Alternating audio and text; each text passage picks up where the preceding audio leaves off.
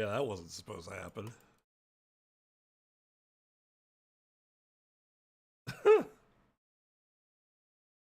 That'll wake you up if you haven't fully arisen yet. Welcome, Raiders. This includes all of you. The sound of silence. Can confirm. He is in Africa. He can confirm that every 60 seconds a minute passes in Africa.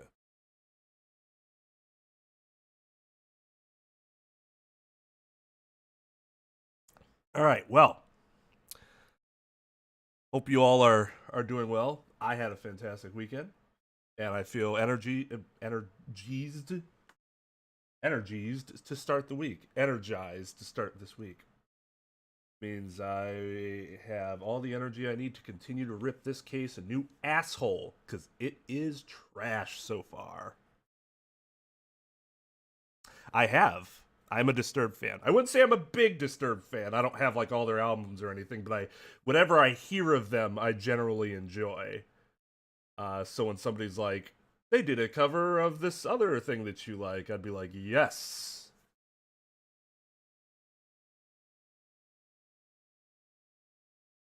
And then I go listen.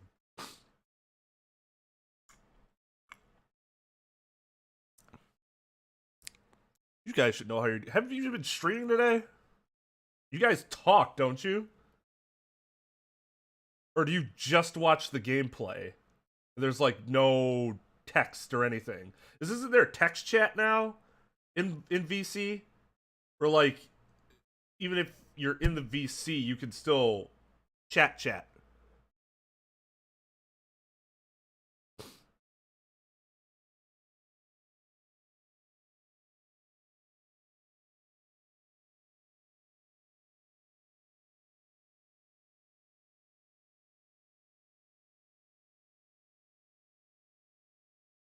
Hmm.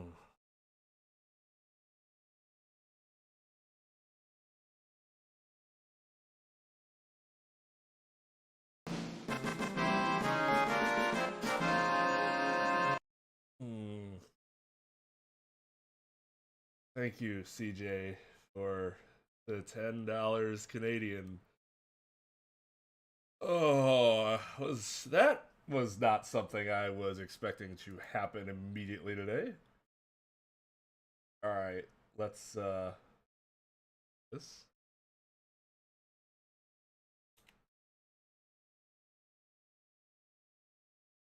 I hope that orange juice is still good. I should have checked that beforehand. Otherwise, I'll have to do it at the beginning of next stream. Okay, so we have these gummy worms.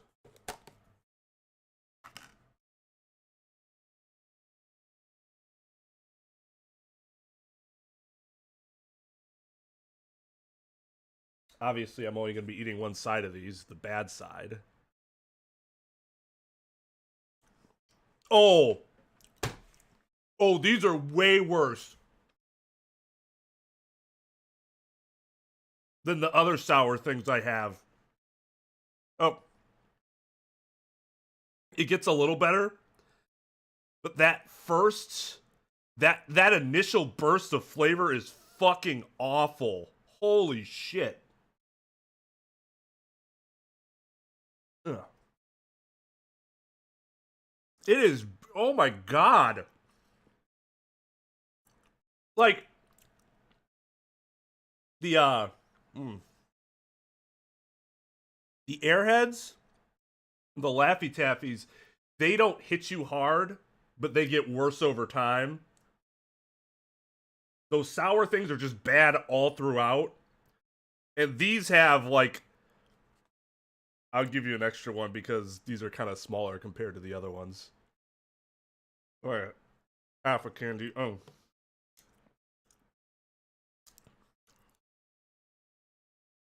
But the initial taste on these is...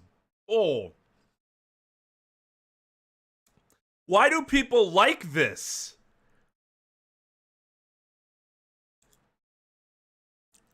At least,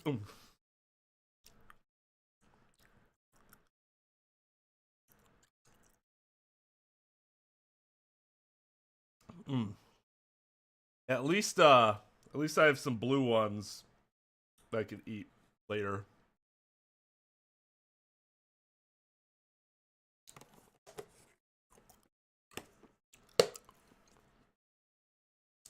You are right. You have to lack taste buds or have like mutant taste buds to think candy corn is delicious. When I was young, I ate it not because I liked the taste, because it was like, oh, I like the feeling of eating wax. No joke. I have no idea. I was a child, so I did stupid things. Let me go check that orange real quick. Doesn't require you to arise while you're doing.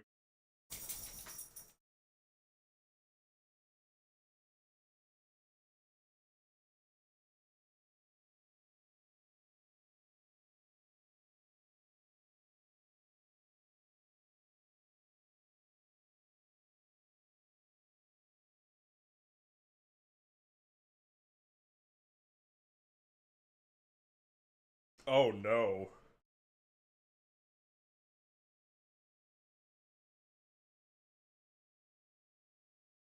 I don't know. Oh, there it is. Oh, it's backwards. Well, if you can read that backwards. Date was May 19th.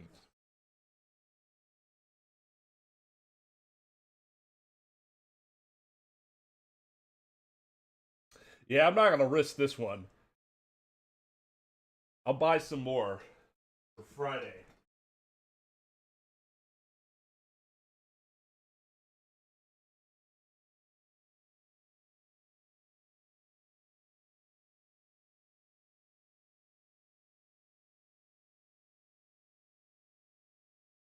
That is being thrown away. That's my B. I honestly thought juice lasted longer than that, to be honest. All those preservatives and shit. Maybe it's because it's simply orange. It's all 100% orange or whatever. Oh, by the way, it doesn't last as long as the other fake orange juice. I could drink a Sunny D. I still have Sunny D downstairs. I bet that shit doesn't expire for a year.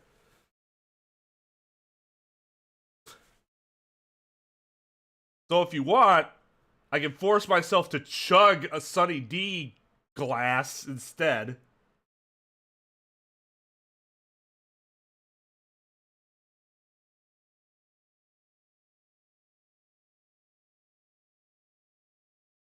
Hey, Daydreamer. You too. Alright, so we can either wait till next Monday, or I can chug some Sunny D now. What would you prefer? Since most of that is yours.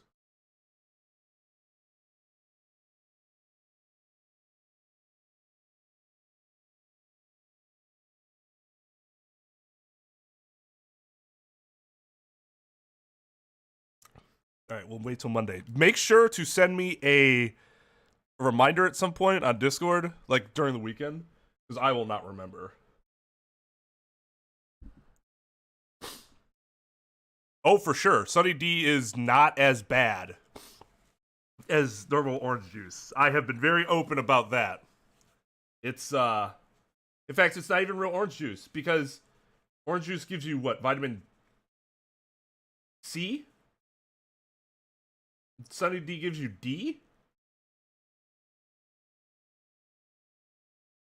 It's really weird. It doesn't give you the same, like, thing that normal orange juice gives you. It gives you something, but it's different. It's weird. It tastes better. It's basically just sugar water that they made orange. Doesn't even really taste like orange juice. No, you really should mind. The truth is, our counter-argument wasn't as unassailable as we'd hoped. And Mr. Shamspeare was poisoned, There can be no doubt of that. Then, how are we supposed to turn this around? I think we need to establish the method by which Mr. Shamsky was actually poisoned. Our only hope is to demonstrate that to the court. Our only hope is to demonstrate that to the court incontrovertibly.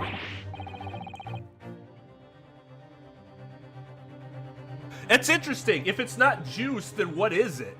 Well, okay. This is also relative to where you live, right? In the United States, it still counts as juice. They can still call it juice and it's not wrong. In Europe,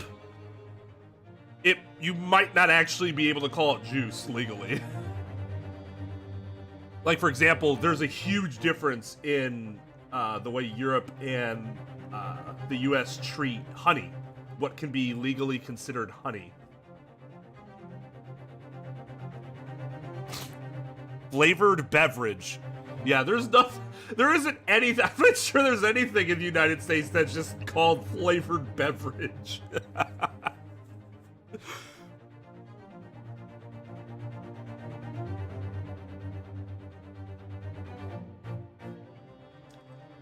I did not lose any of my taste or smell. Which is why I had to still get Sunny D. Instead of orange juice. If I lost my 10th sense of taste, I could have drank a ton of orange juice and it wouldn't have mattered.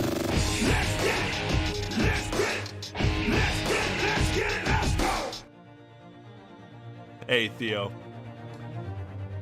Hope you're feeling better. Continue to get well. I do. Thank you so much. Thanks for re-upping. 8 big old months. Hope you're doing well.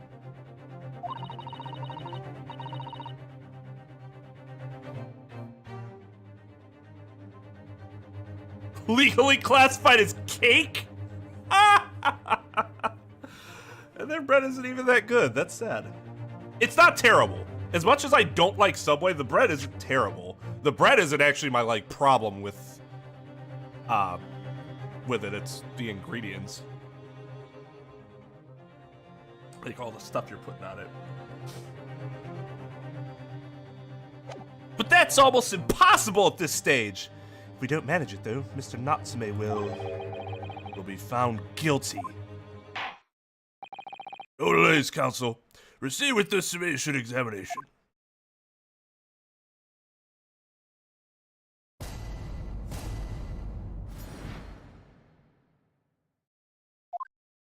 You know, that sword is borderline intimidation. I'm a man of logic, me, and having considered all the evidence, the defendant must logically be guilty. That's not an argument. That's just a conclusory statement. I do agree that gas is far too expensive. I can quite understand why the man would want to avoid paying. Does that make it okay? That also doesn't answer anything as to why you're fighting. Just because you can understand why he'd want to avoid paying, that should not play into whether or not you find him guilty. Stuff explodes and it can poison you. It's absolutely lethal gases.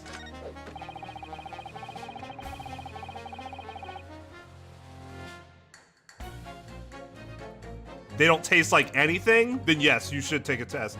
Do you have anything else like respiratory or like throat, nasal, cough, anything like that?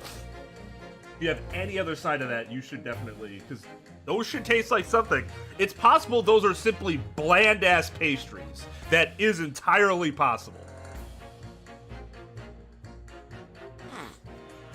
But yeah, the people that I do know, like my wife, when my wife had it around the time it first started, she had it really bad because it was that first wave. In the US at least, it was like the first wave. She could not taste anything. Like, I was stunned. I had never seen that before. Like, no matter what she was eating, she's like, like, she couldn't eat eggs because without the taste of eggs, it was just weird texture. So it became all about what texture do I feel like eating.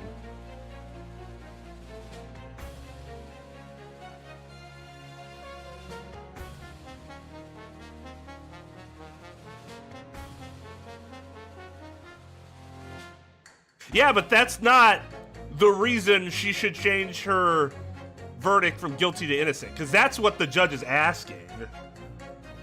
So that doesn't really adequately answer the judge's question. Of the people I know, which includes my wife, by the way, if you didn't know. Sometimes I don't even think about it, though, just because it was so long ago. It was over 2 years ago. There's still the worst case that I know that I've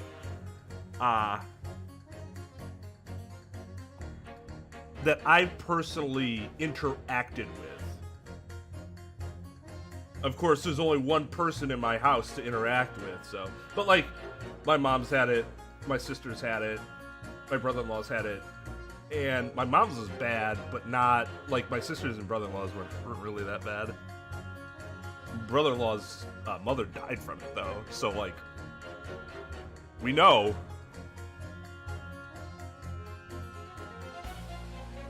That would be what, you know what? No, I bet my wife would like 2-3, just to spite me. And like this question, or this answer, this doesn't answer fucking anything. She's still pissed, but she's voting guilty? Like, what's happening here? Gas doesn't come for free. It costs a fortune to deliver it around the city and maintain the pipes. Miss, that doesn't answer the question that I just posed to the jury.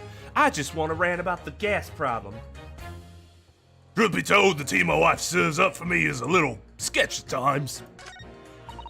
If nothing else passes the victim's lips that night, there's no other explanation, is there? Ugh, this is hopeless. There's no way for me to appeal to these people. Do you think that the only way we shall overcome this difficult situation is by exposing the way in which Mr. Shamster is really poisoned? We have to prove that it happened some other way, and not via Mr. Natsume's tea.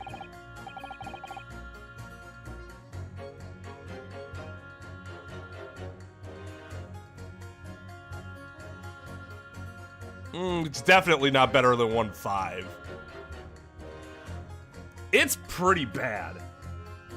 I don't know how it'll stack up against the third cases yet.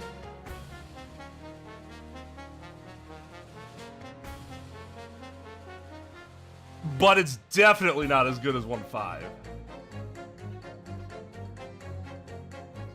Yeah, the old guy, he's been keeping it relevant the whole time. This is the dude who, like, was just looking around for his teeth or some shit last trial he was in.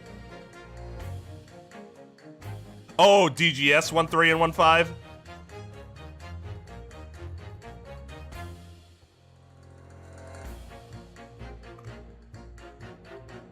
Wait. 1-3 is spectacular. Well, okay, I won't say spectacular, but 1-3 was really good.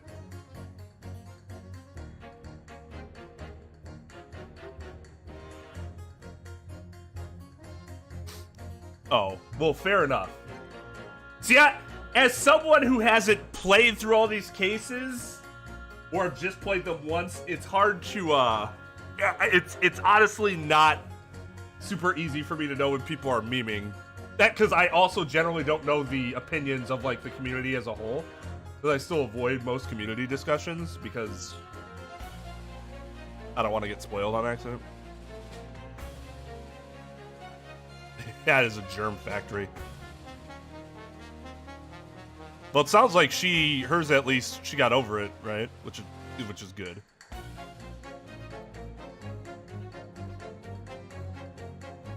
People are obsessed with this case. There's no reason anybody should be obsessed with this case except for the constant bashing it deserves.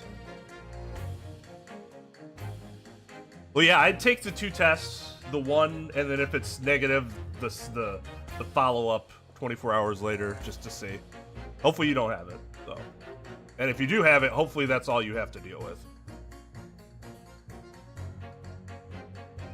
It's not just the jury, though. Van Zieks is bad. Like, I already didn't like Van Zieks, but he would do some things where I'm like, okay, well, you're fine. You're not as bad as Godot, at least. But he's been another level of awful in this case. And he actually hasn't even been, like, super xenophobic or prejudiced or whatever. It's been there, but that hasn't been, like, the main point of concern. His arguments have just been bad.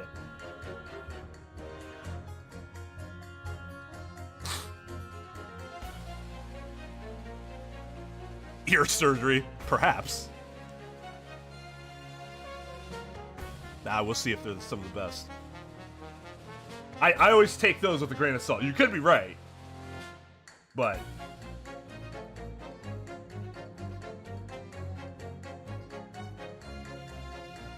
Hey, Idris, what's up? But I mean, I'm still looking forward to playing the rest of the game.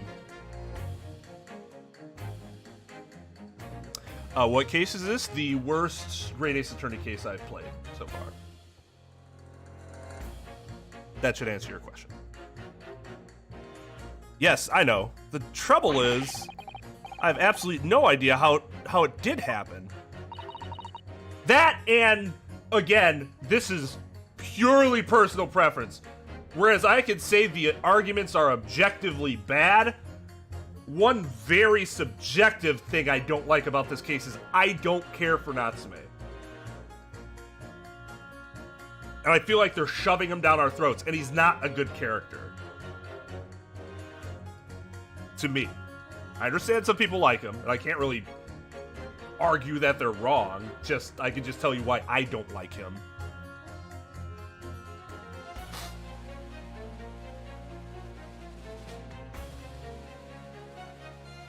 Mr. Naruhodo, I wonder if perhaps there's something you might have forgotten. Oh, like what? It's important to watch everyone involved and pursue people if they react to something someone else says. If you'd like to remind you exactly what I mean, I'd be more than happy to, of course. Once again, Soseki-san's fate is entirely in my hands here. I would owe it to my client to hear any advice my assistant may be able to offer. Perhaps I ought to let Susato-san remind me. No need. Actually, I don't think there's any need. It's vital. I'm a competent attorney that has done this before. Several times within the last week, as a matter of fact. So, Susato, I know you're just being super nice, but game, I fucking know what I'm doing. It's vital that we start trying to change, especially if you just drop the... They might react. Well, how are you going to forget that that's a thing, especially if it's just mentioned? I don't need a tutorial for that thing. Whatever. Not something... That's something all Ace Attorney games do. Not anything to bitch about, really. It's vital that we start trying to change these jurors' minds as soon as possible. Of course. I'm sure you're right.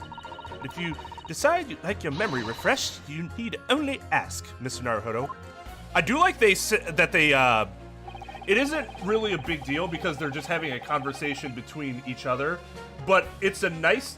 I'm not sure if this was done on purpose, but if it was a very nice touch in that they specifically use the phrase memory refresh memory, because that's a legal term used during testimony as like the proper way to remember something, like a person's ability to remember something if they need something to help trigger that memory.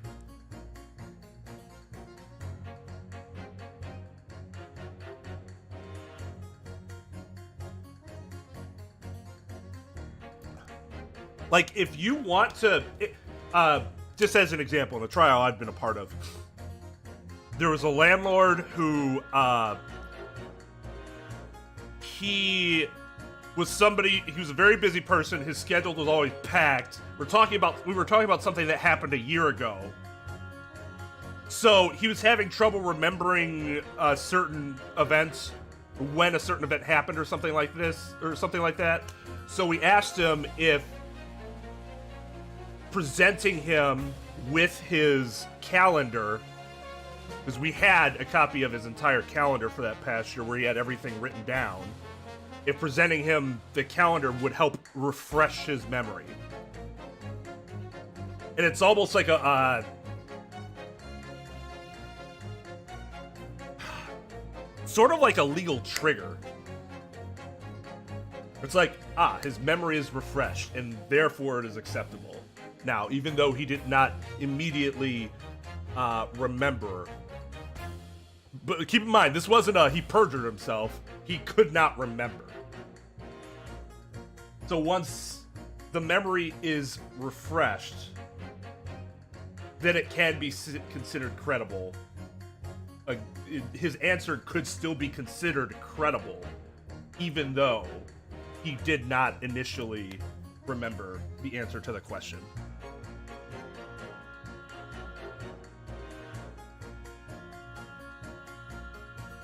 Yeah, Giradeb. Giradeb was our witness. What type of case is this? This was a case involving, it was a juvenile case, Chip's case, child in need of protection or services. The landlord was the landlord of the parent, and our case was that the parent, the parent needed Department of Human Services oversight, CPS oversight,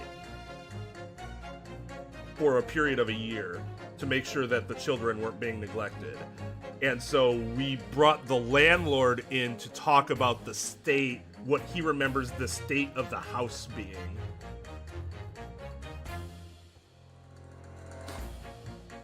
Because the opposing argument was that he was a slumlord and all of his places were shit anyways, and he wasn't reliable.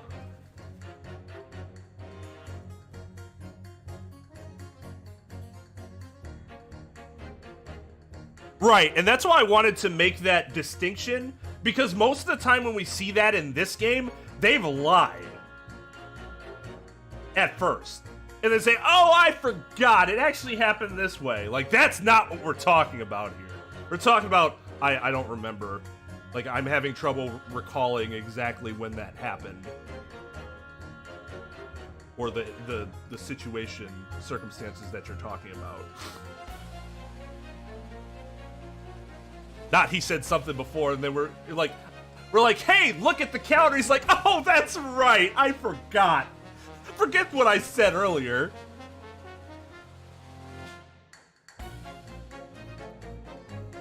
Okay, anyways, let's go through everybody. All the evidence, you say?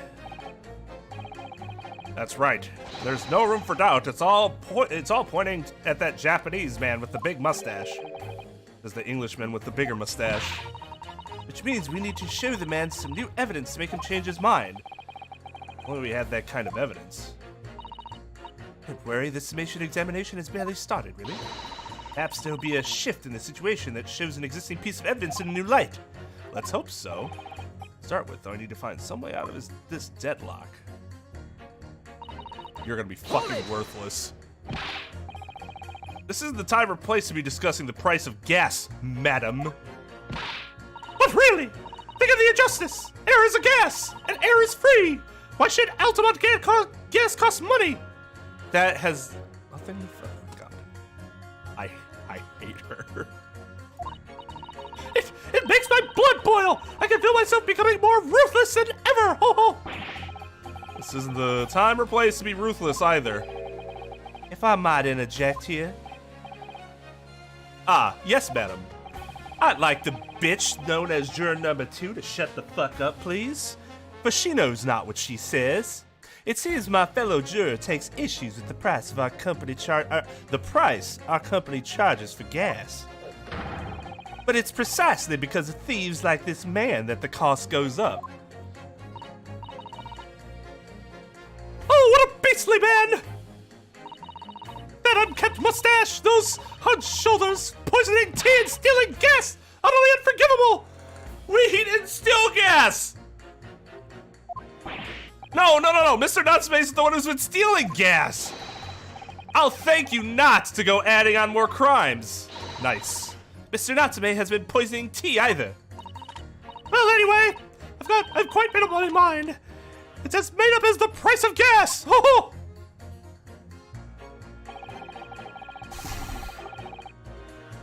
The stuff explodes and it can poison you. It's liquid.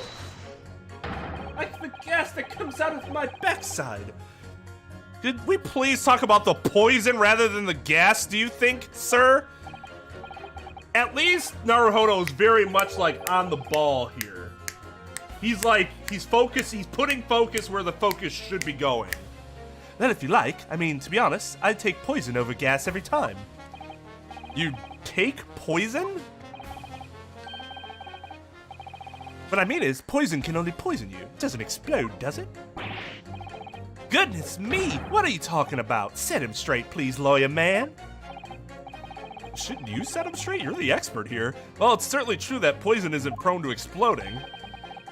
But I think you'll find poison also can't light or heat up a room. Ah! You're right. I hadn't considered that at all. Wow, you're a moron. Wow, you're a moron. Young lawyer man. Yes?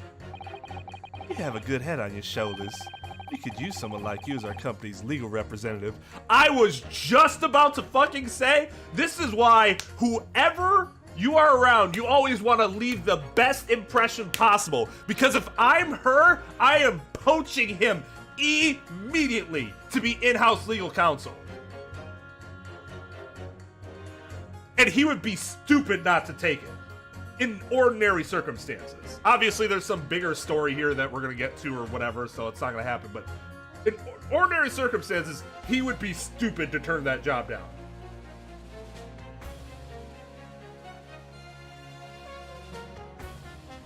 And finally, someone who recognizes your skill outside of your client. Holy shit! When did Phoenix ever get hired and offered to be hired by someone else, like the prosecutor's office, maybe?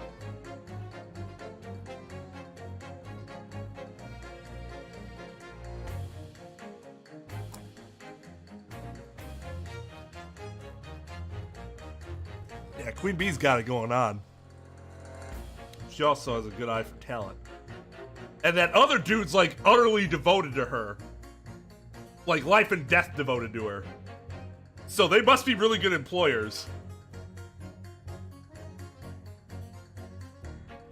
I'm sorry, did you need something? Are you excited because I'm excited? Did I provide you with energy? Did I provide you with a burst of energy? Because I had a burst of energy? What is this? What are you doing?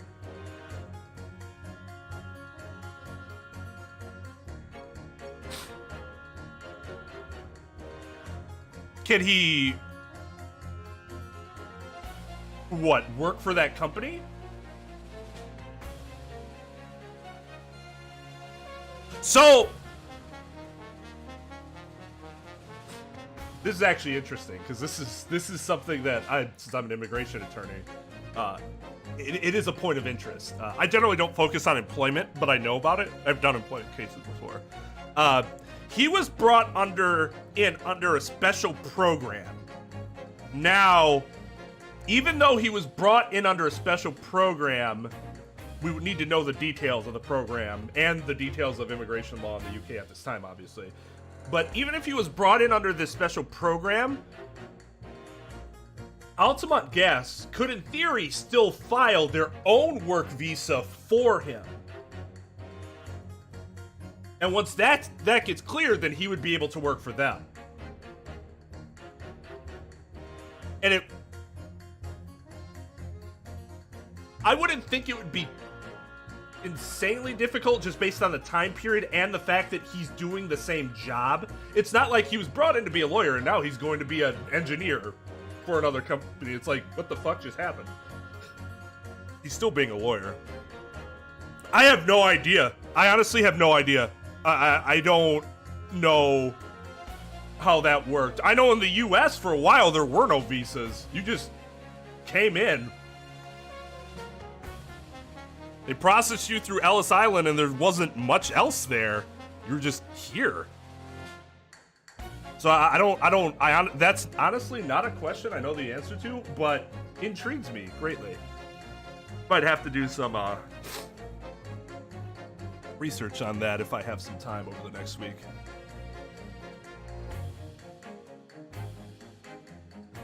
And if he has expressed permission by the, because also keep in mind, he's still working. This is very odd in that he's self-employed. That's a very particular sort of work visa. You have such privilege that you can work your own company and it still be okay. Oh, what are you doing?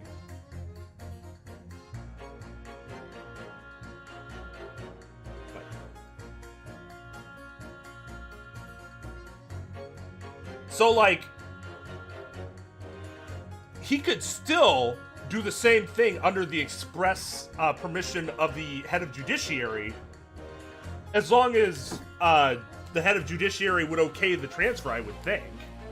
In this particular situation, that is there really that sort of status. I'm not sure exists. Maybe it does. Like if it was just like the president says it's okay. That wouldn't be what the status would call it. It'd be called something else. Whoever had the authority to do that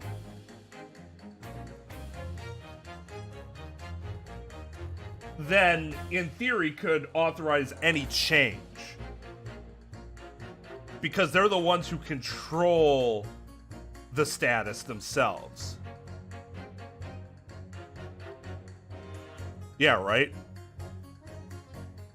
Makes me jealous. Alright, she's obviously got something going on, so I'm gonna take her outside real quick. Scratched up my armrest. Now I have to wash it. What a horrible night to have to wash something. Alright, be right back. Wait. Will you calm down?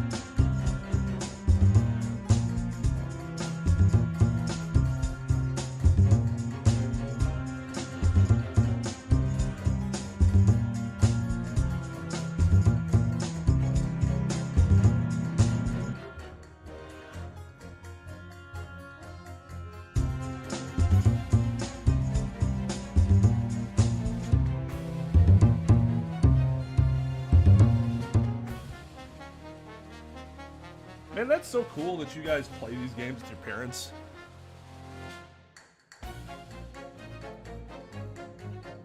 I'm pretty much past the age of doing that. Just because I'm not even sure our schedule would ever align for that. Like, for me, it'd be more like I played them with my wife, but she might like Danganronpa. She might like Danganronpa. I know she'd like Zero Escape a lot. Because she loves puzzle games like that. Like, she just was blowing through the 5 missed games. Or however many there are. I don't think she'd like Ace Attorney as much.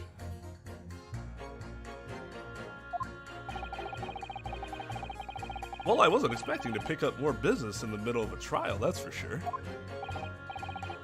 Anyway, the point is, I haven't had the best experience with gas companies in the past. That doesn't have anything to do... Hold it! Can we please refrain from all this talk of gas? There's an all-out attack underway here, in case you hadn't noticed, against my company's gas. And I'm supposed to sit here and take it, am I? I don't think so. Yeah, I mean, at least I understand why she's getting defensive and saying that shit. Because other people keep talking shit, I'd be pissed too. But yeah, that doesn't have anything to do with what we're... Okay. She's really buzzing now. All I've heard about are wonderful fuel explosions and poisonings. What about electricity, What about getting electrocuted? What about that? A little explosion here and there is nothing in comparison. An explosion could hardly be described as nothing, madam. Nevertheless, the theft of your gas is deplorable. My point exactly. But the gas thieves aren't even the worst of our enemies. We have far more devious reprobates to contend with on a daily basis, you know. More devious? Who, madam? Other gas companies, of course. Other gas companies? Not quite what I was expecting. We generate gas and we deliver it to our customers fair and square. Indeed, nobody is questioning that, madam. Altamont is an exemplary gas company. But there are other unscrupulous gas companies here in London that don't even have any gas at all. What? But if they don't have any gas, how do they go about selling it to people? You wouldn't think it possible, would you? But they steal our gas, you see, and sell that. They steal your gas? How on earth is such a thing possible? Gas companies like ours deliver gas to people's homes via a network of pipes. But these devious reprobates secretly disconnect our pipes and divert our gas into their own rotten pipes. Then they make a contract with the household supplied by those pipes and take money for the precious gas that's rightfully ours without us even knowing. They're diverting gas into their own pipes illegally? What a brazen form of theft! When we visit customers' houses to collect the money from their meters, we always have to check whether or not one of these devious companies has been up to its tricks. Which we know he's not had good experiences. Look at... Ho! Ho! Ho! Ho! Ho! Ho! Ho! Ho! The fuck is this look?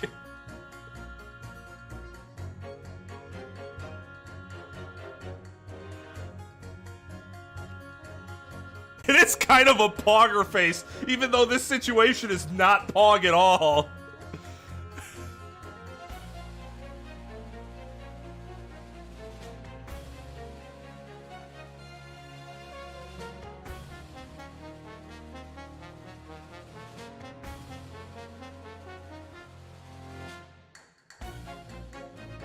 Juror champ. Okay, how do I... Space? Excuse me. Damn, dog, relax. Do you have something to say about that, juror number 3? Oh, golly, you mean me? The guy making the Pog face? What kind of led you to believe that? I'm terribly sorry. I was just thinking to myself. Really expressively. I really did catch him off guard there. Thinking about what the lady next to you was saying, correct? Well, yes. I got a little riled about it recently, you see. Go on. An Altamont gas worker visited my house the other day to investigate the pipework. We need to ask for your cooperation while we carry out a secret check of your property, sir, the fellow said. So I let him in. Do you know what he did? I'm afraid I have no idea. Please tell us. Disconnect the gas. Proceeded to take one of my lights off the wall. Then he grabbed the exposed mouth of the pipe and started blowing into it.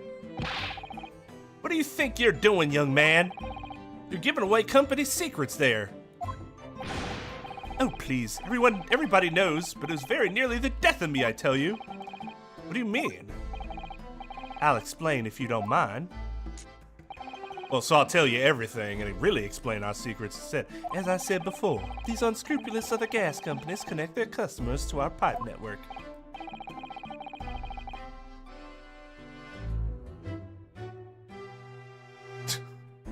You fucked my wife.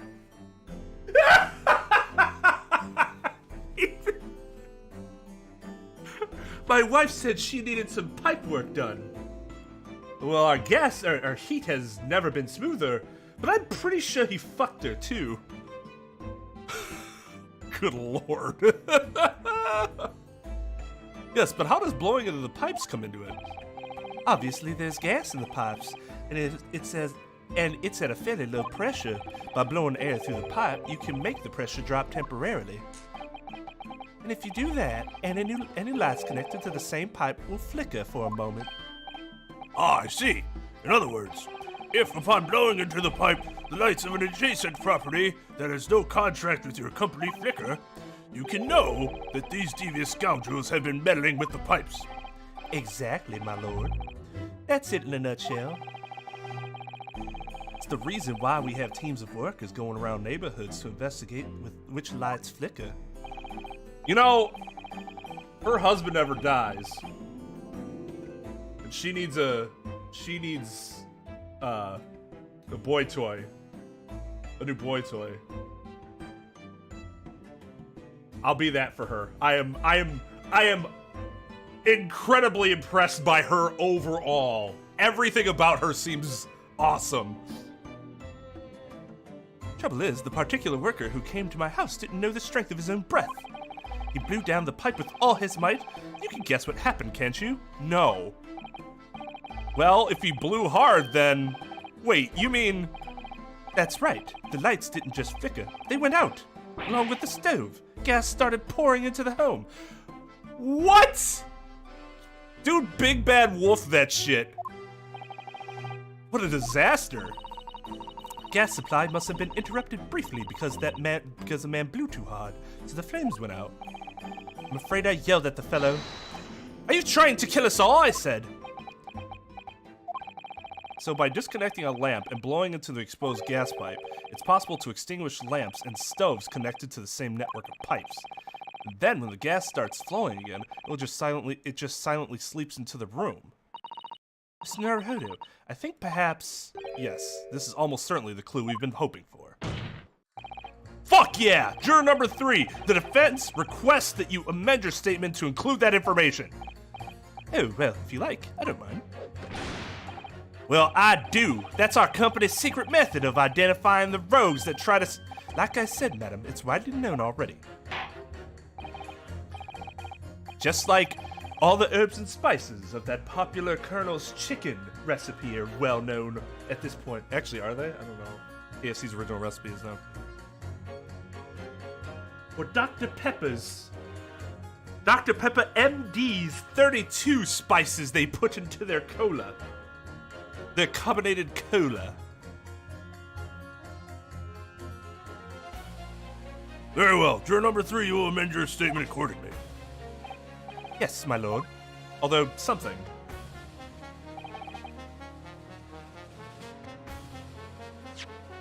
Oop.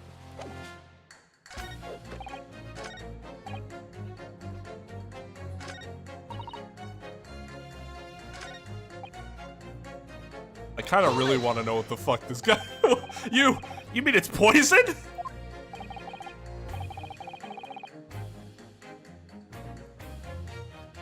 isn't it just Thousand Island? Is it Thousand Island and something else? I always thought it was just Thousand Island. Do they add something else to it?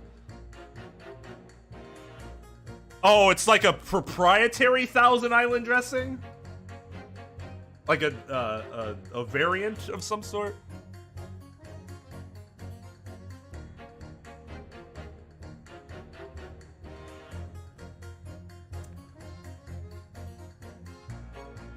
Oh, it doesn't have ketchup in it. They were revealed? That is sad face.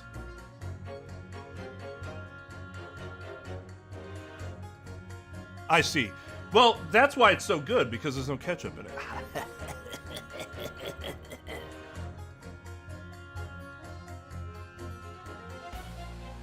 Yeah, no, I want to hear what's on his mind. It doesn't really fucking matter, so I'm kind of curious, sir. Let's hear your story.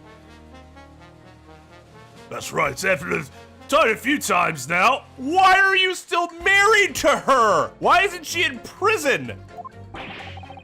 This is most troubling indeed. It's always like this one when I don't. It's always days like this one I don't get any wages. I get in at tea time, see? And I see her doing it, my wife. She gets that devilish look on her face. She slips some white powder into my cup. Dog, she's just putting cocaine in your cup so that you can get that energy to do the work that you didn't do. And you drink it anyway? I was brought up proper, I was. If someone gives you a cuppa, you drink it.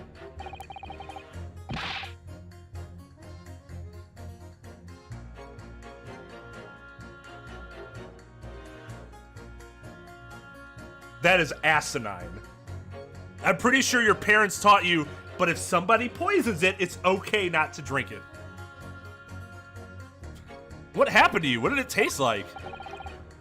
It was god awful, believe you me. Salty as hell.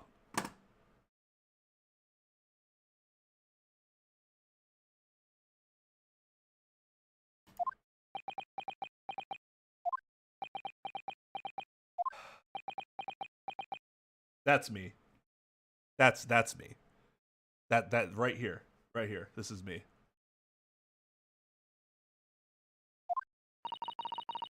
And I think perhaps what your wife put in your tea was salts. No! So she doesn't even care enough to poison me properly, eh? Unbelievable. Let's move on, please. Dude's mad because he didn't get properly poisoned by his wife. Oop, shit.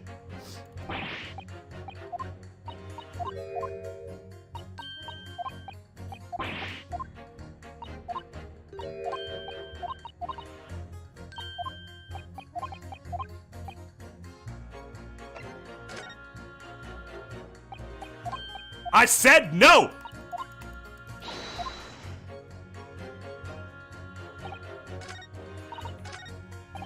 If I were allowed to have a wine glass with me in that situation, you better believe I would have been like, sorry. Pray forgive me having to chug everything out of my hollowed chalice at once there. Hold it! Does that mean that if the victim could be shown to have ingested something else, you'd change your leaning? Huh? Sorry? What's that now? Oh, I was just saying if the victim did actually eat or drink something else on that night. What's the matter with you? Sorry? I said, if nothing else passed the victim's lips that night, there's no other explanation, is there? Haven't you been listening to me at all? I feel there's an English expression about a pot and a kettle that's appropriate here. Compared to the other jurors who don't even appear to have anything to say about the case at all, it would seem that this elderly gentleman has been listening to the proceedings far more intently. Rather ironically, considering, I suppose, the trouble is, he has selective hearing? Exactly, but still, this sure may well be the key to the breakthrough that we so desperately need. This is hopeless. There's no way for me to appeal to these people. Even though we just thought of a way to appeal to these people. Yes, okay, we go back to the thing that we talked about already. Blah, blah, blah, blah, blah, blah, blah, blah. No, he would not smash his wine glass without an audience. He only does that shit so that people will look at him. Fucking attention whore. He especially wouldn't do it if there wasn't a lit candle. It has to, like, flare up. Otherwise, what's the point?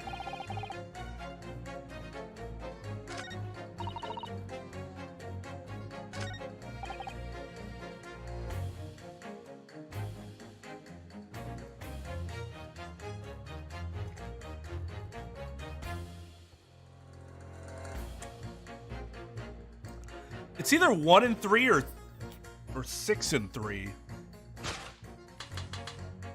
Objection. Those two statements clearly contradict each other. Good gracious. To whose statements you refer, counsel? Juror number 6. Did you hear what juror number 3 just said? What? Yes, of course. I heard him mumbling about something or other. There is another explanation here, I believe. Something besides Mr. Natsume's tea did, in a manner of speaking, pass the victim's lips on the night in question. What? Huh? What explanation? I wonder, did the police check the mouth of the gas pipe feeding the wall light at the scene? To see if there were any traces of poison there? I was curious to see what your floundering would result in this time, but the mouth of a gas pipe? Yeah, your mouth. Pah!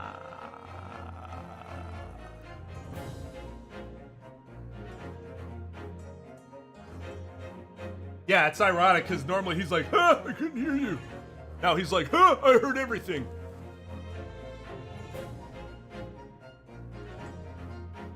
Scotland Yard have enough to do without exploring such irrelevance. What a piece of work is a man!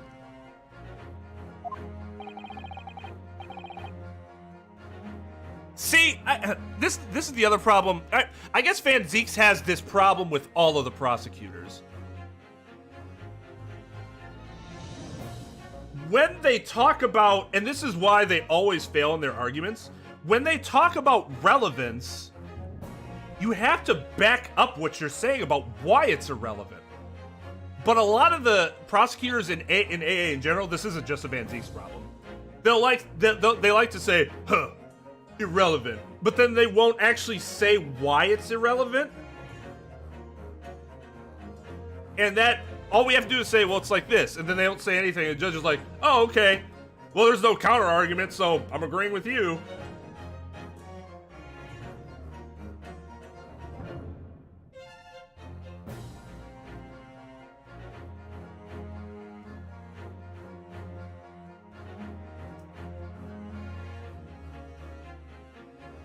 Which, like, it's not a bad... I'm not even saying them disagreeing and saying that it's irrelevant is bad legal practice. They have a case, they believe in their case, they're trying to prove their case. So they're going to counter your argument. But the way they do it is so insufficient.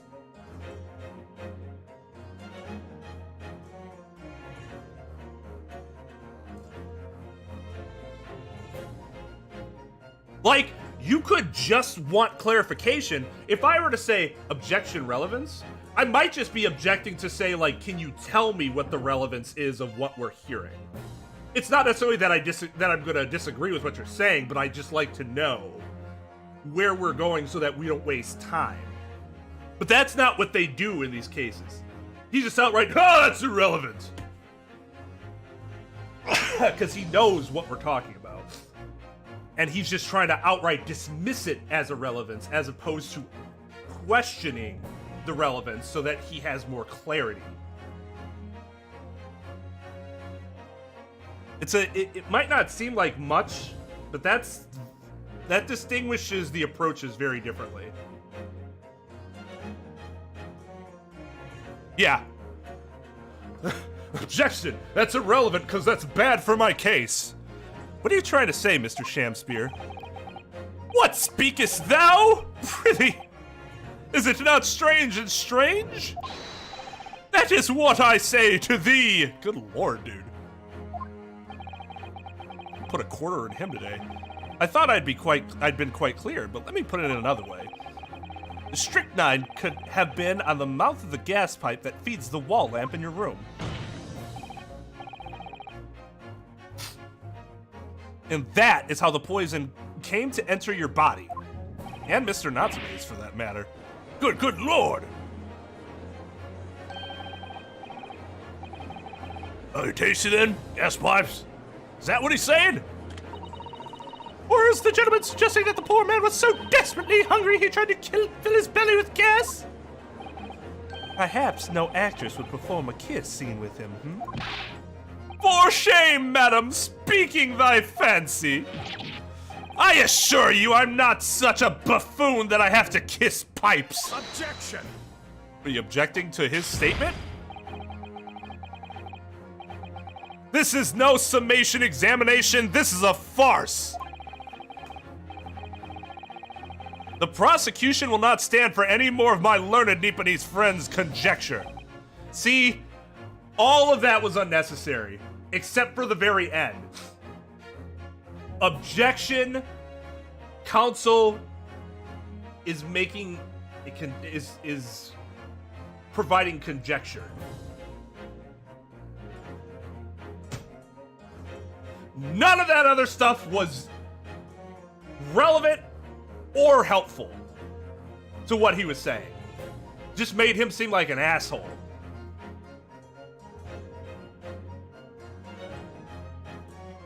Well, they probably have those euphemisms in their household, right?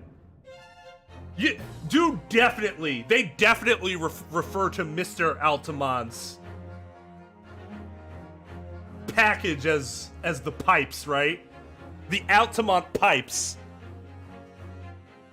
The premium Altamont pipes.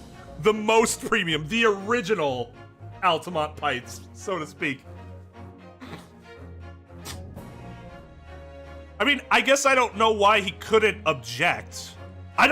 So a summation examination is not something that is a part of our legal system. At least as far as I know. But, so I can't really tell you what the rules are for it, but from what the game has described, there doesn't seem to be a reason why he can't object. Because they say something like, it's his... Ryu's the guy who is questioning the jury, right? He's the one that's getting the... It's not really testimony, but it's their statements or whatever. Van Zieks isn't doing that.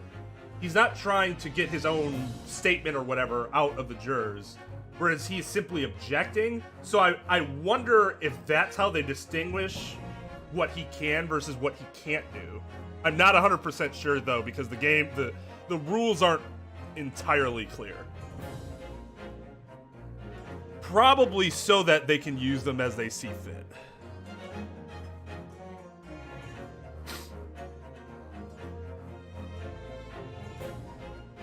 Is it impressive? Thank you. I thought I'd been going really slow. Especially, we've actually had a lot of, I'd say this game, we've had a lot of interesting legal discussions so far.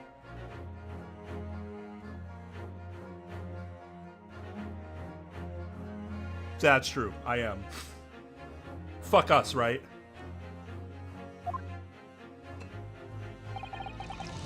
To begin with, the lamp in the victim's room is high on the wall. In order to have placed his lips to the pipe that feeds it, he would have had to have been a contortionist. These are empty assertions. There is no possible proof that the man did as you say. Why would he have to be a contortionist? I don't get... Can he just use a stepladder? Or a Objection! It's true, I have no proof that Mr. Shamsier put his lips to the pipe. However, wait! What's happening?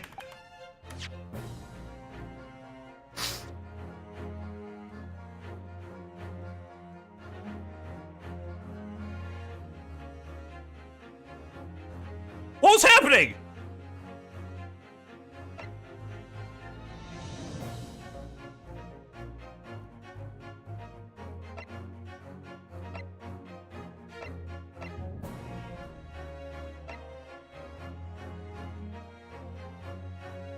Did I put it on story mode? What?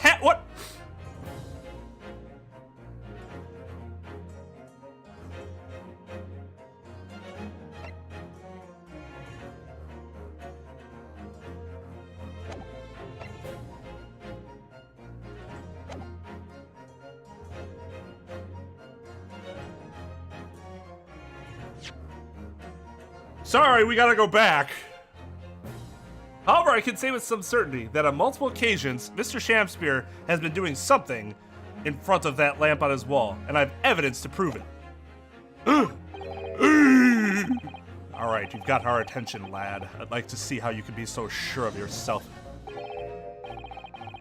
So would I. Let's see this evidence then.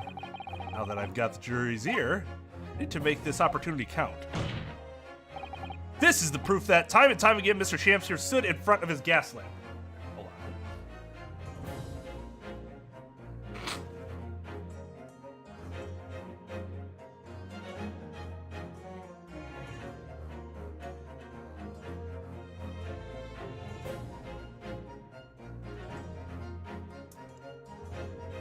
Was possessed by the spirit of another YouTuber. I do feel like we share some sort of connection. All us YouTubers together. Like whenever we can tell of the general public which of you is a YouTuber. Not just, I uploaded 2 videos over the span of a year. I mean a YouTuber. Just consistent content. I'll look over across the aisle in the grocery store and I'll go. And they'll be like, hey.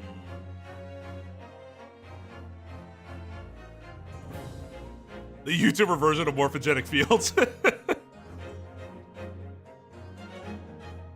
Much less interesting or useful, yeah, right? Like, who fucking cares? Alright, what do we got here? Not the second-hand book receipt. One off envelope. Victim's medical report. No likelihood of substance abuse.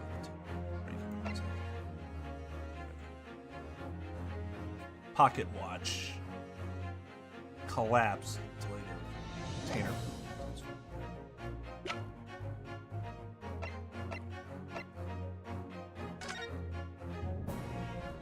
Right. Take that! What the? These are, wait, what are they called? Yes, skid prints that were found at the scene. Skid prints, counsel? I've never heard of such things.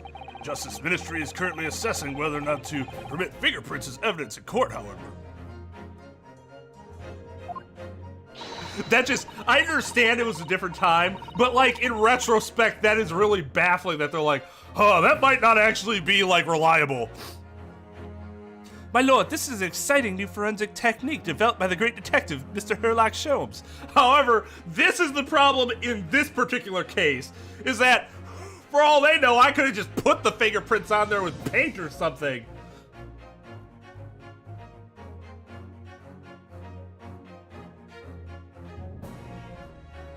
Oh, is the Capcom show today? I was just looking at, I was just checking yesterday to see if there was any Ace Attorney 7 news.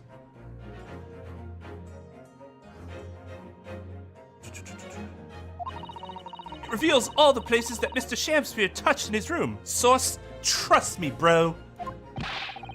I've never seen anything like it. I mean, that's black magic, isn't it? Dude, not every goddamn thing you don't understand is black fucking magic. Well, if anyone could invent something like this, it's that great Sholmes fellow, that's for sure.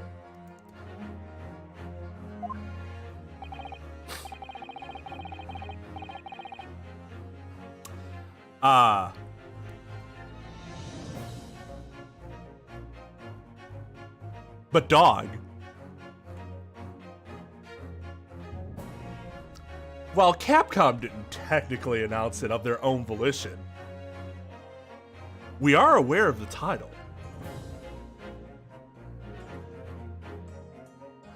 And we know when it was allegedly in production, began production.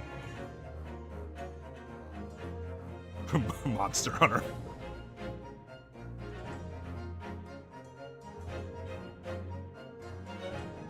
I am interested in seeing what happened because I thought I knew and now I'm not sure I know.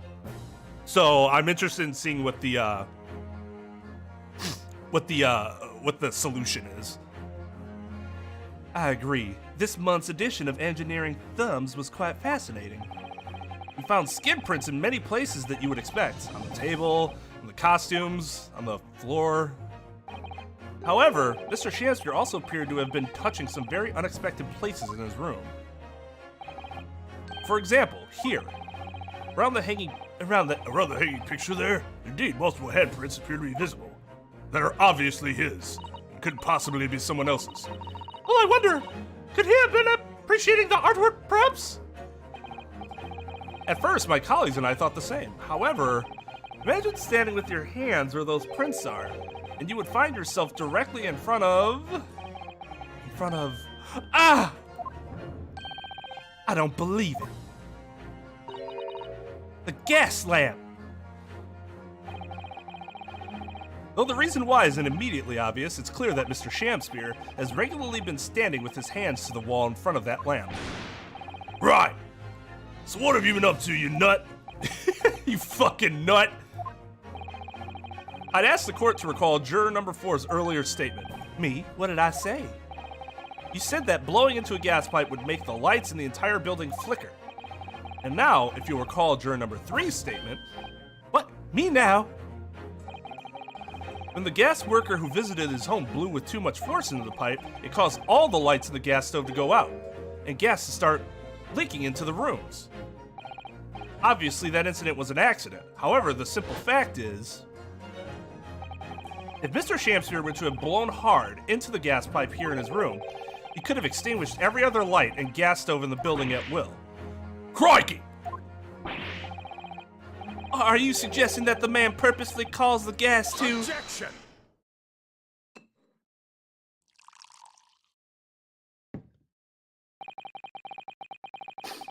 Whilst I acknowledge that the prosecution is required to remain silent during a summation examination. Okay, so he is supposed to... I couldn't remember how they described it. So he is supposed to remain silent through the course of the entirety of the summation examination. Although, that rule makes little sense to me, because I would still think you should be able to object. One party shouldn't have free reign without potential interruption. Well, if you acknowledge that, but on the other hand, since that is a rule, nothing you say right now matters. But it will, I bet. I must toast my learned friend's utter disregard for the letter of the law. What is the meaning of this, Lord Van Zeeks? This curious photograph, or whatever it is presented by the defense, the so-called skin prints. Clearly, that cannot be accepted as any form of usable evidence in this case. But it's an exciting new forensic technique developed by a great detective. It's nothing. A mere toy developed by an amateur sleuth with too much time on his hands. Amateur? Lord Van Zeeks is correct in making this argument, considering it can't be used as expert, like, evidence? Or dispositive evidence? That he indeed touched that area, because this is something that isn't, like, acknowledged by the court as, you know, being a accepted form of evidence. It doesn't mean the judge A has to reject the evidence. He could accept the evidence and just say, this isn't an expert, you know, whatever. It shall be taken for what it's worth. Which is, you know, whatever. But Van Zeeks is still correct to make this argument. However, calling Sholmes an amateur sleuth is just outright bad. Without backing, it's almost slander. He has nothing to back that up. Oh, then he doesn't work for the police. That doesn't make you an amateur, though. There are plenty of private investigators and detectives that aren't employed by the police that are professionals. But as we know, Van Zeeks has no issues with slandering people for the sake of slandering. So, that part of his argument, I think, is weak and will make, and like could have a negative impact on the jury's perception of his arguments if they have a strong opinion of Holmes.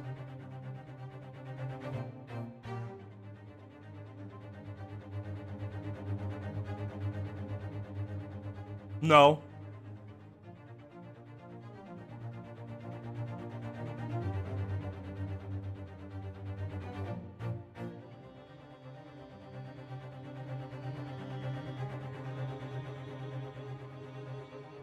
Actually, you know what? I can't say that for sure.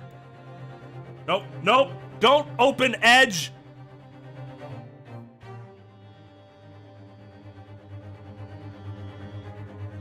No one wants Edge open.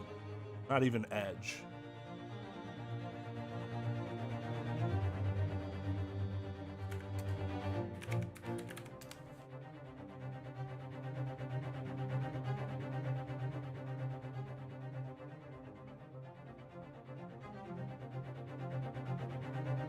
Neither of the main two definitions of amateur fit anywhere near what your understanding of it is, CJ. The first one is a person who engages in a pursuit, especially a sport, on an unpaid rather than a professional basis. As far as I know, people hire Herlock, to do the work. The stuff he does with us seems to be on an unpaid basis,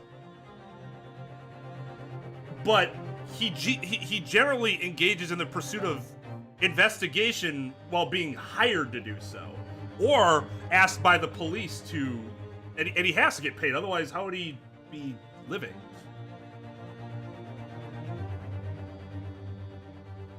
And the second definition is a person who is incompetent or inept, which we know that's not true. See, I personally don't like the idea of it just being a payment thing, because A, then are you saying that sometimes they're amateurs and sometimes they're professionals? How much payment do they have to receive to be considered a professional? Is it one time? Just one time? You pay them once throughout everything that they do? If they've been paid once, does that make them a professional? It's not. I'm not a... If I were talking with the dictionary people, I would have a problem with the way they describe that, because it is kind of vague.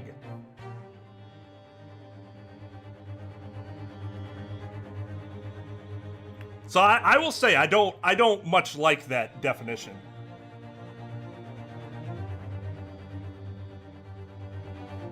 They don't use the term commonly, frequently, often, consistently, none of that. So if they don't use all of that, I think the assumption is either, which would make it ambiguous at that point instead of vague, either they get paid once, they're considered professional, even if they don't get paid again for however long. They got paid for it once, so they're professionals. Or two, that whether they're considered a professional or not depends on whether they got paid. In any case, though, calling him an amateur sleuth, he is describing... I don't think he's trying to describe Sholmes in this case in particular. I think he's trying to describe Sholmes as a whole. And in that case, he'd be wrong. I got $10 cutting video. I'm a professional editor. Yeah, exactly. I mean, if I sold a picture at one point for $5, am I a professional artist? No. By the way, I'm curious, how long was that video? I'm getting closer and closer to just, like, paying someone to cut my VODs. I thought the tedium... Well, I was paid once for sex, so I guess that makes me a professional sex worker.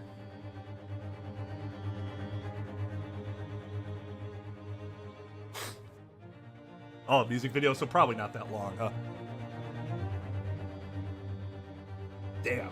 So, if I wanted you to cut a VOD cut at that rate with like 10 hours of footage, that'd be like, what, $2,000? Is that right?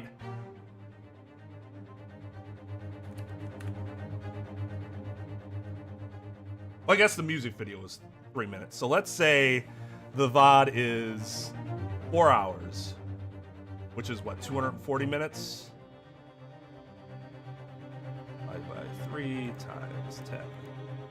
$800.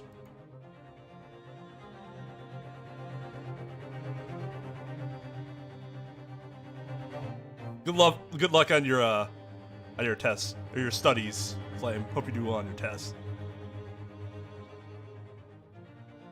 Professional sexist. I've been paid to be bigoted towards women. Professional sexist. Or men. I guess I could be sexist towards men. See, this is why I hesitate to get somebody to cut my VODs. Because the amount of material we're dealing with, even though the VOD cutting's very easy in that I just want you to get rid of empty parts. I don't want anything like maybe some zoom ins every once in a while, but not anything like over the top difficult. I feel like it'd still be expensive.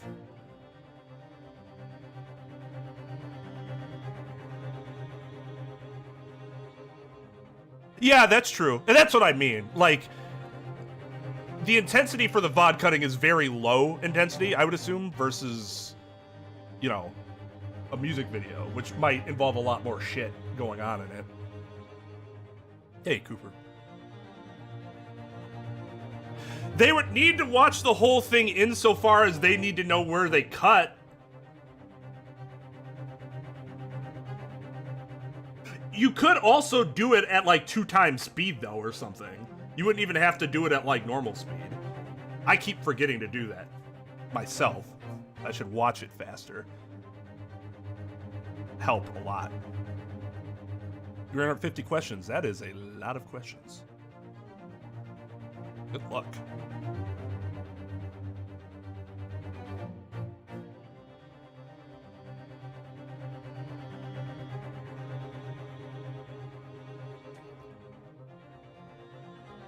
Halucha's done some VOD cuts for me, so he has some experience. He's a professional. I have paid him. Well, I will be paying him in Nitro and Twitch subscriptions. Twitch gift subs. Hear that, Halucha? You're a professional editor.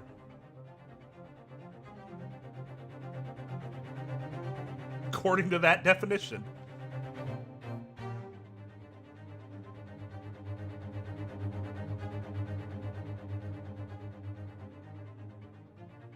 Oh, yeah. I just knew I owed you both, so I couldn't remember which one was which.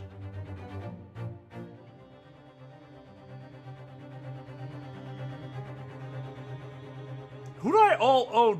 I owe Chris gift subs. I owe Halucha Nitro. Who else did I owe Nitro to? Was it you, Trep? Professional only chat. You had to have been paid to do something in the past.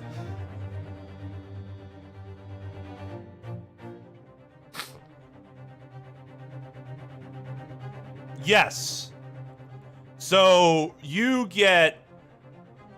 There's 2 tiers, right? Of Nitro, the $5 and the $10. So then you would either get 6 months for $5 of the $5 tier, or 3 months of the $10 tier. So I guess that would just depend on how you want it.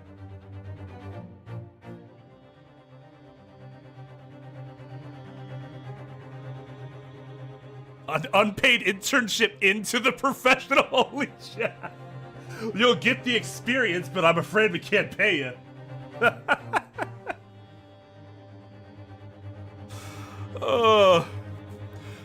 Certainly, even research of this nature by the esteemed Mr. Sholmes cannot be recognized by the court as formal evidence.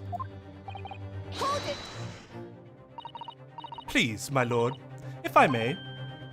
Miss Susato, it is not the defense's intention to submit the skin prints as formal evidence.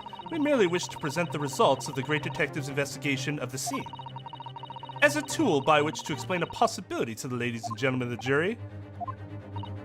And, if the trial were to come to an end now, we should never learn the truth behind these mysterious handprints that everyone has now seen. I don't believe we can allow that to happen, and I'm sure the jurors would agree.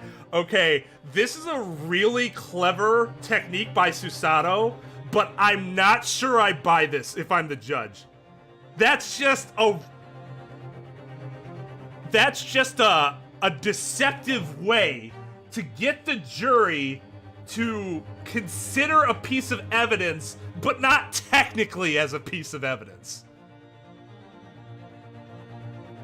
So if I'm the judge, the way she presented it was really good. Don't get me wrong, but I don't think I buy it if I'm the judge. That's also true. He's bought a lot of Van Zeek's bullshit. He shouldn't even be talking right now.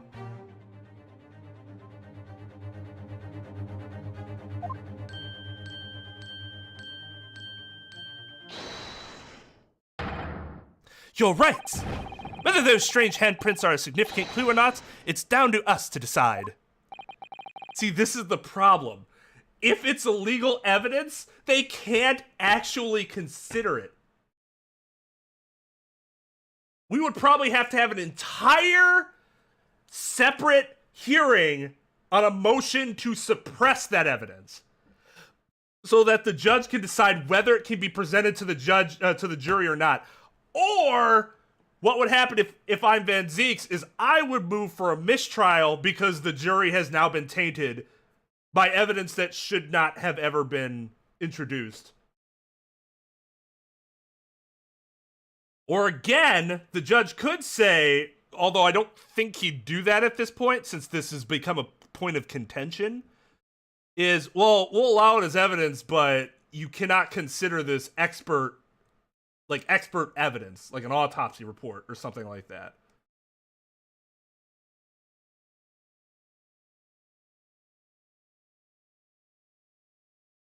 Right, you can retract the statement, but you can't retract the memory, and that's a big deal.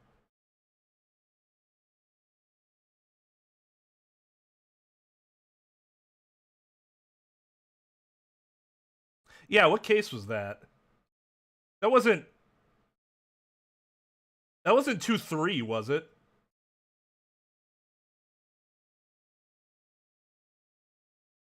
That sort of thing would taint a jury. Now, a judge, on the other hand, a judge can say, because I'm a judge and I know how I'm supposed to take things, I will not grant a mistrial because I don't believe I have been tainted. Because a judge is going to be a lot more difficult to taint than a jury is. But the judge could also say yes, because now I won't be able to forget that as much as I think that I will.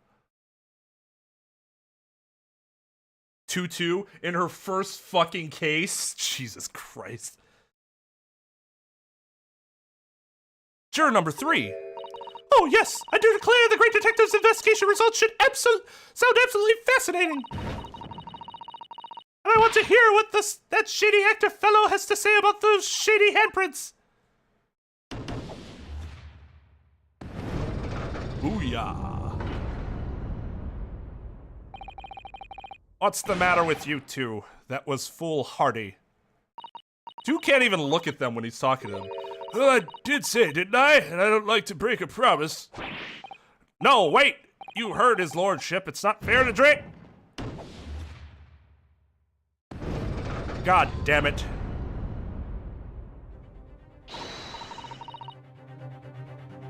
Oh, well done, Mr. Naruhodo. I'd say it was you, Susato. Well done on that argument that, quite frankly, probably shouldn't have passed muster. If just one juror changes his or her mind, Mr. Natsume's trial will have to continue. Thank you, Miss Usato, but I couldn't have done it without you. Oh no, it was you who identified the clue after all. This is very much your success.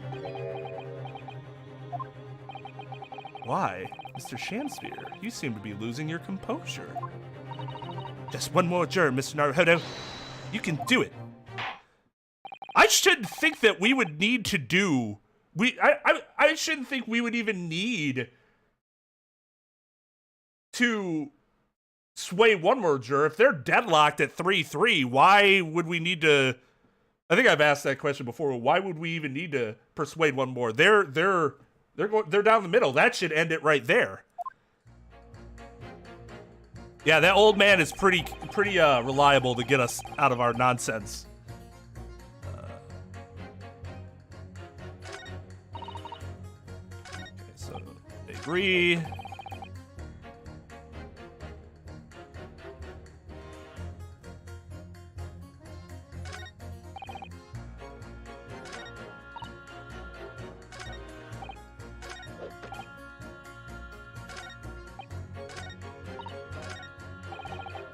Question.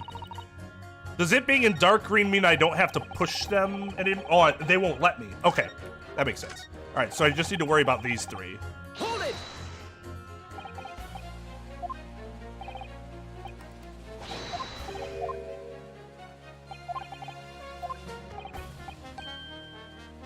What do you make of the skin prints, sir? What, your so-called skin prints? It's an exciting new forensic investigation technique developed by the great detective himself. Numerous handprints on the wall are clearly out of the ordinary. If Mr. Shamsphere had indeed put his mouth to the gas pipe on the night in question, it can't be denied that there's a possibility that's where the poison was. Well, yes, I won't deny that it's playing on my mind. But as the prosecution rightly says, we should pay no heed to unacceptable forms of evidence.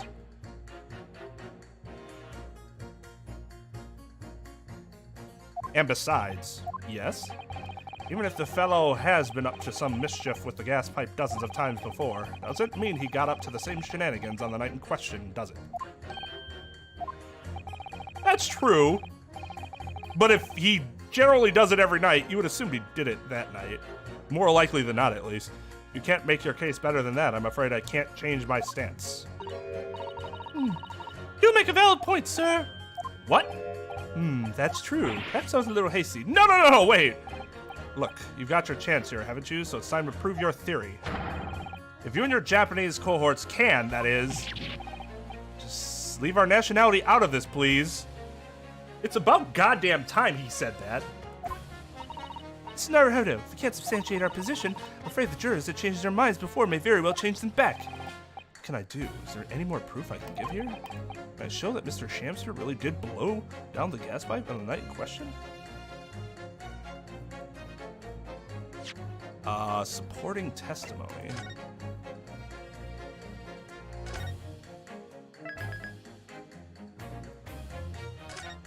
I don't think we have evidence. We might have supporting testimony, though.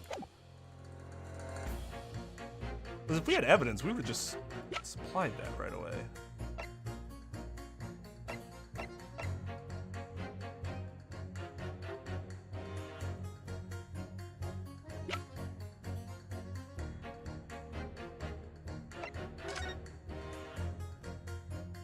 He has a stool there.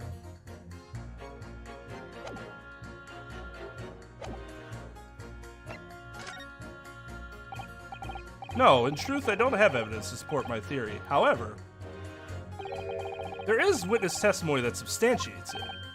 What's that? Testimony? That's incredible! Whose testimony? Yes, it's all connected. Everything is linked. The person whose testimony revealed details about the gas in the Garadev residence that night, namely...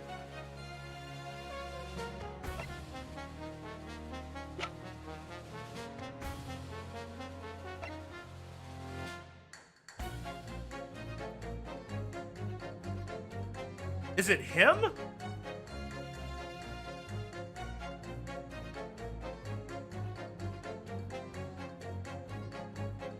Or is it Mr. Garadev? I think it's one or the other.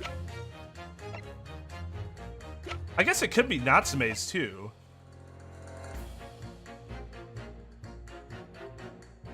Didn't he talk about? I can't remember if he specifically mentioned that he was feeling that choking feeling or whatever, waking up that night.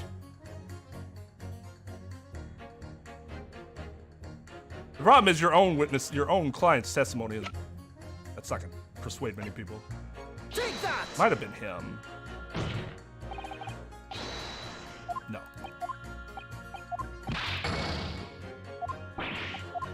I couldn't remember if he had anything to say about the night. Hold it!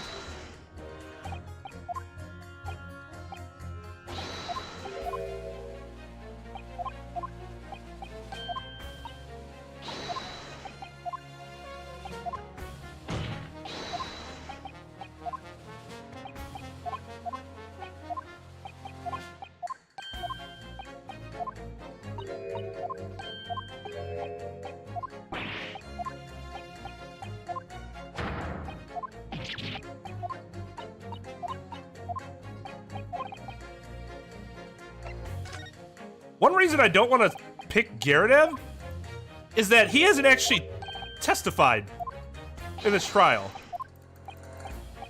And everything I'd be bringing up would be hearsay. Take that! Okay. I'm glad that was not the answer, because that would have irritated me a great deal.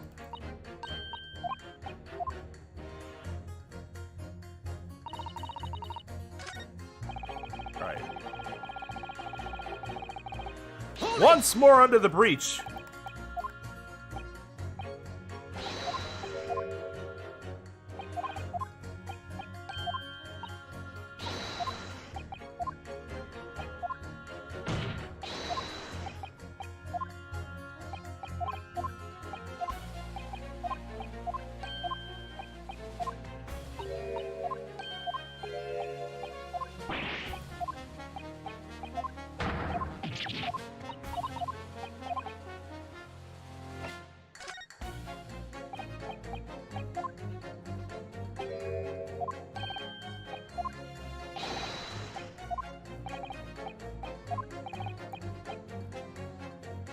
Take that!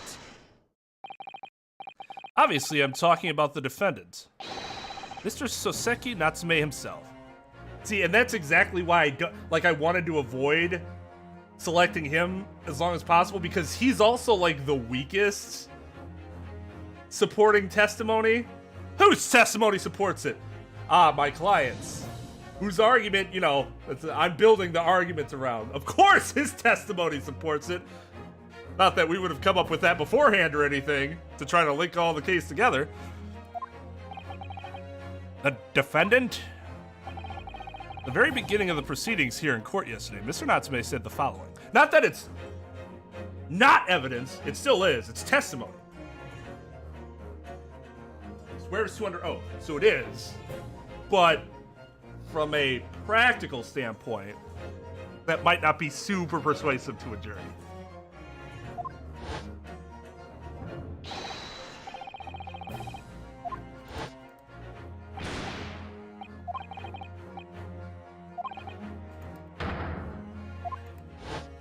Stove went out, right? Okay. The night in question, the gas in the defendant's room went out. So I asked the court, was that a mere coincidence or not? Good golly! So that Shakespeare fellow blew air into the gas pipe to make the man's stove go out on purpose? Hold your horses there. What would he do that for? Mr. Foreman? What is it, man?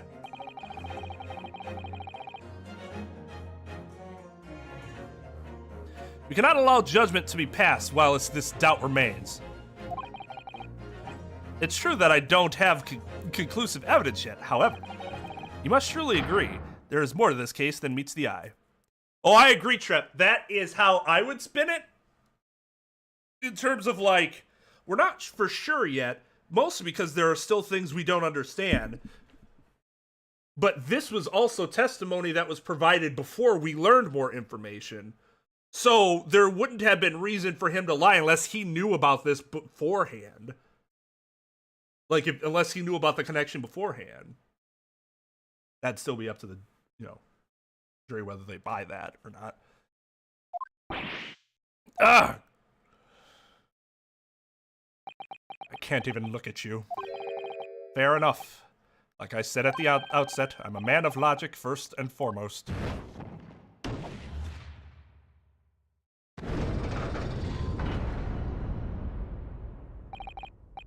That's 4 jurors leaning towards not guilty, my lord. We've overturned the decision.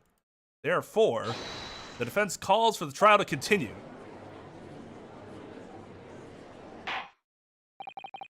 The defense has rightfully indicated the summation examination has concluded with majority of jurors altering their decisions. 2 jury members now called guilty, 4 now called not guilty. Therefore, the jury's opinion so conflicted, and in accordance with the law of this land, I hereby order the continuation of this trial.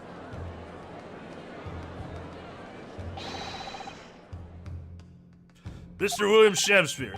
My lord, how can thy humble Shakespeare serve thee? What say you in response to the various revelations made during the summation examination?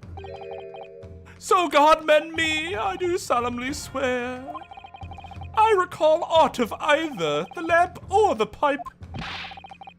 Well, your handprints have made a tiny mess all over the wall there. I don't remember what accent I gave that guy, so I don't know.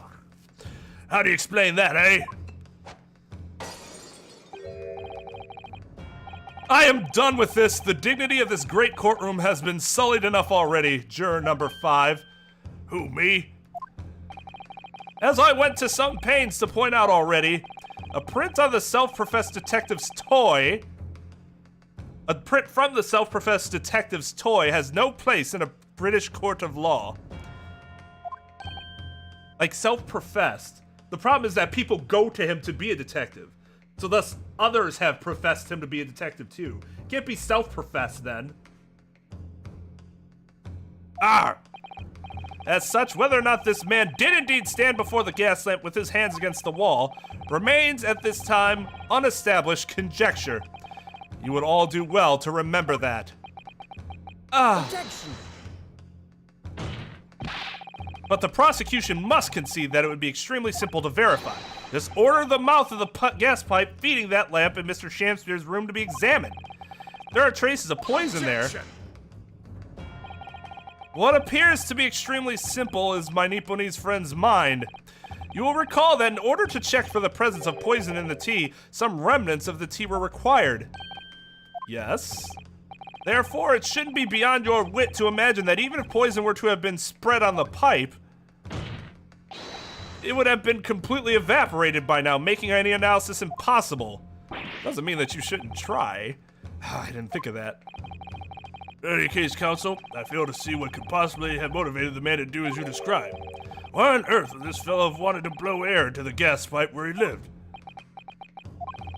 There's only one possibility I can think of, and that is to use the leaking gas to commit murder.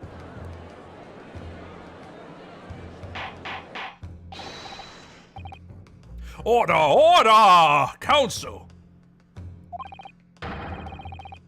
Precisely whose life do you propose this man was plotting to end? The answer is the answer couldn't be simpler. Now we've unraveled the mystery thus far. Mr. Chancellor wanted to end the life of. Take that!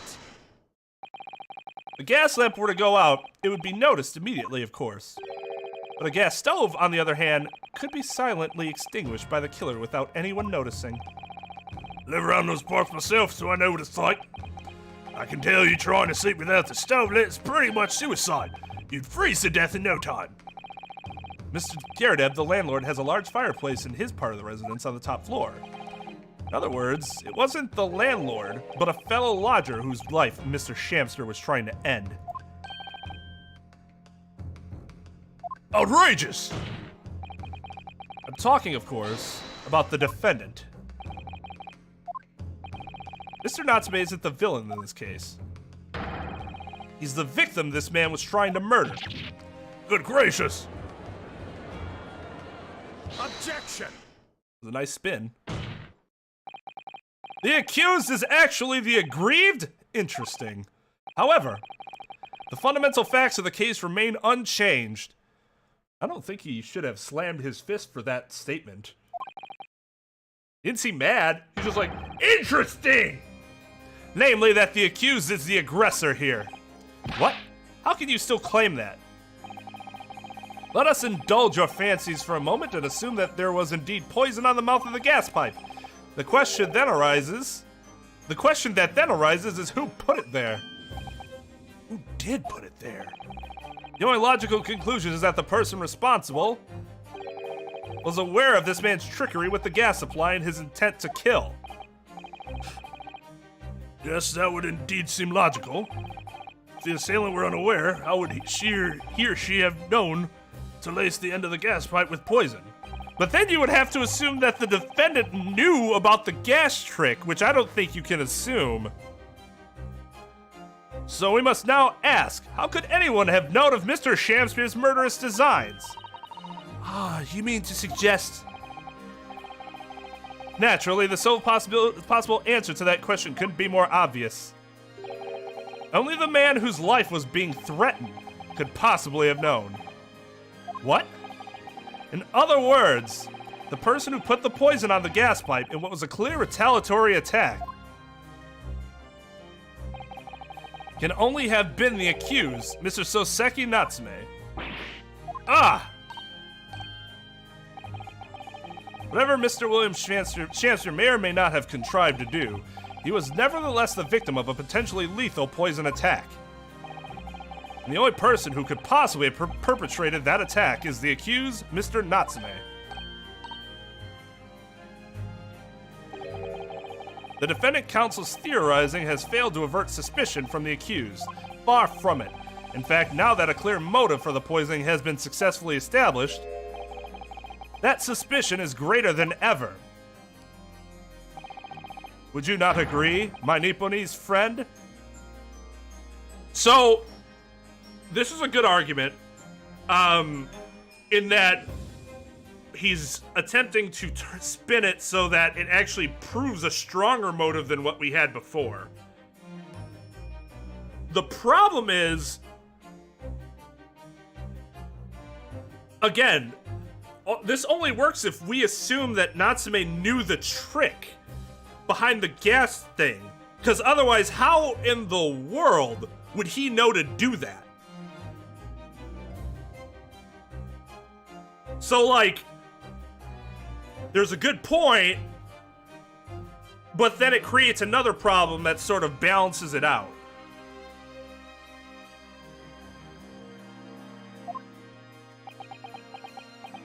Ah! Ah!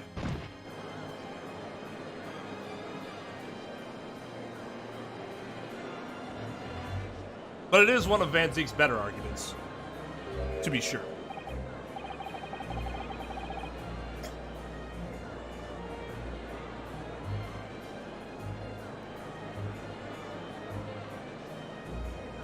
Well, that's the other thing, right? We've already established that the defendant couldn't get into his room if it's locked from the inside, because that was the whole, whatever. Time to change fate! So if it really was... Also, Mateo, thank you for the sub.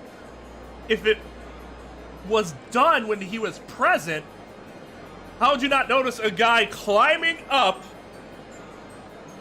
and blowing and putting something on the gas pipe? Wouldn't you think to yourself, that's a bit strange, isn't it?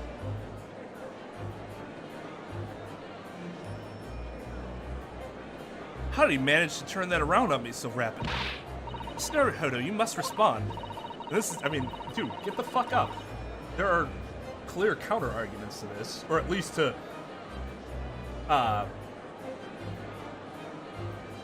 use to balance things out more by casting doubt. Otherwise, the members of the jury may very well change their leanings against us, and this may be our last chance to gain the advantage. Smile. See, she's hype about this. She's like, Susano's like, I live for this shit. The rush I get Naruhodo's over here like, oh, I can't fucking deal with this anymore. I'm gonna die when I'm 30. What advantage?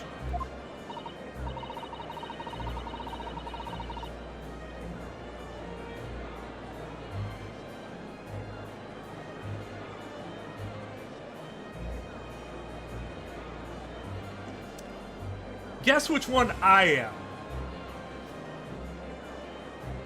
Well, it would seem that someone put poison on the gas pipe in Mr. Shamspeare's room. So we must name that person now and absolve Mr. Natsume of guilt.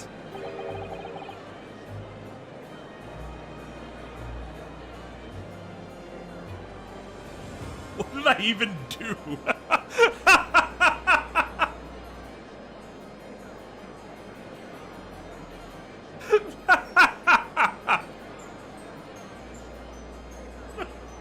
I don't even remember.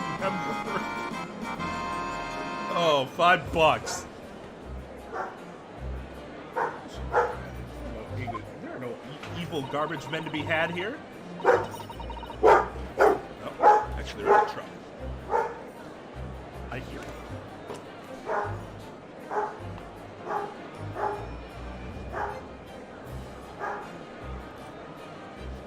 Oh, that's right. Oh, holy shit, I already forgot how bad these are.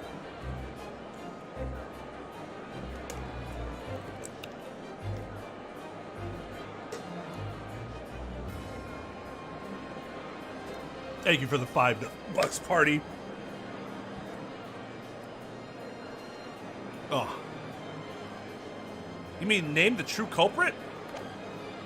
I know it might sound impossible, but if we fail to do that, I have no doubt that Mr. Natsume's fate will be sealed once and for all. As it happens, one possible culprit does come to mind. The evidence, the poison, all pointing to a particular person now. The prosecution calls for the jury to consider their leanings again. I trust you'll make the correct choice this time, Mr. Foreman. What? Oh, don't you worry. You know exactly what... God damn it.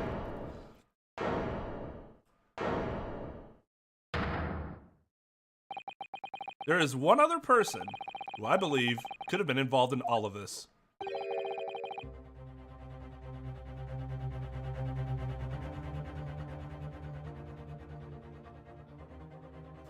It seemed like it was a very one-way street in how that relationship was working out, mostly due to Britain's overwhelming power during that time.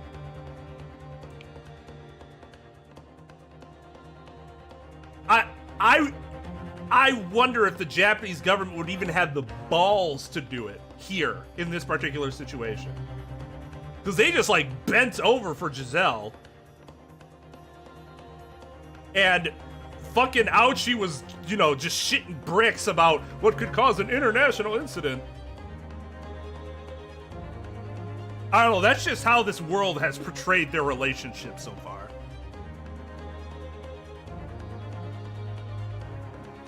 True culprit of this crime. The true culprit? A term found only in second-rate novels featuring third-rate great detectives, my Nipponese friend. But why not? This farce has gone on for so long already, I see no reason to cut it short before its disappointing climax. Thank you. That wasn't a compliment. Tell us, my learned Nipponese friend, what is your latest theory? Who is that so-called true culprit of this crime? Mr. Sholmes.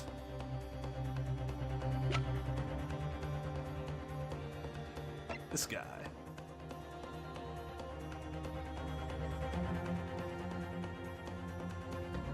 He died because of gas poisoning. In Natsume's room, right?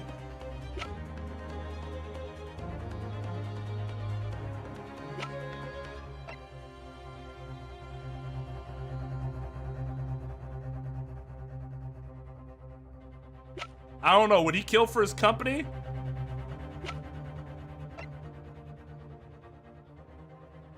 Take that! Nope. Claim this person is the true culprit? Highly suspicious, I'd say yes.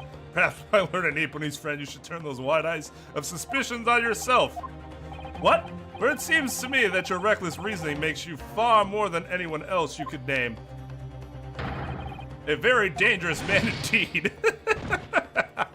That's funny. That's funny. Okay.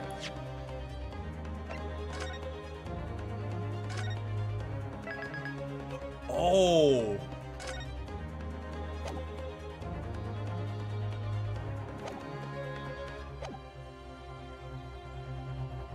No.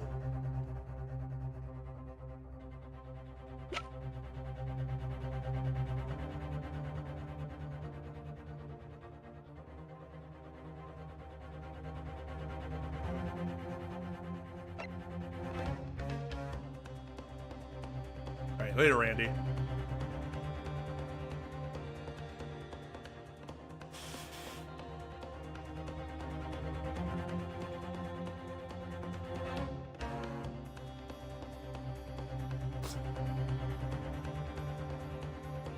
The problem is that she was out, so she couldn't have done it. He was comatose, or he was dead. Died due to gas poisoning. We know it's not Mr. Garadev because dude is still around later.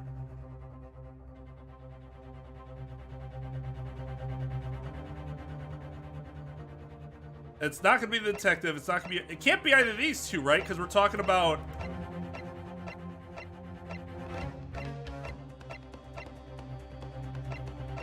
Are we talking about somebody who isn't one of them? Or can Champspirit still be the true culprit after we already called him the true culprit?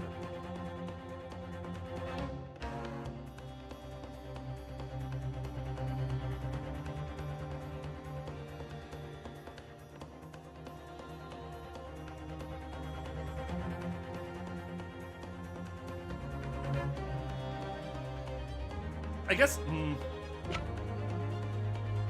Lord Van Zeeks.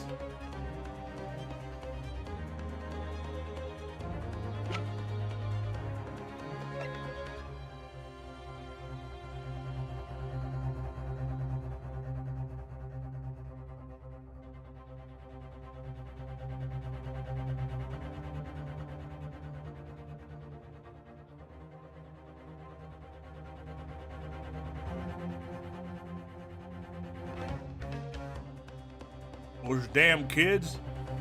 No, it's up next. You forgot to type your shield.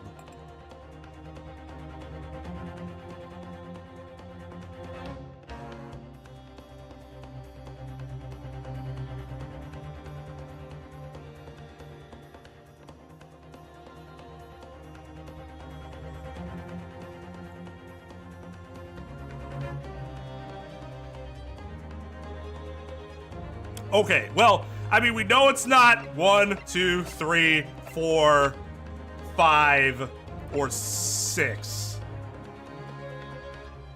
Because she wouldn't do that shit herself.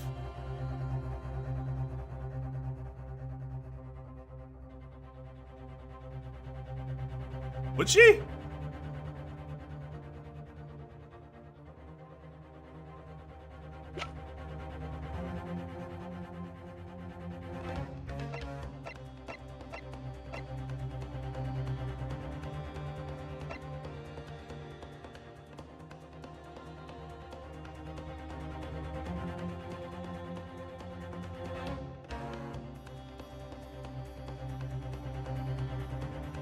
Because he's been here for how long? 3 months? So he was there the same time Ross was there.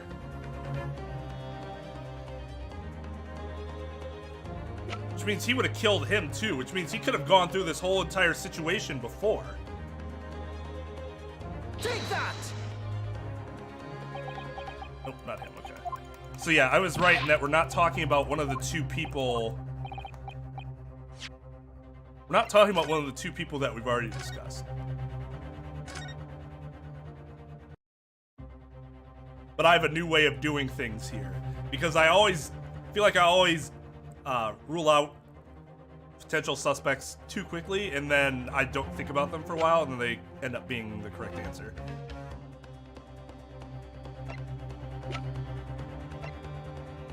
Take that! The name of the person responsible for the poison that afflicted Mr. Shamspeare is, I believe, Miss Olive Green.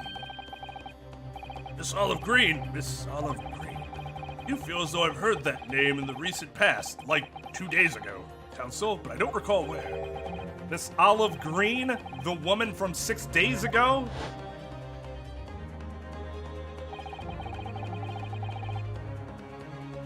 It was Tommy Wiseau. He did it. I did not do it. It's bullshit. Oh, hi, Van Zeeks. The victim in the recent case of stabbing on Briar Road, an incident for which Mr. Natsume was arrested, I hasten to add. But when would she have done it then? I'm a little confused about the timeline, so it's probably from my... I'm probably not remembering it all correctly is likely the issue. So, game is gonna have to tell me. Of course, yes, Miss Green. She was left comatose for some 3 days, I believe. I hear she regained consciousness 2 days ago. Oh, she did know how to mix poison to kill herself. Although she claimed not to know what it would do. I hardly need to remind the court that Mr. Shamspeare's poisoning took place 3 days ago. Given that the woman was lying comatose in a hospital bed at the time, she appears to have a rather fine alibi. It's true. True. On the night that the incident occurred, Miss Green was in a hospital, unconscious. On the face of it, it would seem that she couldn't possibly be responsible, but still. My colleagues and I visited Miss Green in the hospital yesterday.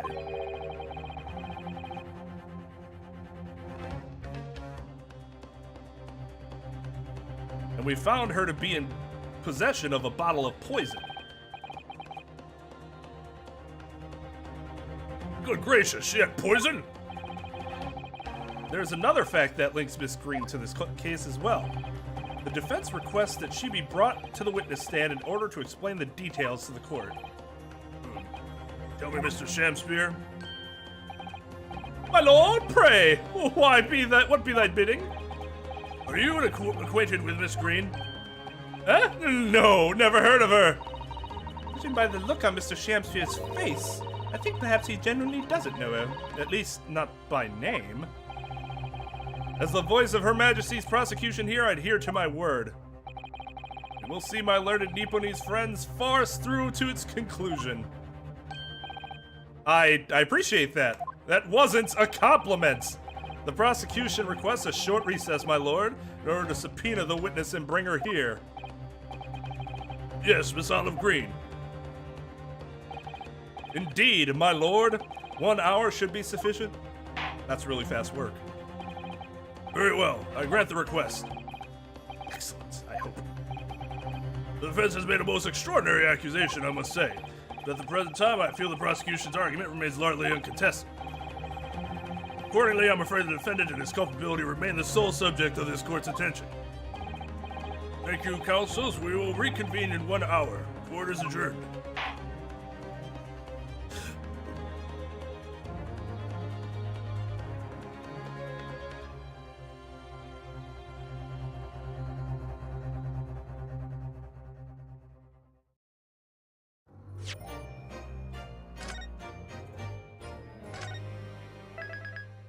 It's not helping that this case is dragging on either.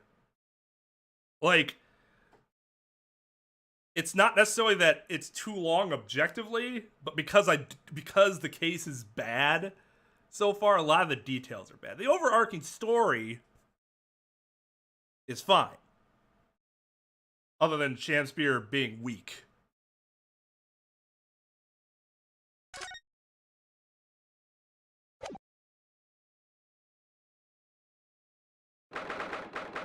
But I don't find the build itself to be very good. God. And then there's him. Joyful, jubilant, jumping jacks. Oh, Mr. Natsume, I'm so pleased for you. Welcome, student Mr. Naruhodo Esquire, and non-locum judicial assistant Miss Mikotoba Esquiris. Now, finally, at long last, there can be proof that I'm innocent and proof that my tea is innocent. Ah, good morning, my dear fellows. Ah, Herlock Sholmes! May you drink my tepid tea and fall forever silent. That's not the threat you want to make right now. That's true. Natsume will die soon anyways. He does get back to Japan though. We know that.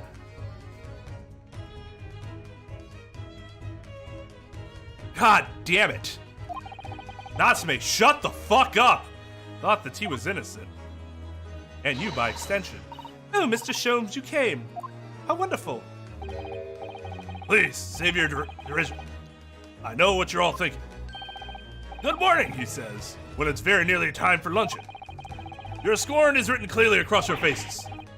Nobody said or thought anything of the sort. Except for probably Natsume. Probably hates everything about you. The truth is, I was determined that today would be the day. As sleep reduced me last night, I thought, tomorrow, for once, I shall not oversleep. I'll rise early and be present in court to support my companions. Such spirited determination has a beauty all of its own, does it not? Oh, yes. And then I began to muse on the subject. Why do people oversleep? I queried. Why, time after time, do they make the same foolish blunder? The answer came to me at once. It's so delightfully simple. People oversleep because they sleep. Well, is that not an astute insight into the matter? Oh, yes. Upon which realization I attempted an experiment. I didn't sleep a wink all night.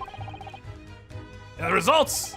By first light, I was exhausted and began to be assailed by fits of drowsiness. Shocking. And so the conclusion of last night's experiments is this. A good night's sleep is quite simply essential. Yes, I think most of us probably knew that already. But others presuppose I prove by experimentation. That, my dear fellow, is the scientific method.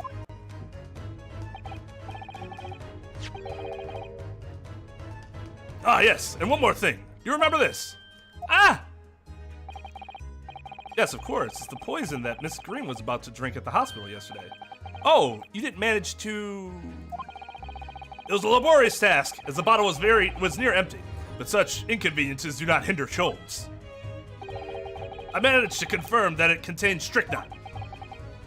I'm sure with a method that's not established as formal evidence or whatever. God. So I was right. That 2 a.m. feeling becomes more and more constant as the years go on. Boy, let me tell you. Hello, Diamond. Perhaps, though of course such circumstantial evidence doesn't prove Miss Green's guilt. I shall leave the bottle in your care, but licking the inside of the neck is not recommended.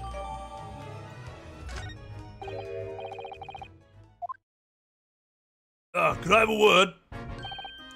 Gregson, how good of you to come. Forget it, excuse me. Wait a minute, Inspector. I don't wish to make a nuisance of myself. From the look on your face, I'd say it's someone else you think is making a nuisance of himself. My dear Inspector, please speak freely. Pretend that I'm not here. Believe me, if I could do that, life would be a whole lot simpler for me. You have the results, Inspector, of the investigation of Mr. Shamspeare's room? Not yet. It shouldn't be long now, though. I'm here about something else. The dead convict, actually. Oh, you mean the man from this newspaper article we discovered yesterday in Mr. Shamspeare's room? Man by the name of... Ah, yes, Selden. I went through the articles at the yard and dug out the fellow's file. There's something in there that, well, caught my eye. Something caught your eye? What, Inspector? What? I've copied out the relevant parts for you, so you can read it for yourselves. Thank you, but I will determine what are the relevant parts.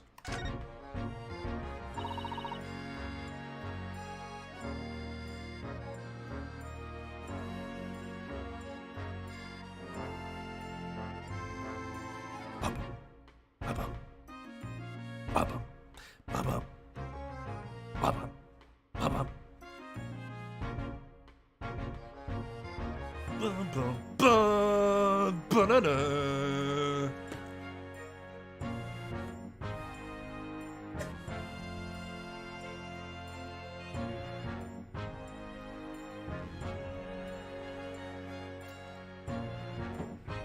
This song really has made a meteoric rise in my list of good shit.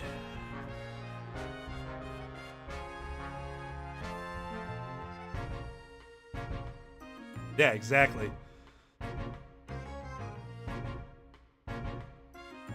These documents include the details that were in the newspaper cutting we found in Mr. Shamster's room.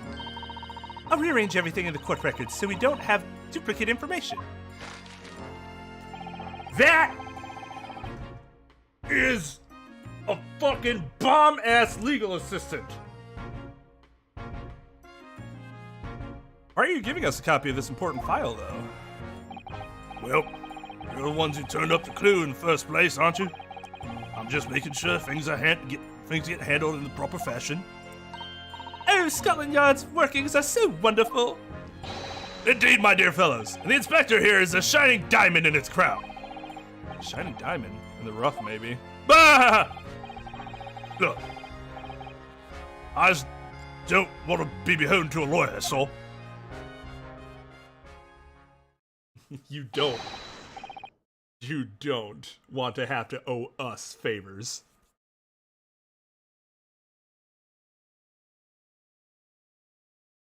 She doesn't need a bag. She fits everything in her sleeves, I guess. Counsel for the defense and the defendant. Court proceedings are about to resume. Make your way into the courtroom at once. Well, I shall leave you then. I'll be listening with interest from the public gallery. Not nodding off at all, certainly not. Thank you, Mr. Sholmes. I'm rather tired of seeing Mr. Mustache in floods of tears, personally, so the best of luck to you. Welcome, student Mr. Naruhodo Esquire. If you call me that one more goddamn time. Yes, Mr. Natsume? Most fucking annoying title I feel like I could ever be called. It's time, isn't it? Yes, this is it. Miss Olive Green and Mr. William Shamspeare. This is going to be the final battle.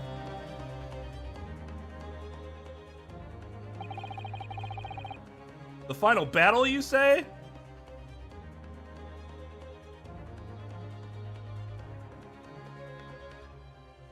Wait. Wait. Wait. Wait. Wait for it.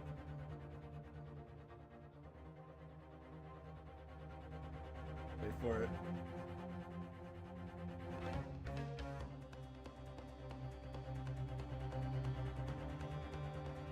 Wait, where's...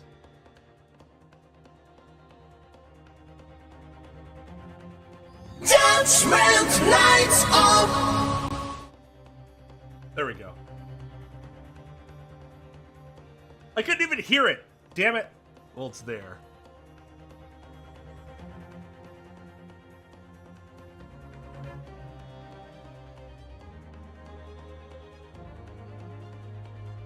Because you have to know. And because it goes to 0, fucking... when I add it, it goes to 0. So if I go like this...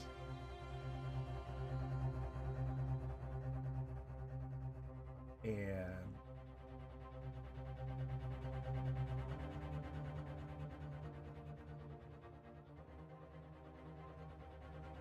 Judgment lights up. Jesus, how do I have to... Judgment lights up. I have to turn it down before it'll be not loud.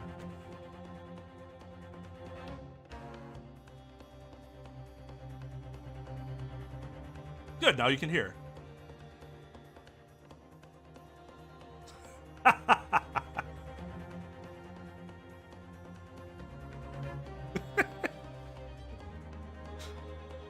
The only reason it's that loud on here is because I didn't have it as a source before.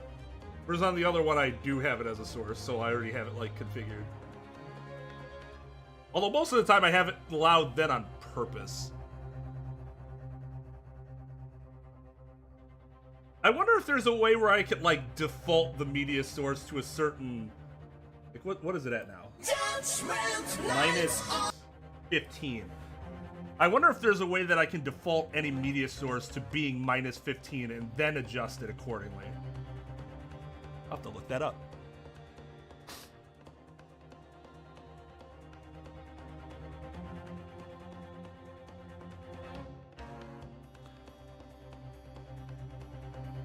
But yeah, I'm gonna get a Coca-Cola real quick. I will be right back.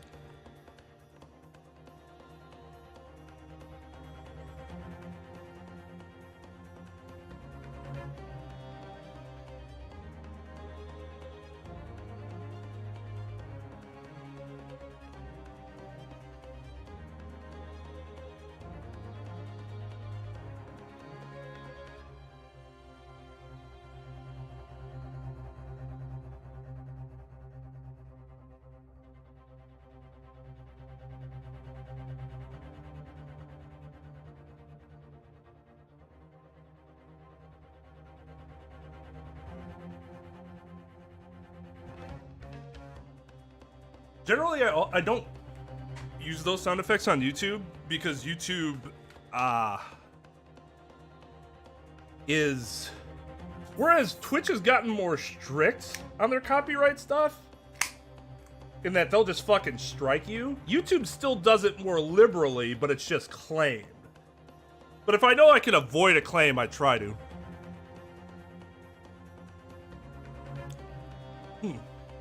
Yes.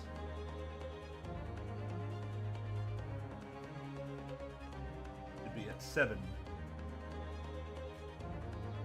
Not bad.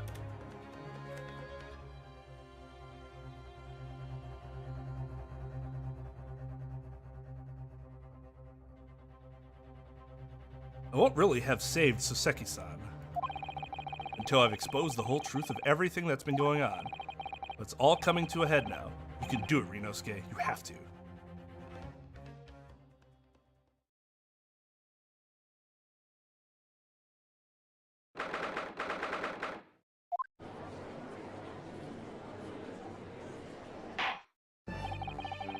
In the name of Her Majesty the Queen, I hereby declare this court to be in session again now. Before the recess, we heard a most startling accusation from the defense. Namely that the victim of the case we heard here only a few days ago is the true perpetrator of this incident. A reckless, rash, and prejudiced...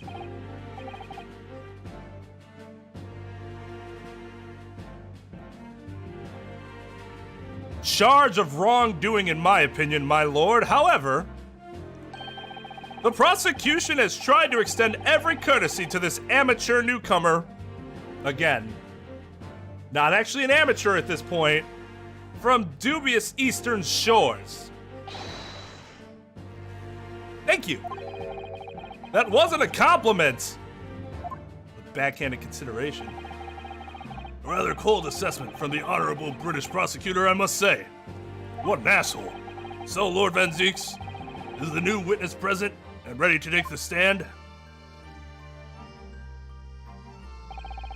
Ready and waiting in the witness's antechamber, my lord. Very well. Bailiff, bring the witness in.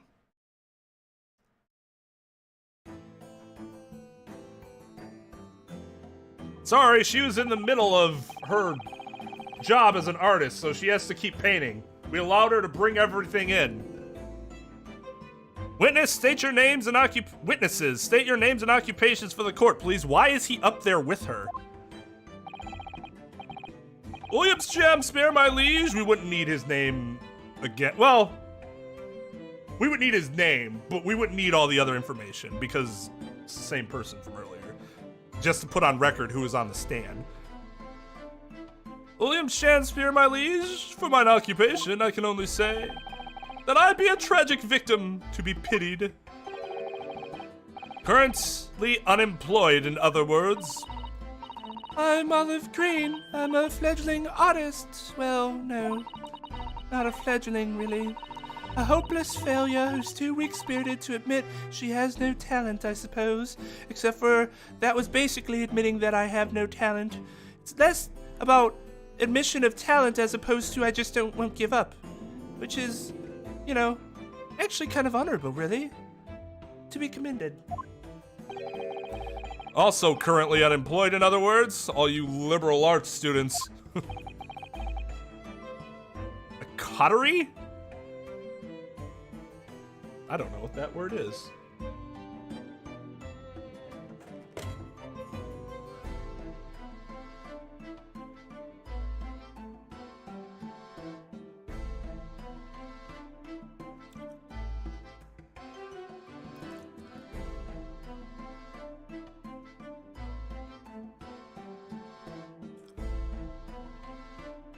Is that how it's pronounced? That makes sense.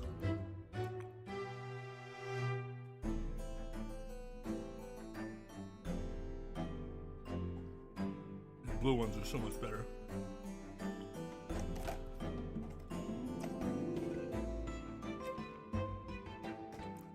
Coterie.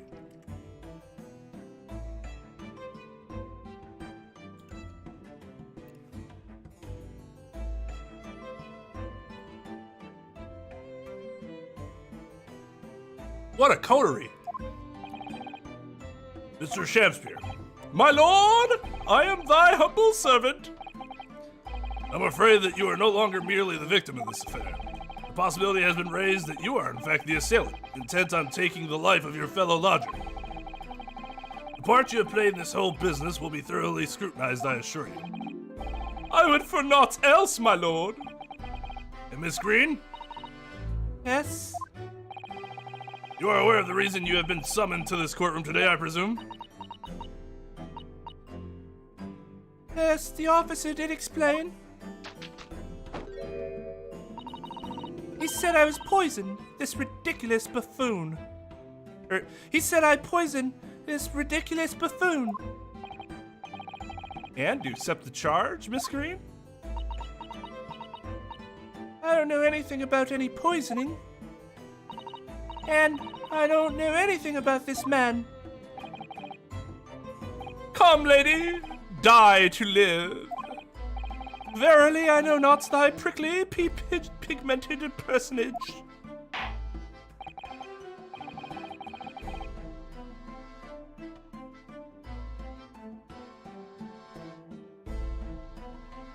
Very well. Let us proceed with the matter at hand. That being to ascertain whether or not Miss Green has... that being to ascertain whether or not Miss Green has any involvement in this affair. It's all very strange indeed. Why would you suspect me? I barely even go to the East End anyway. It so happens that I passed by that neighborhood 6 days ago, that's all. And on the night that this man was poisoned, I was still in hospital, fighting for my life. Yes, having been unfortunately caught up in the incident on the street outside the Garadeb household. An incident that rendered you unconscious for some 3 days. I was stuck in the middle of my back with a knife, through no fault of my own, and now I'm under suspicion? What other relevant things might I be suspected of? It's all very disturbing. Your energies may have be better spent worrying about random knife attacks, I feel, Miss Green. At this point in time, all that appears to connect you with Mr. Shakespeare's lodging is the Briar Road incident of 6 days ago. That's why we would like you to testify formally now about exactly what happened. Oh no! Incident 6 days ago. You mean you want me to relive that awful incident? Unfortunately, yes. Please tell the court what happened that day. And of course, we will be interested to hear from you about your movements that day too, Mr. Shakespeare. But what happened 6 days ago has nothing to do with me being poisoned.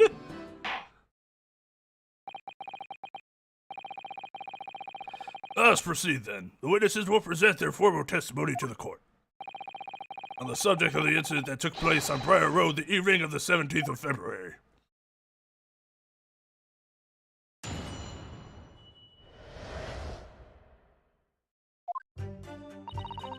It was 6 days ago at about 5 p.m. I was walking along the snow when I was suddenly stabbed in the back. Coincidentally, it happened to be just outside the house where the men in this case have their lodgings. I was at the tavern on the eve of which thou speakest, for I had bespoke my supper. It was the first time I'd been in the area. I had a little matter to attend to, is all. Anyway, I was admitted straight to hospital, so I knew nothing about all this business. Yes, the second incident inside a week, at what I believe to be aptly described as the haunted lodgings. One can only presume that this is a most unfortunate coincidence. Meanwhile, you say you were not in your room, Mr. Shamspear.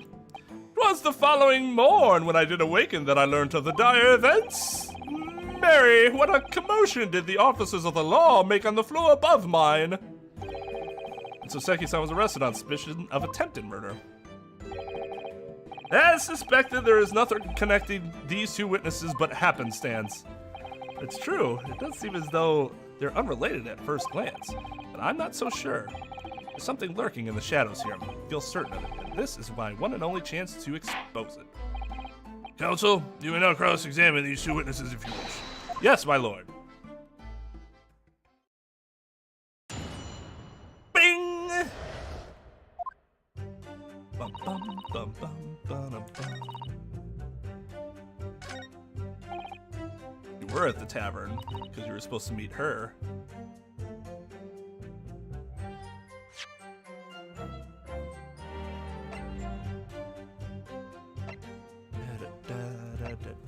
Does it say?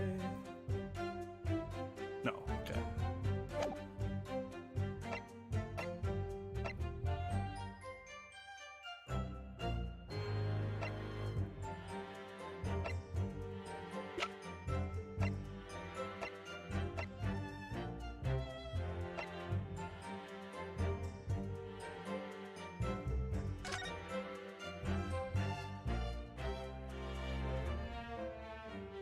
Damn.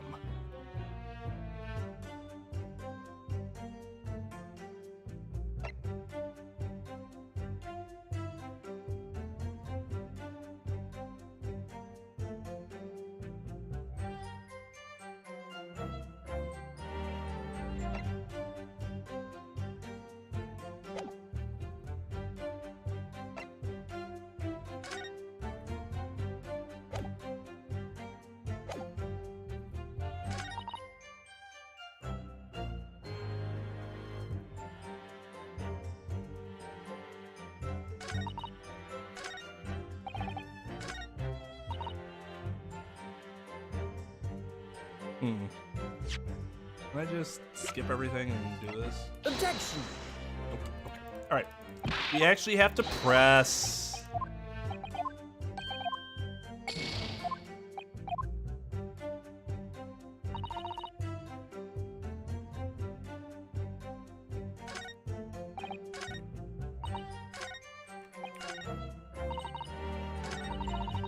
Hold it. I'm well acquainted with the case. I'm sorry you had to go through that. It was awful. I still can't believe I was unconscious for so long. I woke up to find that the case had been solved and the culprit arrested. Yes, the incident has been resolved already. Perhaps it would help you to consider it a bad dream that ended with your awakening and should now be forgotten. Yes, I suppose so. Thank you. Before you put it completely behind you, Miss Green, I need you to remember the details one last time. You must tell the court exactly what happened that day for us to arrive at the truth. Miss Newman. Trouble is, there's nothing to tell, really. I was just walking along the pavement. Fucking. Hold it. What were you doing there that day, though? What do you mean? The art school you attend. What's it called? Ah, yes, it's the Thorndike Academy of Fine Arts. According to Mr. Sholmes, that's just in the vicinity of Brixton Road, which is some 10 stops away from the scene on the underground. I believe you mentioned before that you also live on Brixton Road, isn't that right? So why then would you have been walking along Briar Road in the middle of the East End? Well, it's because, oh yes, of course. I thought I'd make a nice picture. The witness is a student of art. City-dwelling artists can't all paint grand urban vistas. That's right. I happen to like the crumbling look of that part of town. Ah! Perhaps quaint would have been a less grating term. Point is, she's definitely hiding something. Yeah, we know. We talked to her. She's lying. Yes, it seems she's not going to be forthcoming with the truth. She's trying to hide why she was there that evening. It must mean there's a reason for her not wanting us to know. That's the key to this. And you, Mr. Shamspear, on the evening of the incident 6 days ago, did you tell the court what exactly you were doing? 'Twould be my pleasure, sire.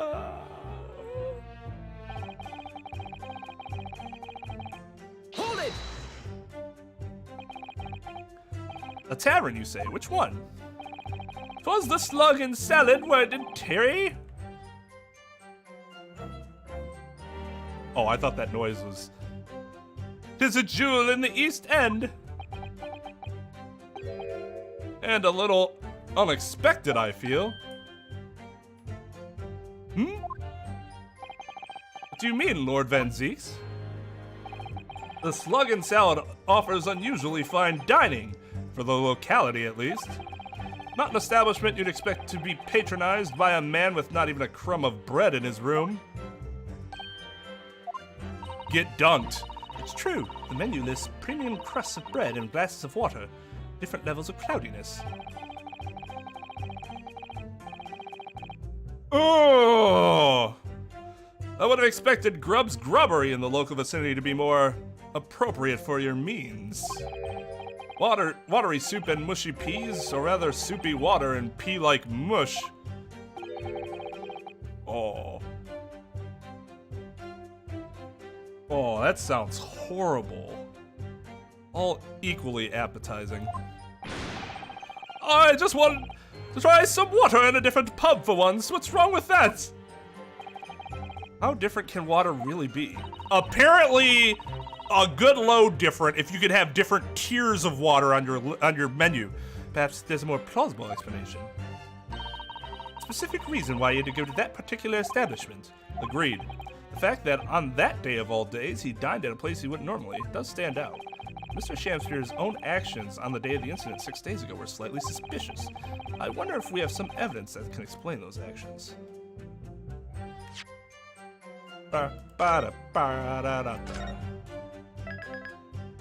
Peas are the worst in general. Mushy peas, I don't know. This level of hell I dare not visit.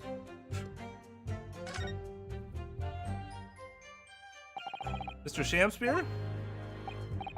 Yes, sire? On the day in question, is it not the case that you visited the Slug and Salad, a place you don't normally patronize, for a very particular reason? I don't know what you're talking about. Pray, if thou hast some purpose, speakest.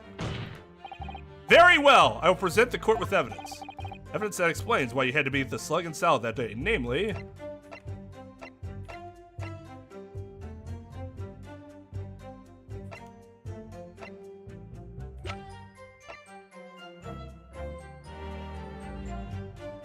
I don't think we have the evidence yet.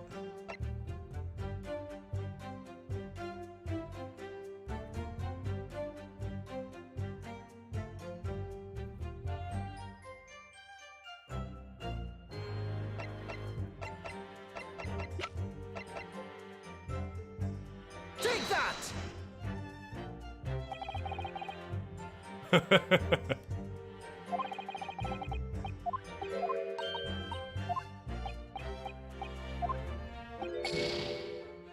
Yeah, I don't think we have it yet.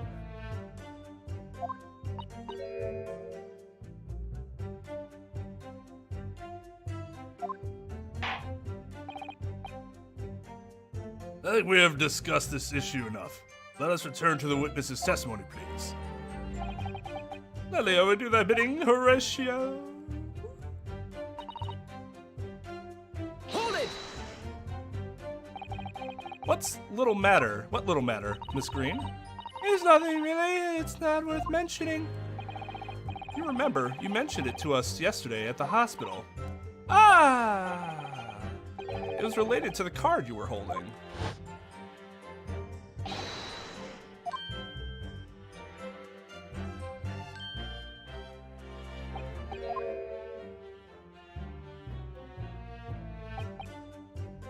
From memory, I believe the card contained a note that read, I have information regarding the death of Duncan Ross. What does that matter? This has nothing to do with Duncan. Excuse me. Mr. Shakespeare, do you have something to share with the court? To be or not to be, that is the question. Ah, pray forgive me.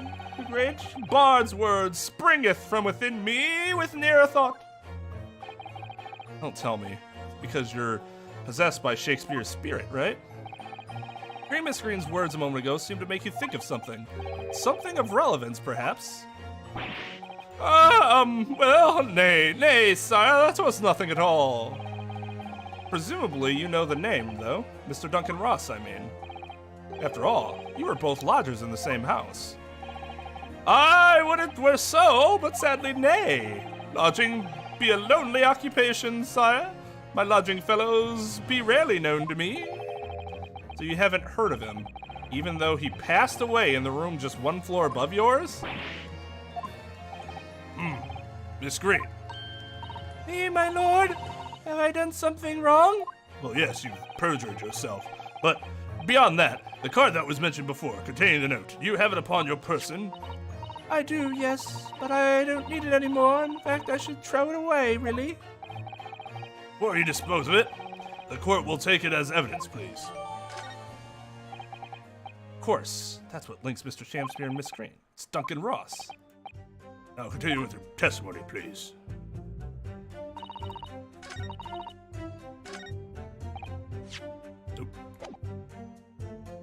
Hold it!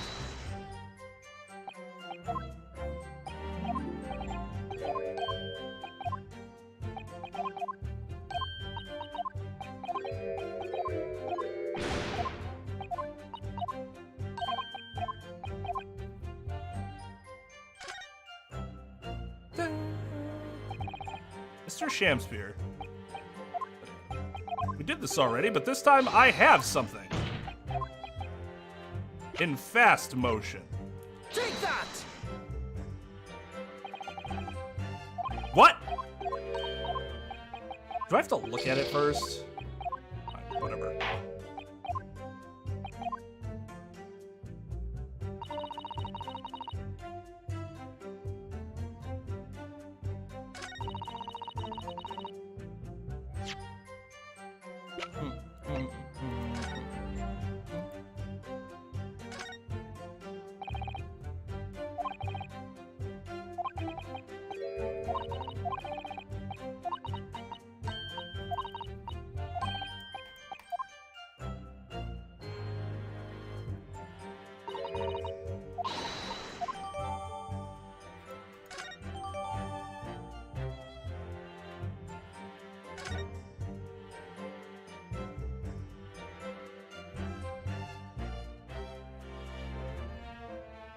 Anything else? No. Okay.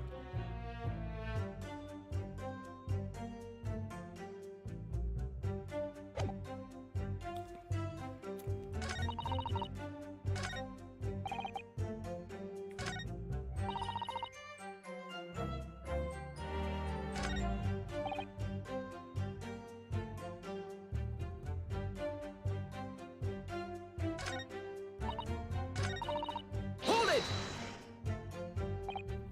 Yes, you didn't regain consciousness until the day after the trial, did you? In the early hours? Exactly, so how could I have anything to do with it? And yet you still haul me in here to court like this, honestly. At the time of the poisoning, the witness was unconscious in her hospital bed. Would there be a more airtight alibi, I ask you? And yet, in spite of that, you claim that I was the culprit. Well, I You certainly haven't produced any evidence to support your wild claim, have you? Not at all. There you have it. The good lady has yet to see evidence, my learned Nipponese friend. I'm working on it. Also, I'll point out that the jury's next decision will be final. Why? Because they get 3? That seems arbitrary. Seriously, when has that ever come up? Did I forget something? We're really up against the wall here. And she's hype over here like, Yay, we're up against the wall. Oh, Mr. Naruhodo, you pursued Mr. Shamster wonderfully there. It's worked out well, hasn't it? We have a new clue at last. All right, now I need to pull off a really insightful objection somewhere. Well, as you managed to expose this promising new angle, I wonder if you should perhaps try to develop that? Ah, yes, of course. Yelling out objections isn't necessarily the best way to do that, I suppose.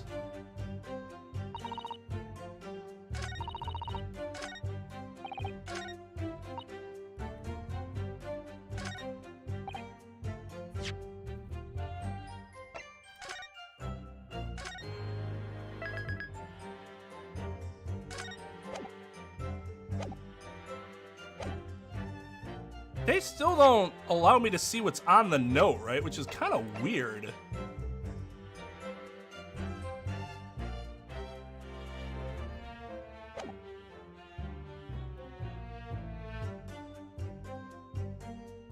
Hold it!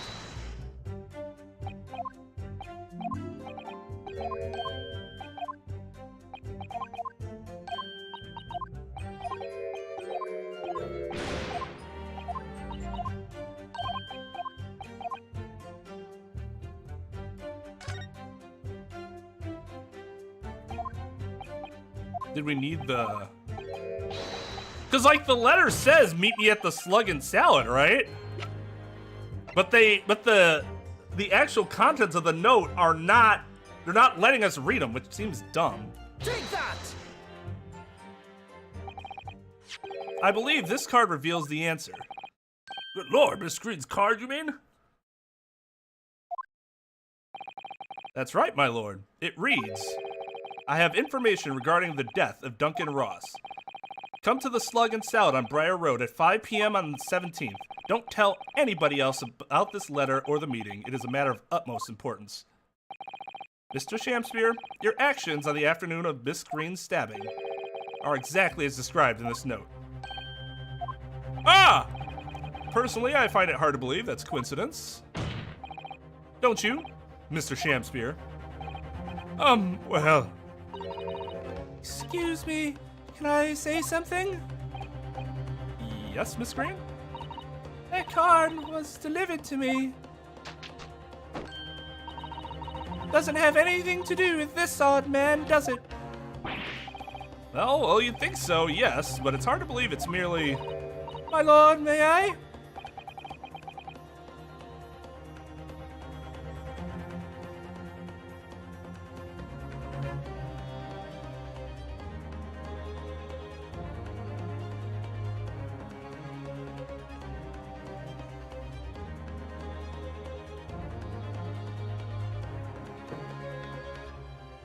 May you what, Miss Green? I'd like to make something very clear about that card. Very well then, you may amend your testimony to include details about the peculiar note. This note was delivered to me at my address. It has nothing to do with the odd man next to me here. Well, you know, you say that, but Objection! not right, actually. The day before the incident, exactly 1 week ago now, this note was delivered to your address. And upon carrying out the instructions in the note, you found yourself in the hospital. Yes, I did. It's terrible, everything that's happened to me. Yes, it is terrible. It's all true. That is. What do you mean? Miss Green, have a look at this, please. It's the torn off end of an envelope. Oh, is it? It so happens that it fits together perfectly with the envelope of the note you received. Where did you find that? Mr. Shamspeare's room. Ah! In my room? Mr. Shamspear, do you perhaps remember this note from somewhere? Ah, well. Your actions that afternoon follow the instructions in the note to the letter. Come to the Slug and Salad on Briar Road at 5 p.m. on 17th. And so that's exactly where you went. Let me ask you again, Mr. Shamspear. You already knew about this note, didn't you? And you, Miss Green. Ah, what did I do? As this torn off end of the envelope proves, the note was originally in Mr. Shamspear's room. So how is it that it came to be in your possession? I don't have the first idea. I'm just a fledgling artist, after all. There is only one explanation. You broke into Mr. Shamspear's room and stole it. You did what? Sorry, thou hast what? Wait, so he's like, you did what? Sorry, thou hast what? You broke, I mean, thou were in my room? What on earth do you want with me?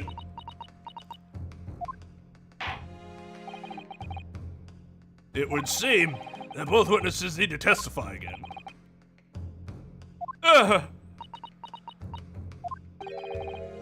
Miss Green? Yes? Whilst you have the court's sympathy, I'm sure, for the suffering you have endured in recent events, anyone found to be giving fake testimony in a court of law will be duly punished. Allegedly. Please bear that in mind. Yes, I know. Very well then, witnesses, you will give formal testimony again now.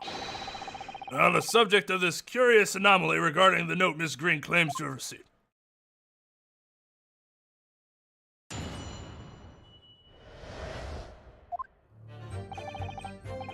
I do remember now, 'twas a week ago. Peradventure, that note was delivered unto me. On the day writ therein, I did tarry a long hour at the Slug and Salad, yet nobody came. Thereafter, on the evening I shared the company of the Japanese fellow, I did see the note had vanished. I don't know what you mean. You think I snuck into this man's room, do you? Why would I? How could she? I can point out the villain here, and as for that torn off piece of the envelope, I don't know anything about it.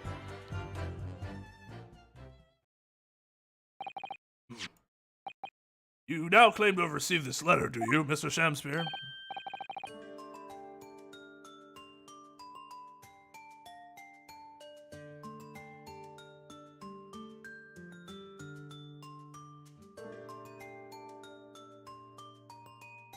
That's true. She did perjure as a witness. It seems like these games are like, it's only perjury if we don't catch ya the first time. But if we find out that we were wrong, boy.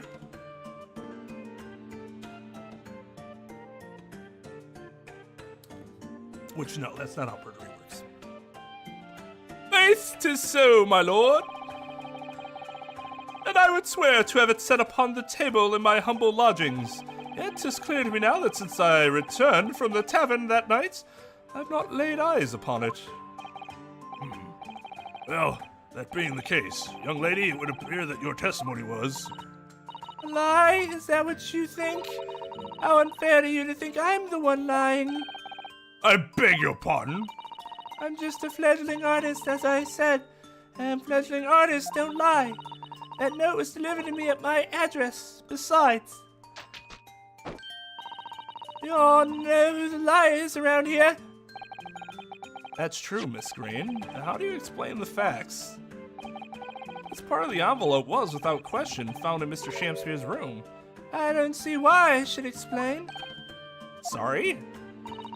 I'm a fledgling artist. My job here is to say what happened, that's all. It's your job to give me the explanations and the proofs. You, the fledgling lawyer. Judge can make you answer that question. Especially if he looks at it and he's like, dude, these fucking fit exactly. Answer the goddamn question. Fledgling will do his best.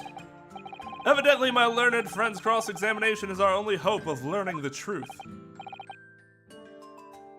I mean, your direct could be better, too. Oh, counsel? I'm ready, my lord. Very well then. The defense will now proceed with the cross-examination of the witnesses. Miss Green clearly did break into Mr. Shamspeare's room. There can be no question of that. That's how she acquired the note. Yes, two facts that are starting to lead me to a possible explanation for all this. It's not a pretty one.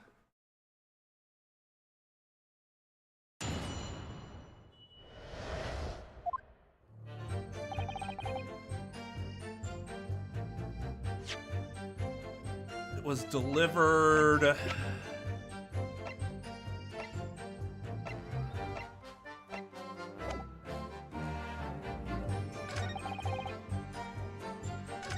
Came. Saw the note vanished.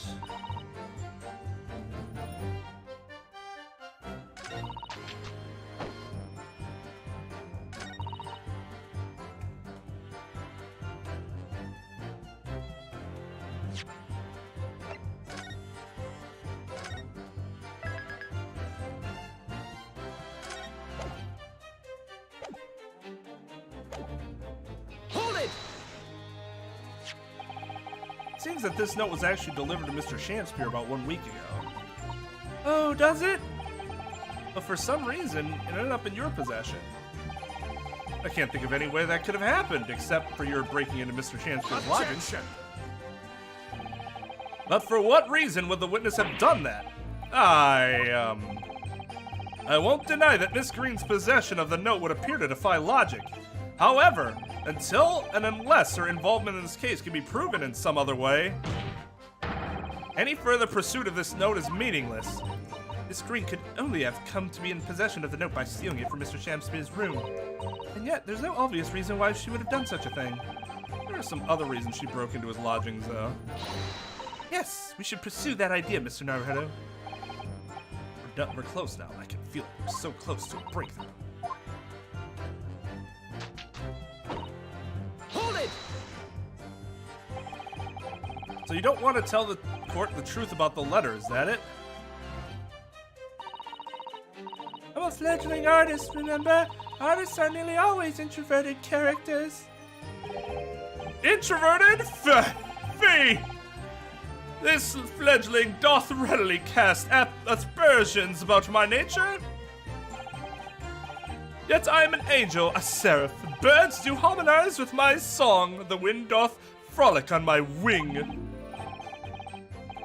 Oh, pity, wherefore dost thou accuse one so pure of heart, ample woman? Pure of heart? I don't think so. Even a fledgling like me can see you're just a failure. Tragedy! Thou shalt not know the true heart of an artist until thine instruction hereafter by death. Oh, the days, oh, the years, alas, to enlighten thee. Thou must wait so long and in vain. Mr. Naruto, interject with some clever remark. This is your chance to shine. I'm no Shakespearean actor, Mrs. Sato.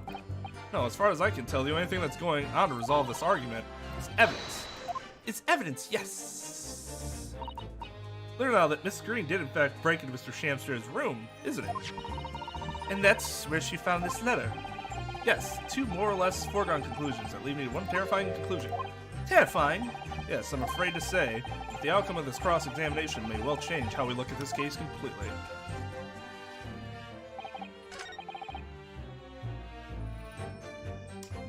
Oh. We were so close. We were so close.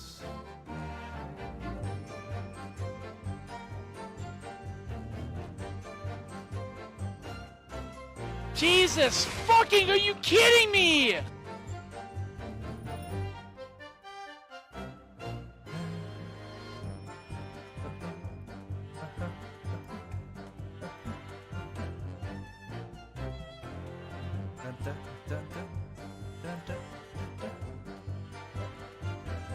April May's YouTube account.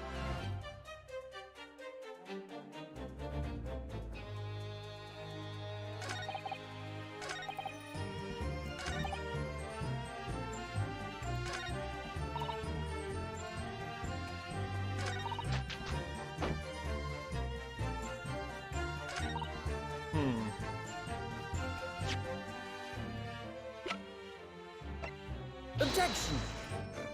I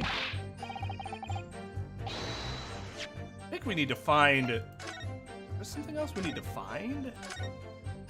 Maybe we can get from Mr. Shamspear? Hold it! And can you shed any light on the contents of the note at all?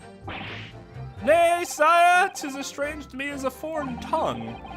Even with the knowledge of literature, as great as mine own verily, 'tis impenetrable. Mr. Duncan Ross had lodgings in the same household as you. In effect, he was your neighbor, so surely you knew him, didn't you? Alack, if the choice is between... Alack, if the choices be twist I knew him and I knew him not, twixt I knew him, then 'tis with foreboding that I be forced to declare we were by some small measure acquainted. Despite your claims, though, you followed the note's instructions and went to the Slug and Salad. Presumably that was nothing to do with your knowledge of literature? Marry, naught will have the better of me, sire, save for the lure of curiosity. So 'tis true, I was compelled by my own eager heart to betake myself to the tavern. Yet in the end, my curiosity was not satiated. Hold it! So even after waiting for an hour, nobody appeared? Well, yes, sire, 'tis as thou sayest. Really? You paused for a moment before you answered. In truth, when thou asked whether nobody appeared, I did suddenly recall... Really? You mean to tell the court that someone did appear after all?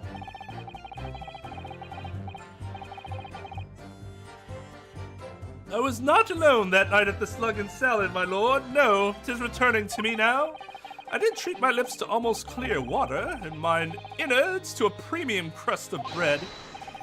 And all around me danced a great many companions. What do you mean? Flies, sire, flies! Good lord! In the name of Beelzebub, what were they? Fairies, perchance, from a Midsummer Night's Dream, come to haunt me? I think they were just flies. I can't help thinking that the flies ought to choose something more wholesome to buzz around. Is that wrong of me?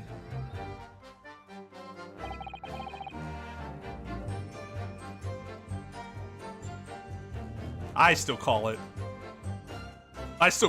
Dunkin' Donuts. Even though it's easier and they prefer to just be known as Dunkin', it's just ingrained in my head. It's like, oh yeah, Dunkin' Donuts. Some of the places around here haven't even changed their signs. It still says Dunkin' Donuts. Hold it! When exactly did you notice it had gone missing? Such idle thoughts ne'er occupy my mind. I am busied with greater ideas. In other words, you didn't notice. Several days passed between your outing to the tavern and Mr. Notspade's visit to your room. Yes, it would appear that the note disappeared sometime in that interval. Such idle thoughts ne'er occupy my mind. I am busied with greater ideas. And yet, during that time, Miss Green was comatose in the hospital, was she not? Clearly, then, she could not have been stealing things from Mr. Shamspear's room. Yes, of course. It's all some sort of misunderstanding, isn't it, Mr. Prosecutor, sir? You have so far failed to give a satisfactory explanation as to how you came by the note. I am not here to advocate for your defense, madam. I won't tolerate inconsistencies in your story.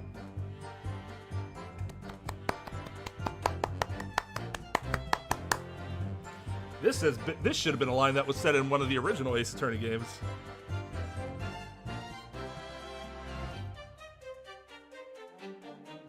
I go for donuts more so than anybody else, or more so than anything else, I should say. But I know most people go for coffee. Your coffee's pretty good. I like their macchiatos.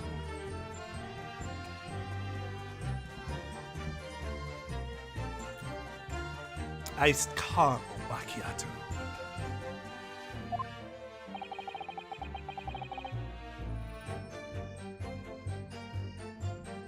So it used to be Dunkin' Donuts and they rebranded to be Dunkin', I'm assuming because they're becoming more popular for just like as a breakfast place as opposed to just a place to get donuts.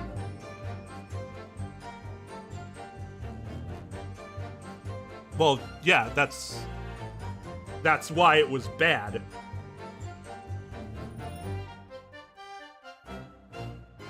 One of them would have been less bad had they said that at some point. Edgeworth very well could have said this and it would have fit with everything he did.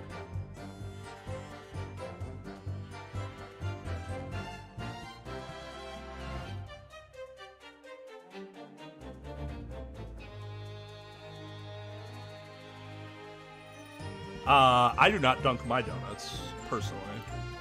But some people might. Into their coffee.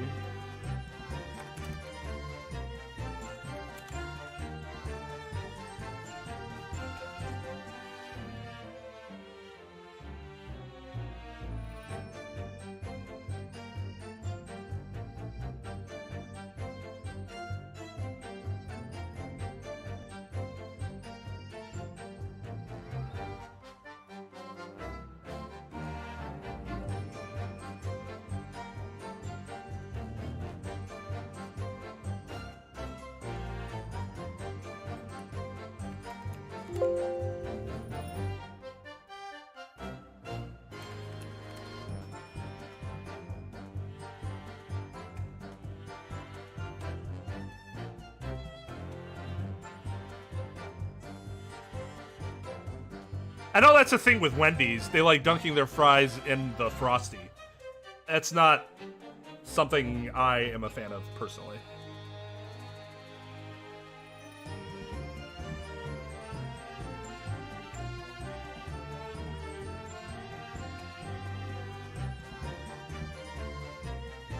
Yeah, I don't know.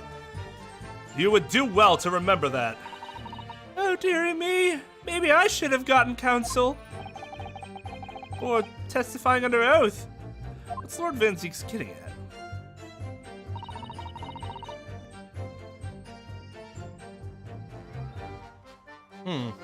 Okay.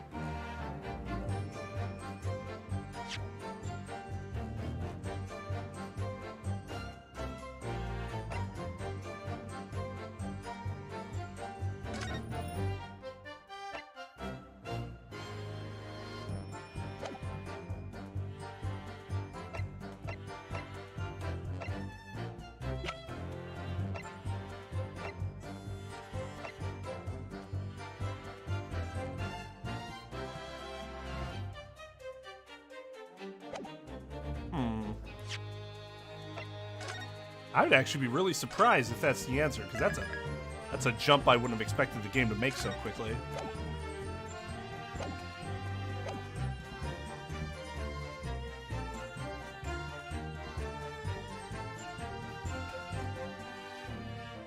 Yeah, I'm fucking hungry too. Objection! Okay, I'm mildly surprised. I thought we'd get there slow as molasses as we normally do, but we went straight to you did it to poison them. Yesterday at the hospital, we saw you with this bottle. And though the contents spilled during the course of our meeting, a small quantity remained. Ah! According to the defendant's independent analysis, Mr. Sholm's chemistry sets. According to our independent analysis, source trust me, the liquid that was still in the bottle was identified as strychnine. What? Strychnine? The very same poison that affected Mr. Shamspear. Miss Green, you broke into this man's lodgings for one reason and one reason alone. To cover the end of the pipe that feeds the gas lamp in Mr. Shamspear's room with poison. Can this be? You broke into my room to... Yeah, you know what? I don't blame him. I'd be kind of pissed too. May seem incredible to the court. But from the remaining clues, there is only one logical conclusion that we can reach. The person who attempted to take Mr. Shamspeare's life with poison was you, Miss Olive Green.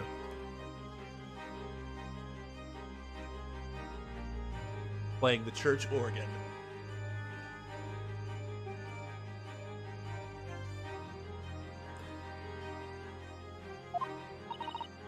Oh dear, oh dearie.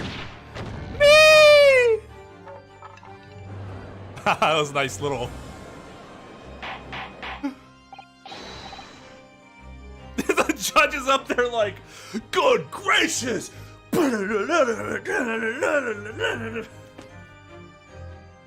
Order! Order!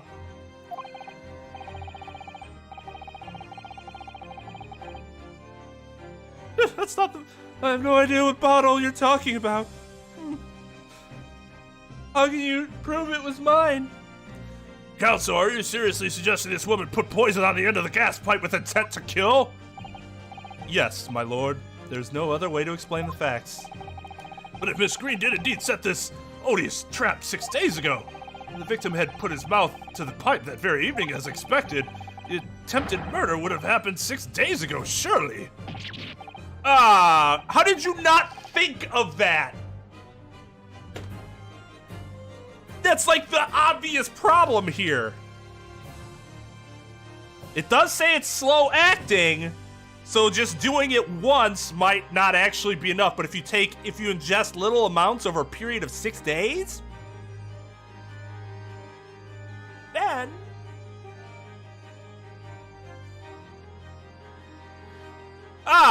well, that's a very good point. Idiots. Perhaps not, my lord. I beg your pardon? Holy shit. There was a significant police presence in the area that evening on account of the incident on Briar Road. Local residents were being interviewed throughout the night as part of the ongoing inquiry.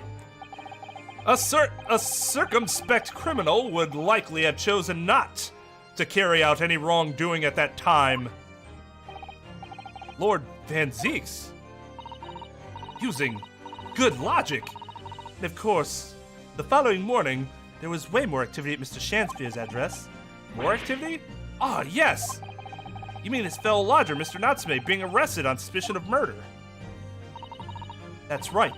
And as the defense has already proposed, Mr. Shamspeare was meddling with the gas in the pipe for a very sinister reason himself.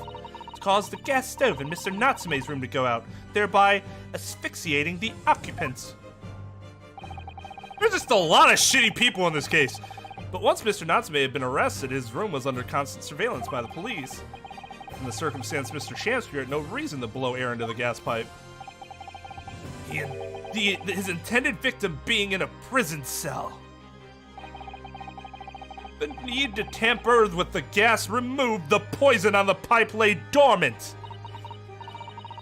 And then 3 days ago, the situation changed again. Judge is still up there?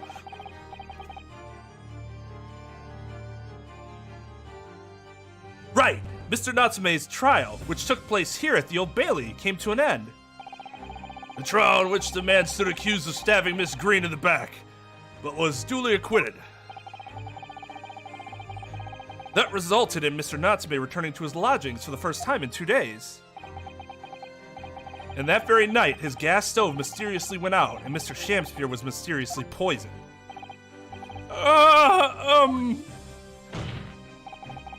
In conclusion, we have 2 attempted murderists up here. The poison that was present on the mouth of the gas pipe had been put there in the victim's room some 4 days earlier. Damn, isn't that some karma? I've been trying to asphyxiate my fellow lodger, and then I get fucking poisoned for it. Mary!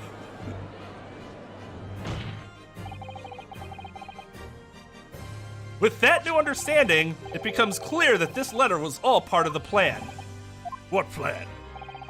The court will recall that the note gave instructions to visit the Slug and Salad at 5 o'clock, and that the recipient should tell nobody else. The reason for those instructions are now clear. To ensure that the lodger would not be at home at the stated time. To make sure I wasn't home? Exactly. While you were out, Miss Green would safely slip into your room, knowing that she wouldn't be disturbed. You mean to say that letter Was written by Miss Green, yes. And in order to cover her tracks, she took it away with her when she left. Just after she smeared poison over the mouth of the gas pipe in your room.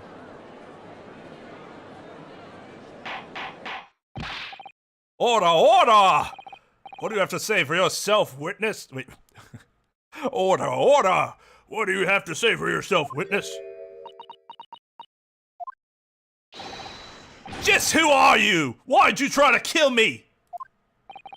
Miss Green's motive should be obvious. It's all tied up with someone whose name we've heard several times already during the course of this trial. So that's what's behind all this. You will share your apparent understanding with the court, please, counsel. I'm not a mind reader. Which person is behind this woman's motive for the attack on the victim's life? Take that! Duncan Ross. That's right. Before the defendant, Mr. Natsume, took up residence in the lodging at Mr. Garrett, somebody else was renting the room. Mr. Duncan Ross. I knew I'd heard the name somewhere else. It was all over the papers a month ago, when the man died in strange circumstances at the haunted lodgings. That does ring a vague... Ah! Of course, yes, I remember now. The young man they claimed was strangled by the convict's curse or some such. Sadly, my lord, it wasn't a curse of any kind, nor was it an accident. The man died as a result of Mr. Shamspeare blowing into the gas pipe and causing gas to leak into the room. It was murder, plain and simple. Ah!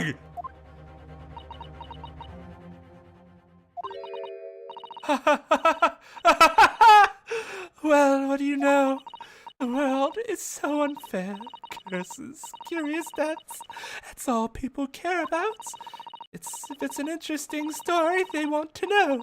Doesn't cross their minds that real people are involved. And once they're bored, just 1 month later, once the story's lost its appeal, everyone's forgotten him. You mean you! Duncan was! Mr. Ross was Miss Green's fiancé. Or fiance. Sorry. Was Miss Green's fiance.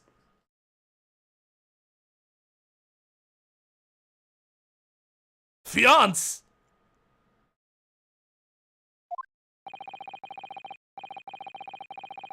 You may not have known until now who Miss Green really is, Mr. Shamspeare. But she's known exactly who you are all along. Because you're her sworn enemy, the murderer who took the life of the man she was to marry. Mary!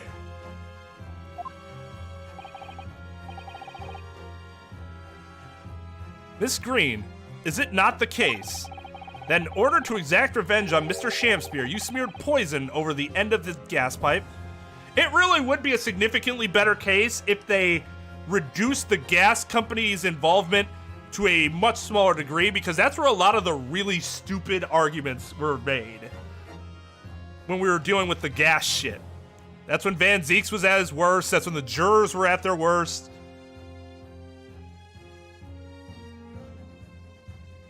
But yeah, as CJ said, you'd still need to be able to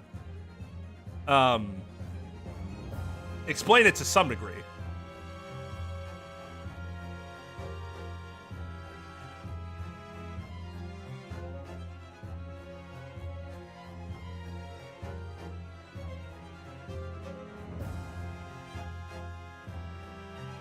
That in order to exact revenge on Mr. Shamspeare, you smeared poison over the end of the gas pipe?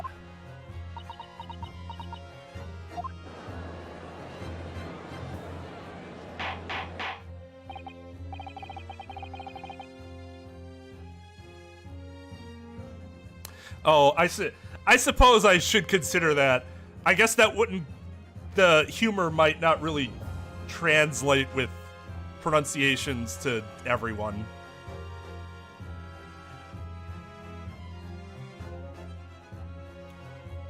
Especially if we're, if we have international people. Time to tip the scale. See it differently.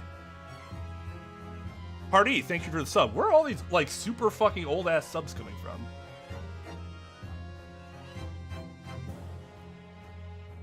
I tried to make it obvious with my tone, but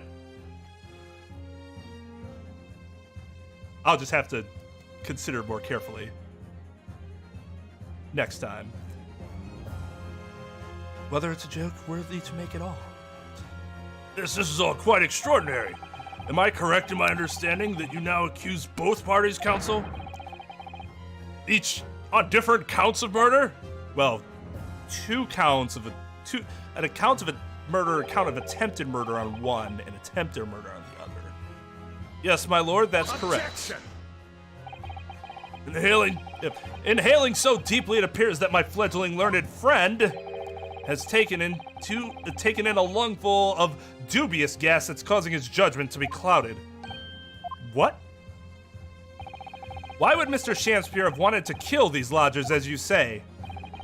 You have completely failed to provide a motive to substantiate your accusation against the man. That is a fair counter. Yes, that's right, Mr. Reaper, my liege. I have been slighted. 'Tis lies, all lies. I deny every utterance. And you'll have to forgive me, Mr. Naruhodo, sir. But I don't intend to admit to anything either. Even though you basically did. Miss Green. I'm sure you'll think I'm being very rude, but I'm not going to be sent to the gallows for the likes of this scoundrel. Objection. Well, it was attempted murder instead of murder. You might not be sent to the gallows. But you broke into the man's room. You didn't do it to smear poison on the pipe. What was your reason? I thought I'd have a look around, that's all. Sorry? You're right, I suspected him. So I thought perhaps I might find some evidence or something in his room. Evidence that it was him who took Duncan's life. Oh, vilest, oh, villainy, oh, tyranny, oh, rotundity of woman. Rotundity of woman.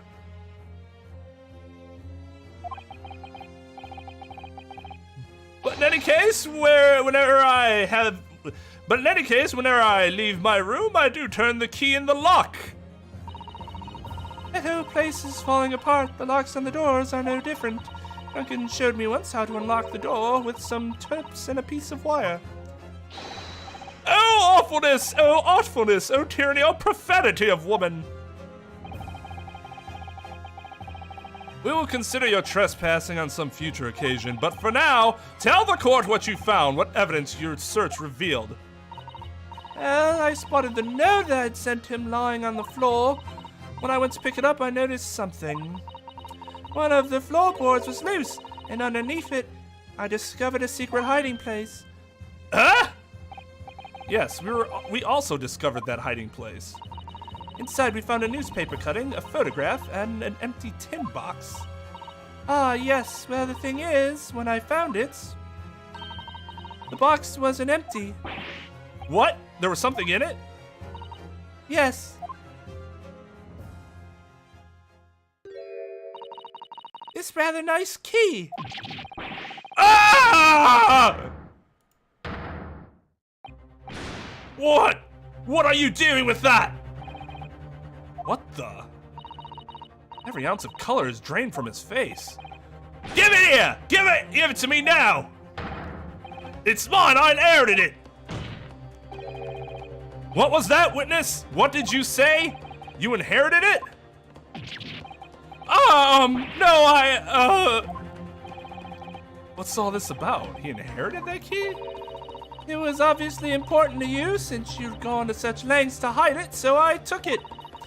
I don't know what it's for, but you took something precious from me, so I took something precious from you. So, what if it means you can't open something now? I don't care. That's where that money is. Give it back this minute! Give it to me! Calm yourself, witness. Mr. Shamster has tried, and in one case succeeded, to take the life of 2 lodgers now. Yes, his motive for doing so is the key to everything that's happened. It's true that there appears to be no motive to support the accusation against Mr. Shamspear. At first. But considering everything we now know, I think there's actually something that could explain it. What? I need to recall every piece of evidence at our disposal. Everything. Because I'm sure that I just caught a glimpse of the link that runs through all of these events. In that case, counsel, I must demand that you present evidence to the court in support of your claim. What is it that you can say? What is it that you say can explain the motivation for Mr. Shamspear's alleged crimes? 1,000 pounds.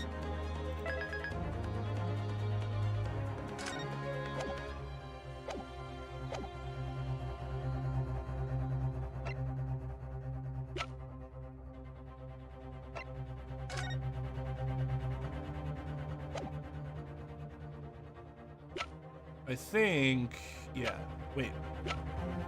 Yeah. Take that! That's an official police report, is it now? Is it not? The Selden file? How did you get a hold of that? Selden! The now sadly deceased Mr. Ross and the defendant Mr. Natsume have only one thing linking them. The fact that they had lodgings in the same room. Oh, yes, we know this, certainly. A room that was formerly occupied by Selden. Until, that is, he was arrested by Scotland Yard for his involvement in multiple burglaries. I see. It so happens that the convict Selden left behind one very substantial mystery when he died. The sum 1,000 pounds worth of loot that he stole, which as yet remains to be found. Ah, yes, of course. It's coming back to me now. It's written in this file here. 1,000 pounds lost en route to hell. That was how the papers summed it up. And it seems that one particular fellow inmate was with the convict in his final moments. It's not hard to imagine Selden entrusted that inmate with his most closely guarded secret, the location of the stolen loot, and perhaps a key to unlock whatever container the valuables were in. Ah, you mean this key is... Mr. Shamspear, it was you, wasn't it? You were at the capital offender's side when he died, were you not? Oh, what are you talking about? 'Tis a false charge, I tell you, a false charge! The name of the inmate who was with Selden at his death isn't noted in his file. But a simple telegram to the prison where he died would quickly tell us how false the charge really is. But even if it's true, why would the man be so intent on killing every subsequent occupant of the convict's lodgings? There's only one explanation for that, my lord. It was in that very room that Selden hid his loot.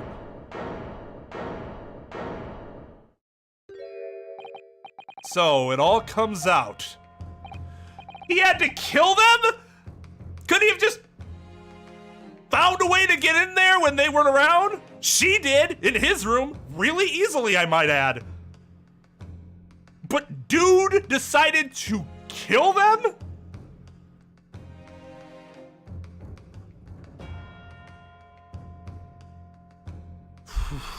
That's an overreaction. Sup, JMT? I shall check that later. Yes, and having established that, all of Mr. Shamspear's subsequent actions start to make perfect sense. When he was let out of prison following Selden's death, he made immediately for Mr. Gerardov's lodging in the hope of renting Selden's old room. However, the retired army man was unable to offer him the accommodations of his choice because Selden's old room had already been left to someone else, Mr. Duncan Ross. Which is why Mr. Shamspear subsequently devised his gas-based plot to kill the occupant of the room. And when he was successful, he presumably intended to inquire about switching into the newly vacant room. However, a certain jittery someone had beaten him to it. Mr. Soseki Natsume, the defendant of this case, no less. How is that possible? How is that possible that he got room sniped,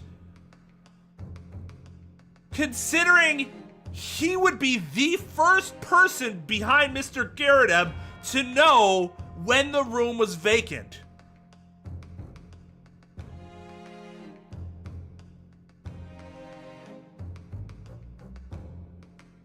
Some other person, without the use of the internet, mind you, was able to figure out, find, and visit Mr. Garrett before Shamsphere did?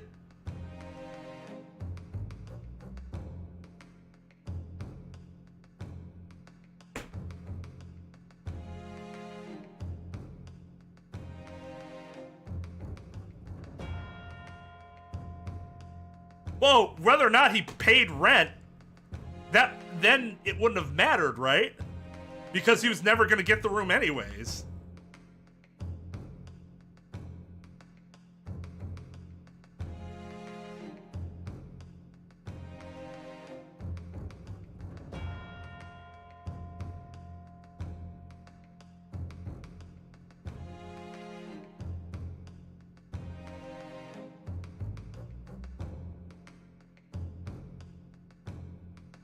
It's still much more likely that a tenant of a house, especially 3 people, or three rooms or whatever, would know of that before a real estate agent would. If that's the reason, if it's not, unless he was like being evicted, that's different, because then you probably give your real estate agent a heads up. He wasn't evicted though, he died. This was something that happened suddenly. This is much different than an eviction. So there wouldn't have been like a heads up unless Mr. Garrett knew he was going to die.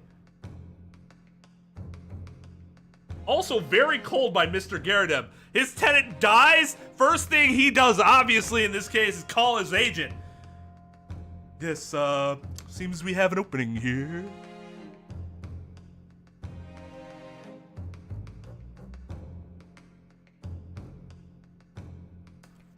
Can confirm, smile. Yeah, there you go.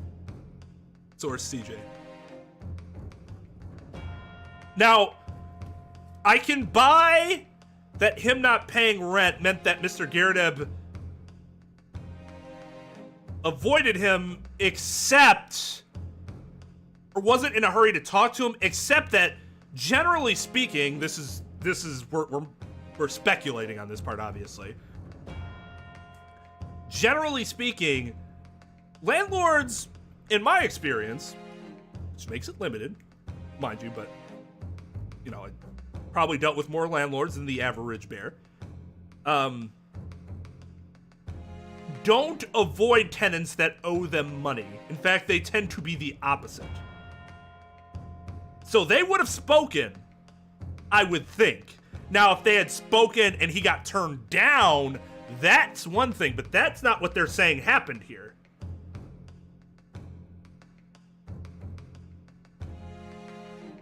They're just saying Miss Natsume beat him to it.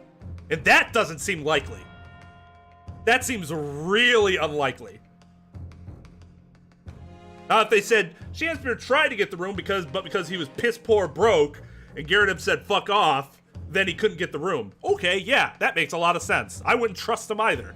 Why would I give you this new room and you owe me money? And I know a lot of you aren't, you haven't lived on your own yet. Let me tell you, you will experience that if you're ever late on rent. They're not going to avoid you. If you call them, they are going to pick up that phone, and they're going to talk to you for as long as they possibly can about when you're going to get them that rent.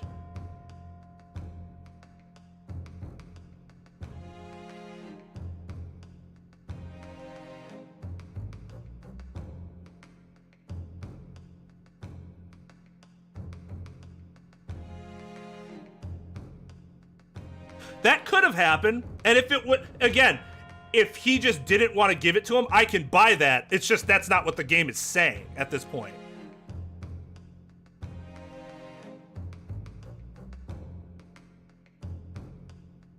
No, see, Halucha, that's what I'm saying doesn't make sense.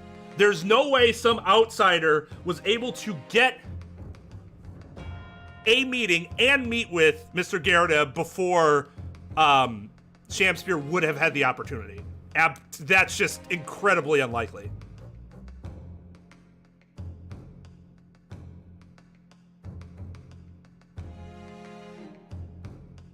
Well, no shit, it might be addressed in the next dialogue box. Like, that's just such a worthless thing to say when people do that. Maybe you should see what happens. Well, yeah, no shit. But I'm here to comment on things as they happen. Otherwise, I should just always wait until the end to talk about anything.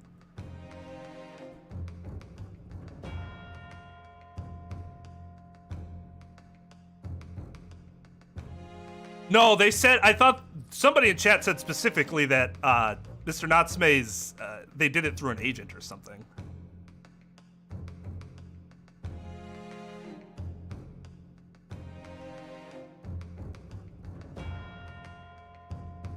He overslept that morning. And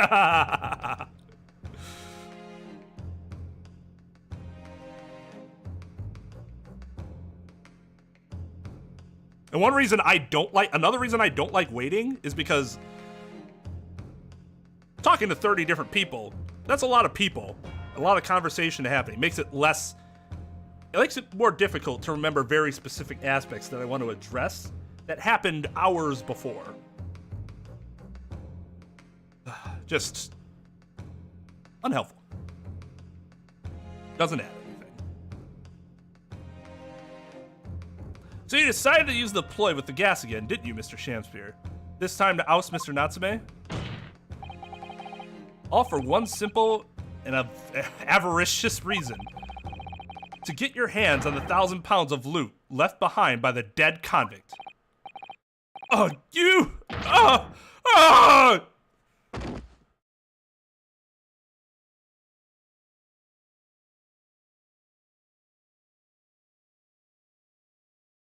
Looks like I'm gonna snuff it before I get to stretch me neck. Listen, I want you to have me loot, anything to stop the coppers getting their mitts on it. It's in the room where I was lodging when they got me. Here, this is the key to it. Take it. Always stay one step ahead, mate. See you in hell, I guess, Shamspear.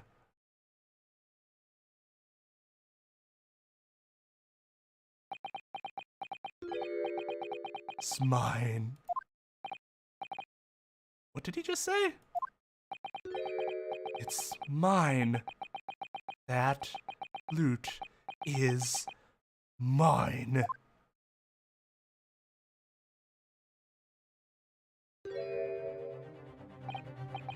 Mr. Shamspear! It's all lies! I don't accept any of it! Why should I? After all, you don't have a shred of evidence! You can't prove I killed that fellow! Forsooth, I'm the victim here, remember? Isn't that right, ladies and gentlemen? If I don't admit to it, there's nothing you can do! That is 100% goddamn false. I know these games make you think that, but that is not true.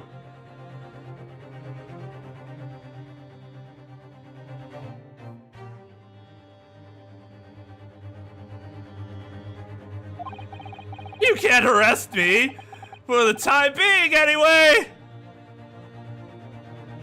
It would annoy me less if we didn't also know that the game has done this before. And it was wrong then and it's wrong now. Like, oh, they have to confess. No, we don't have to get them to the point of confessing.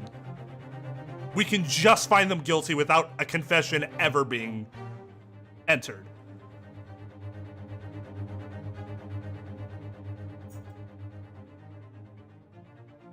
You can't... You can't. Yeah, it's. Verily, you can't arrest the victim, can you? Isn't that right, ladies and gentlemen? I'm so close. I just need a few more hours. I swore to myself that I'd get my hands on it, and I can almost taste it now. Do you really think I'd just give up? There's no question in my mind now. That man is guilty through and through.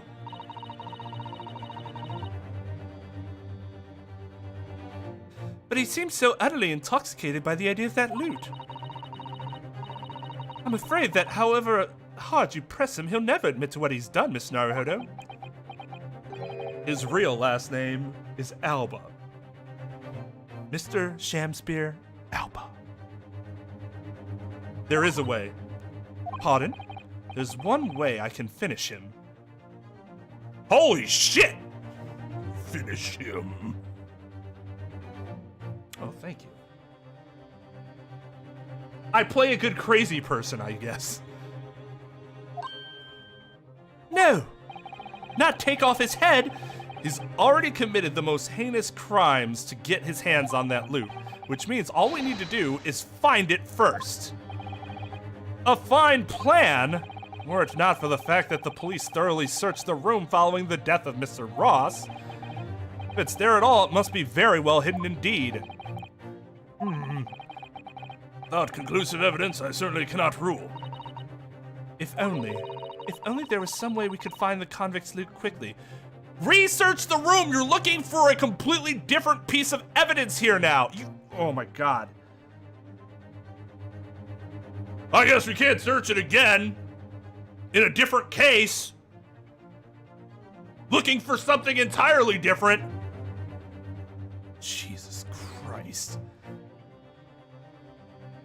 Yo, what's up, Chris? Good afternoon. Only there is some way we could find the convict's loot quickly. This is the final piece in this complex puzzle. But I think we might have it in our possession already. Or rather, I think we may well have something that can help us find where that loot is hidden. My lord? Yes, counsel. The defense would like to make a proposal about how to find the late convict's hidden loot. I believe we are already in possession of something that could give us a clue as to its whereabouts.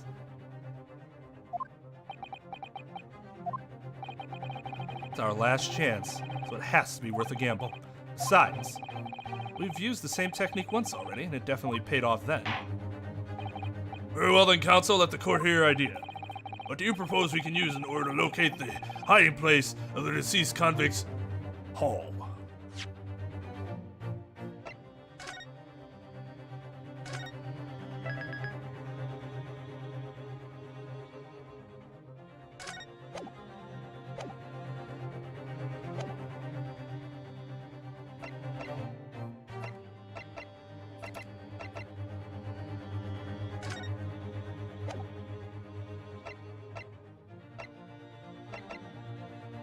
Bricks? But what? We would need a key for that.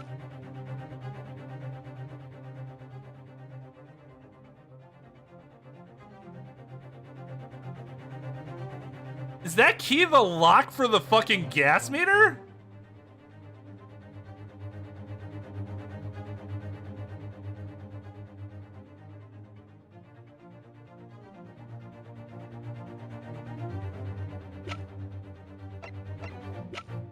Take that! This is my proposal, my lord. Good gracious, we can use that, can't we? Objection! No, apparently not. I have another idea. Stop wasting the court's time.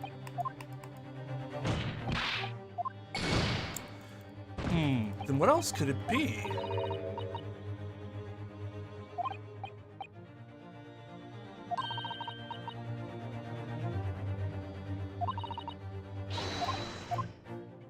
In the floorboard, but what? Oh, do we have to wait? No, we can't. Can we show the? Is that what we have to show the? Oh, this? this unscientific, this not unscientific, but unproven method, informal evidence? I don't know. It's got to be this or this.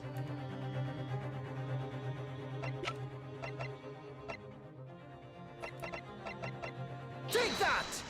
Yeah. If I'm not mistaken, those are Mr. Shamspeare's handprints on the wall of his lodgings. That's right, my lord. Exposed as a result of the defense's independent investigation of the scene.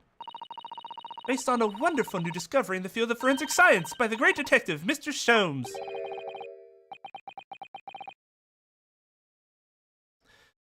The great detective? Is that some kind of joke? Do you really think I'm going to be daunted by a man with such a ridiculous title?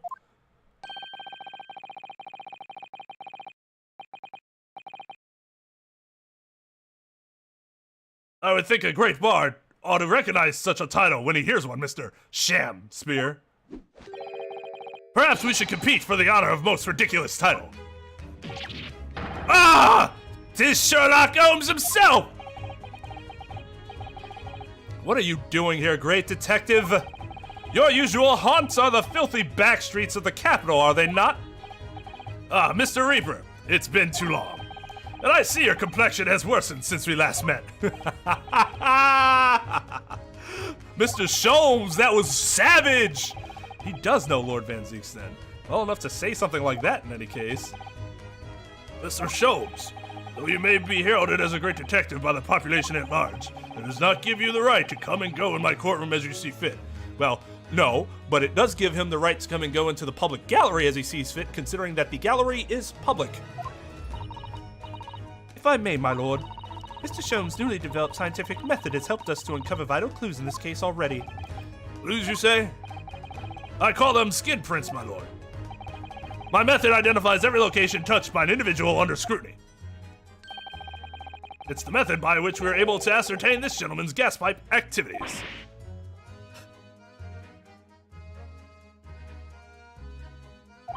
Ah!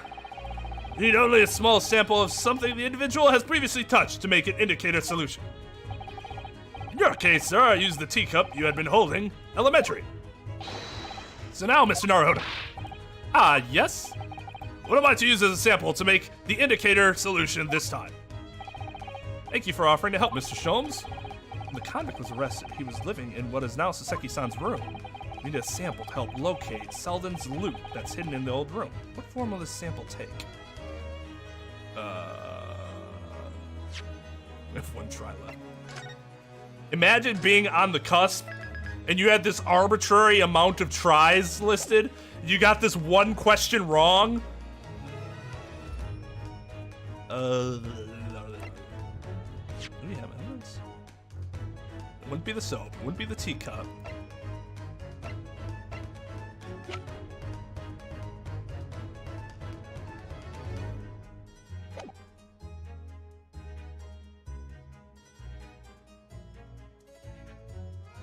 A sample of Selden.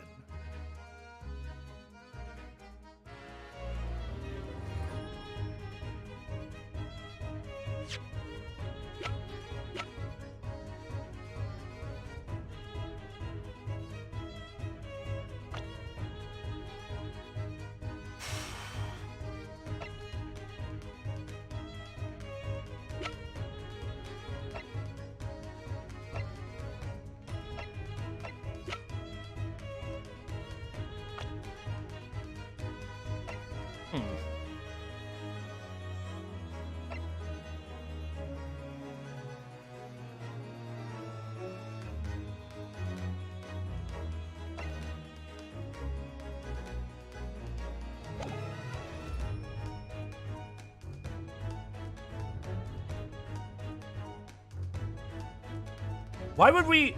It could be the receipt, but why would we take Natsume's fingerprints? Unless I'm misunderstanding how this works.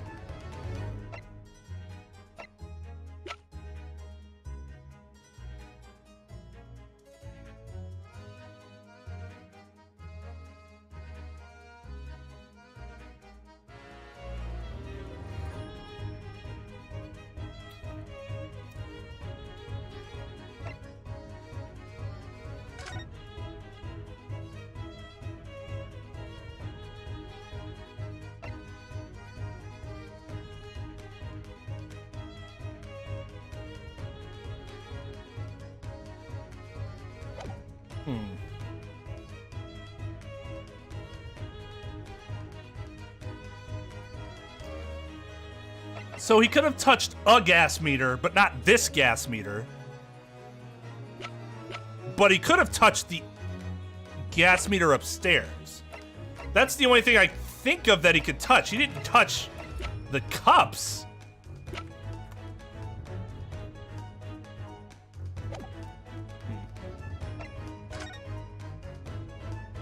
He could have touched Shamspear when he was dying, but like, don't you think that would have been... That was a while ago. We will need a particular piece of evidence in order to create the indicator solution. Indeed. And you have the piece of evidence in question? Yes, I believe so. By my word, Mr. Naruhodo, your powers of reasoning appear to be on the map. So, which particular item is the one in question? Which piece of evidence you propose we use to help fight in Selden's loot? Oh, that's not what I meant to do. Why would it be the bar of soap that he bought himself? No. No. No. Like, it's...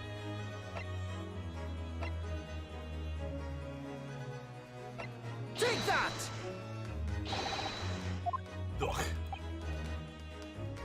Alright, so it's not that. So it is a... It could be a person. So it could be Shamspear.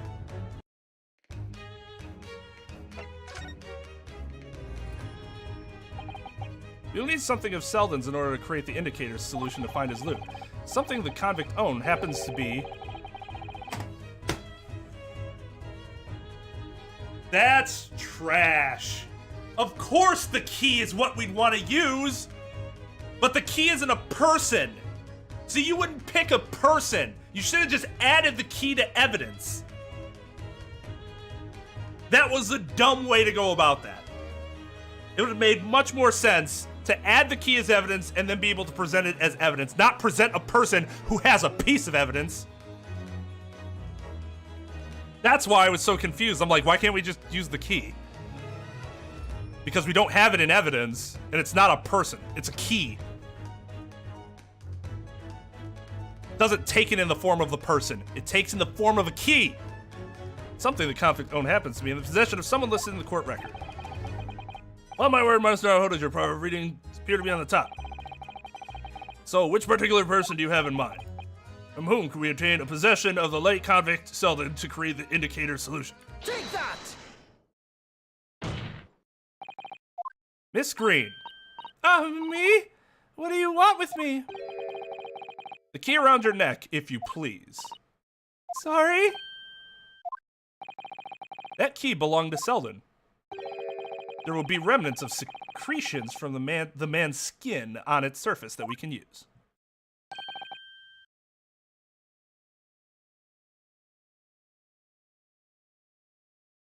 That's the problem, though, that it's artificial challenge created by a lack of logic. It doesn't make sense to do it this way.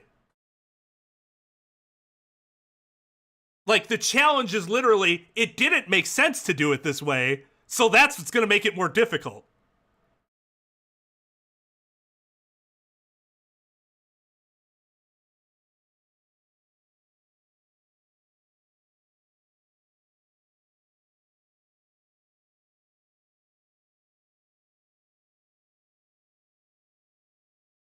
They could, if they had worded it differently, yeah, it would work. Who has the, is it evidence or is it somebody who has the evidence? They worded it like shit. So if you were going to word it like that, then the key should have been an evidence, because the way Naruhodo said it didn't make any goddamn sense.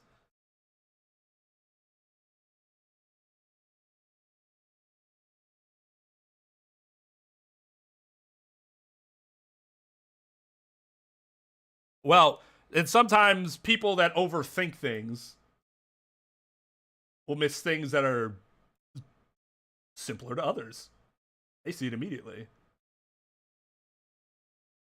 While we're going through a maze in our head.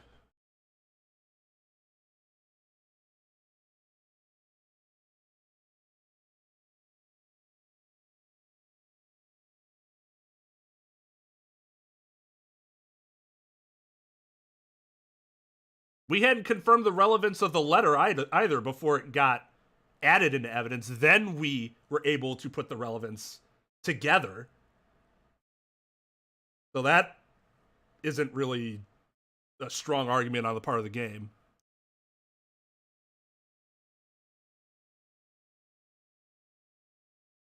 Yeah, she did admit to stealing it, just like she stole the letter. So you have as much relevance with the key as you do with the letter when the letter was introduced.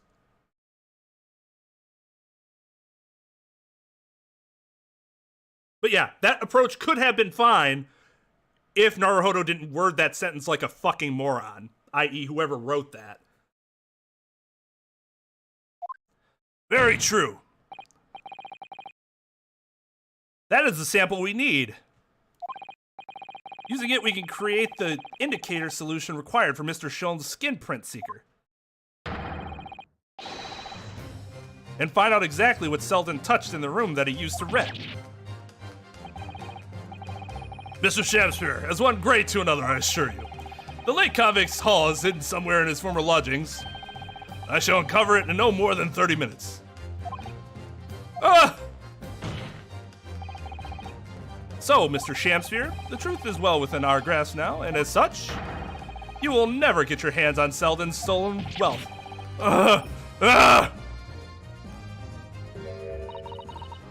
In that case, I'll gladly let Mr. Sholmes have this key. Well, I mean, the court could have made you give it to him. Anyways. No, the key! Give the key to me, the detective shan't have it! It's over, Mr. Shamsphere. No! No! You're out of options now. There's only one thing left for you to do. Admit your guilt.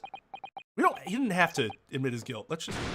Whoa! Shampoo spear! Despair! Be thy name! Wow, how did he manage to change his physics in midair like that? Where did Miss Green go? And her... whatchamacallit?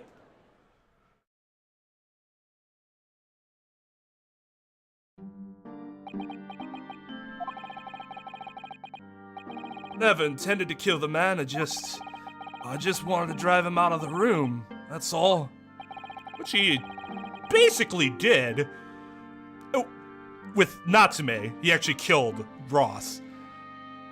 The problem with this plan is that if he had to rent someplace this cheap, when people are in poverty and they live where they live, they don't necessarily live where they live by choice. And it's like, oh, I could just live somewhere else.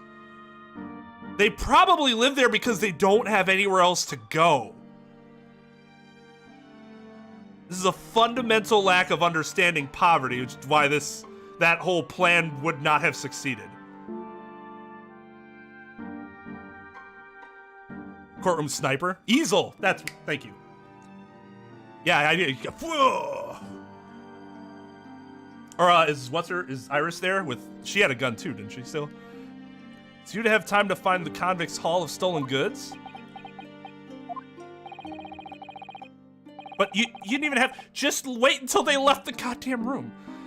Yet after you killed the young man, you still didn't move into the room. I asked the landlord, of course. I pleaded with him, but he refused. There we go. That makes sense. No, you're not getting in that fucking room.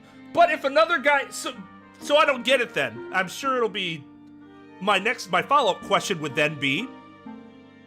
What made you think driving somebody else out, you're just gonna keep driving people out until he finally couldn't rent it to anybody and he would have to do that? How about instead you just make some money so that you could rent it?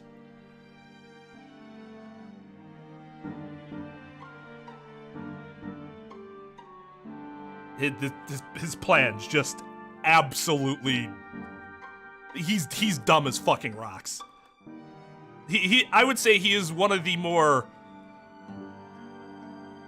Like, his path. He took, like, instead of taking this, like, path where there's a little bit of a winding road, but, nothing too terrible, his path went like a silly straw.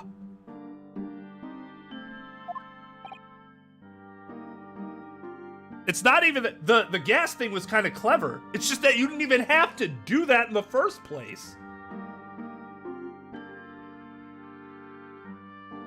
That was a great plan. I don't know if they intended that in the first game, like they already planned out how the second game would go. But if that was a plant in the first game, that was a magnificent foreshadow.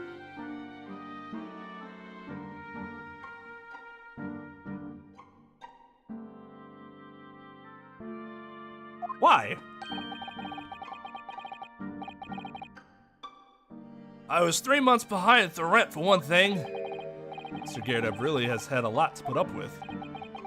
He had the gas repair work done immediately afterwards, putting the room out of action for a while. And then this Japanese man swooped in at just the right moment to sign the new lease. It doesn't sound like you would have gotten the lease anyways, based on Mr. Gerdev's attitude here. He told you to fuck off because you weren't paying your rent. Poor Mr. Natsume, what unfortunate timing. And 5 days ago, after the incident on Briar Road and the Japanese fellow got himself arrested, I thought I'd finally have my chance, but it wasn't to be. No, the scene was sealed off and guarded by the police night and day.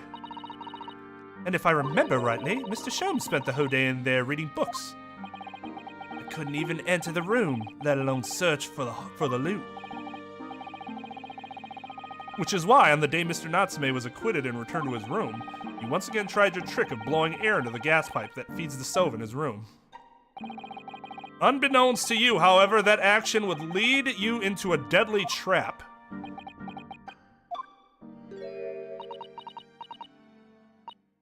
William Shakespeare. How does it go? To be or not to be? That is the question. From Shakespeare's Hamlet, Act 3, Scene 1. Well, let me tell you, in your case, it's not to be. That is the answer. You deserve to die for what you've done.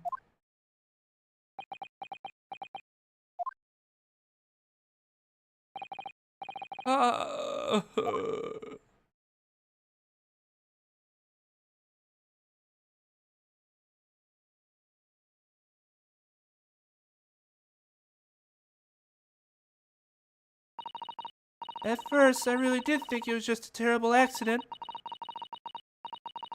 Yeah, she fucking dead-eyed him. So, Mr. Shakespeare, tell me how my ass tastes. It's just like... I'll never forget our conversation the night before Duncan died. The gas supply in my new lodgings are a complete disaster, you know, Olive. The gas supply? Yes, the stove always seems to go out in the middle of the night for some reason. That's no joke. They say it's the convict's curse. Oh, Duncan, please, don't stay there. I don't care how cheap it is. Alrighty then, if it's that important to you, I'll start looking for a new place. There's some spare room. There's some spare rooms at my house. Why don't you leave that horrible room tonight? No, I'd better not. We'd say we wait until we graduated before we told our parents, remember? That was the last time we ever spoke. That very night, he fell victim to the gas.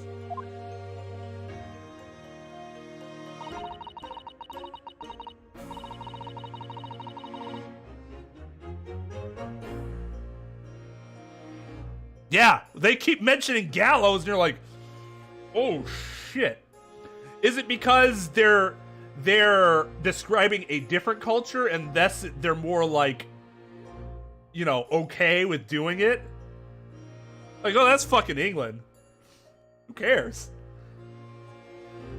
But we don't want you looking at our because it's supposed to be Japan, right? Initially, like, it's not Japanifornia. In the original, it's just Japan. Hey, later, Alicia. Well, I had known it was going to happen. I'd insisted he left that horrible room that instant. Well, no fucking shit. A worthless statement. But instead, all I've been left with is bitter regret. I stopped going to school, but something kept drawing me back to the house on Briar Road. I saw a stooped Eastern-looking man with a mustache coming out of the house one day when I was there. He walked up the road to Grub's Grubbery for some food, so I followed him and sat myself down next to him. He had some watery-looking soup and started to pick a quarrel with the publican. That place is cursed, I tell you, cursed! The ghost of that convict who used to live there is trying to suffocate me! I wake up in the middle of the night freezing to death because the stove has gone out. The room is full of gas and I can hardly breathe. The pipes have been checked, no problem there. It's like I'm the problem. That's what they're thinking. But how could that be? Duncan was gone and now this man had almost suffered the same fate. Could it really be a curse? Then I remembered a rumor I'd heard about the gas companies going around investigating the gas installations. A rumor? Oh, you mean... Yes, everybody's heard the stories, it seems, about how they go around checking the pipes. How anything connected to the gas can be extinguished by blowing air into the pipework. That's when it started. A little flicker of doubt in the back of my mind that just wouldn't go away. Was it really an accident, though? Once I'd had the idea, it wouldn't leave me alone. It plagued me day and night. So I bought this at one of the black markets in the East End. A black market? Could that be playing into something that's going to be happening soon? Perhaps? I'd never been. I just heard people talk about them. You can really buy anything you think of there. In some ways, being able to get my hands on this was so easily made me even more determined. I had to find out one way or another. Was Duncan's death an accident, or was it murder? And your chosen method for establishing the truth was simple but highly effective. Smear poison on the gas pipe you suspected the man of tampering with and wait. If Mr. Shakespeare was innocent, nothing would come of what you'd done. But if he was guilty, he would pay for his crimes dearly. Yes. That's why we don't allow that in society.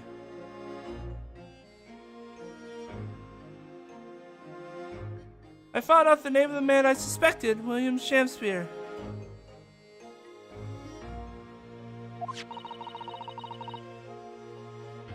And then I wrote him this little note. I have information regarding the death of Duncan Ross. Come to the Slug and Salad on Briar Road at 5 p.m. on 17th. Don't tell anybody else about this letter or the meeting. It's a matter of utmost importance.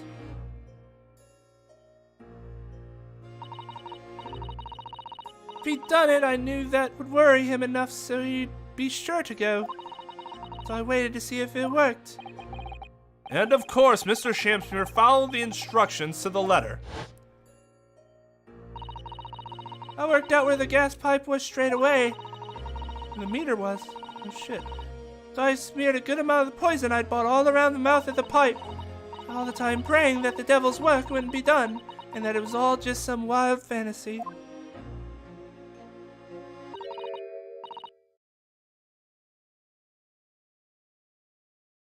Actually, no. All the time praying that devil's work would be done. And that the culprit would get his just deserts. Oh, shit.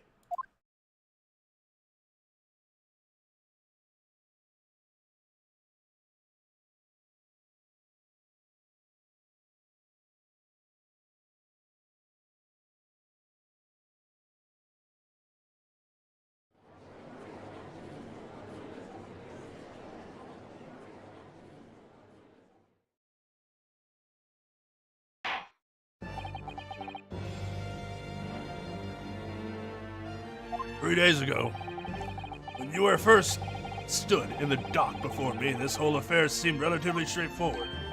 Yes, my lord. I certainly never imagined the depths of depravity that we should subsequently find lurking behind the scenes. It's been a long road, my Nipponese friend. Oh, yes. And one I certainly didn't envisage walking with you. Nevertheless, together we have reached the light at the end of the tunnel, as it were. Miss Green, Yes, my lord? you will henceforth be stripped of your freedom as punishment for the attempted murder of Mr. William Shamspeare. Yes, I know. And you, Mr. Shamspeare, you will be tried for the murder of Duncan Ross in cold blood, and the subsequent attempted murder of Mr. Soseki Natsume here present.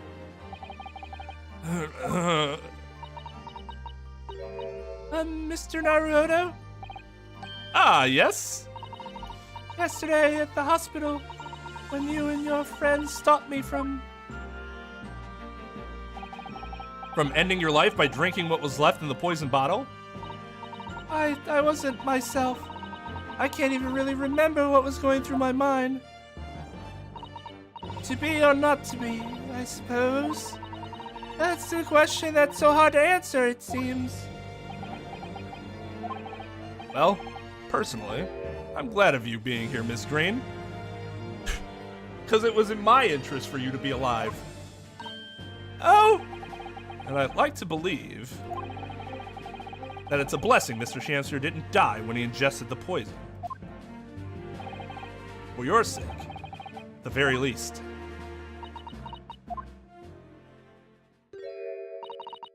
Because of you, I choose life and not death.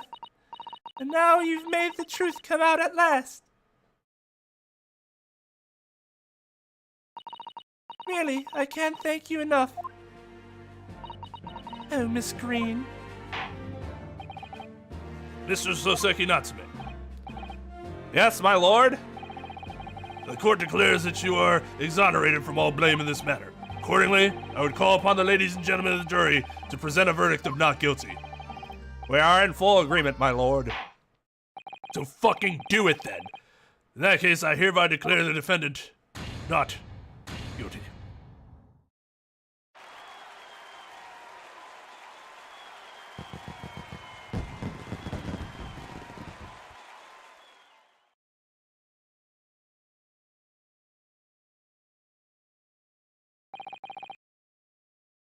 Her plan, I understand. It was straightforward. I wanted to murder this person if he were truly the person who murdered my fiancée. His plan was, I just need to get this person out of the room so I can go and look myself. But I can only think of one way to get them out of the room and me to get in. It's to murder them and then take tenancy.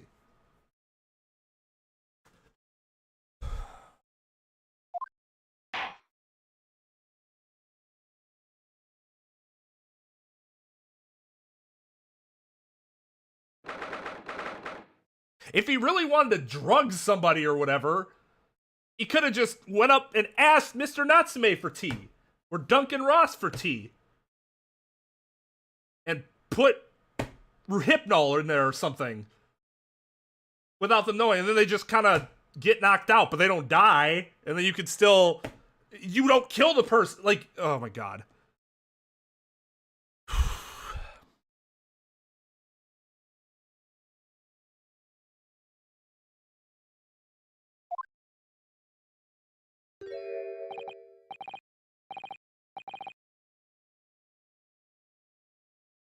That room isn't particularly big, though.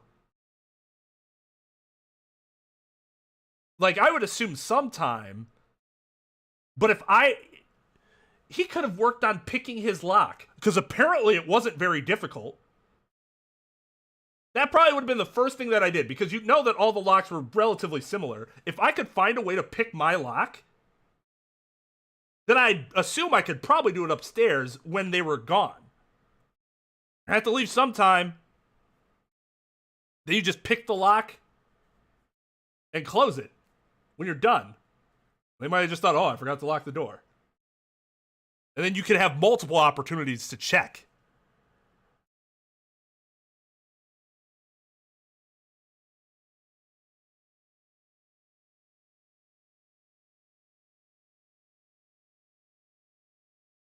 Yeah, I suppose you wouldn't have had the money for drugs. That's true.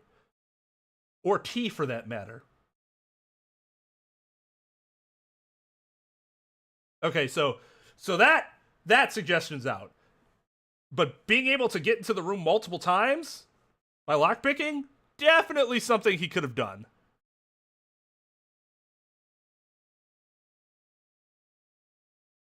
But he always leaves at the same time. Given that you know that he leaves at the same time, lockpicking is definitely a possibility. You don't have a lot of time every time, but because of how routinely he does things, you know when he's leaving and how long he's going to be gone. So that does not make it a no-go by any means. In fact, I think it makes it easier to plan.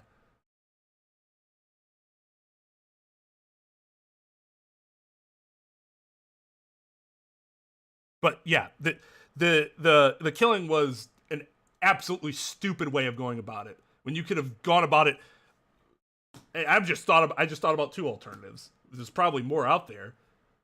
Or you get them to let them go in the room, you strike up a friendship, blah blah blah, stuff that actually required effort, as opposed to just blowing in the damn gas thing, but would kill nobody.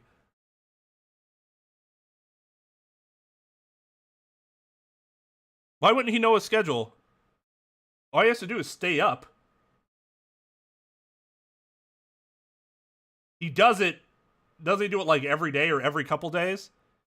And he knows Mr. and Mrs. Garrett aren't walking up and down the stairs all the time because Mr. Garrett has a problem walking. He could just so happen to open his door when he hears somebody walking. He doesn't need a window. He'll hear them walking down the stairs.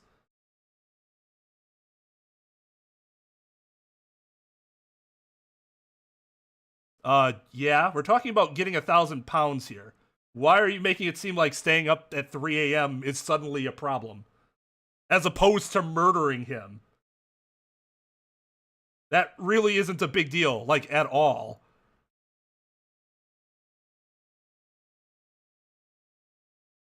Yeah, that's the thing with Duncan. We have no idea what Duncan's schedule was like either. It might have been easier with Duncan. I have no idea.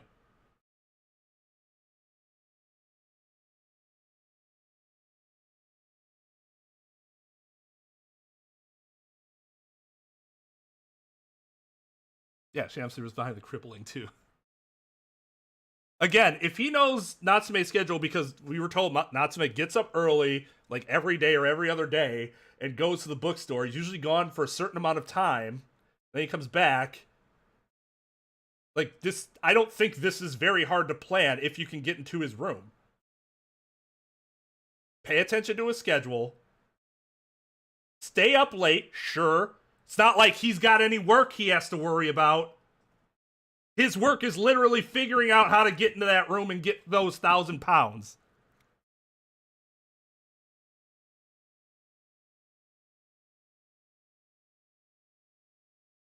But no, he couldn't be trouble with the effort. So instead of just kill him, then try to take the room, despite paying no rent. His plan was stupid. Why the fuck, if I'm the landlord, would I let you get the other room?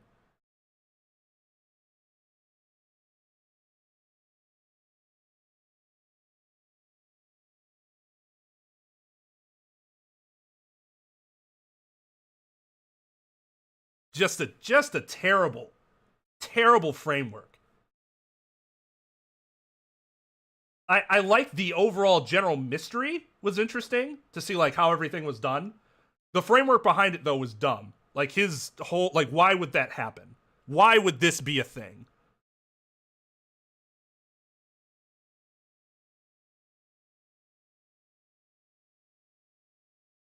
Yes, I have been playing the game. I know what his plan was. Gassed them out with the potential to fucking kill them. And he did it a second time knowing that it could kill somebody.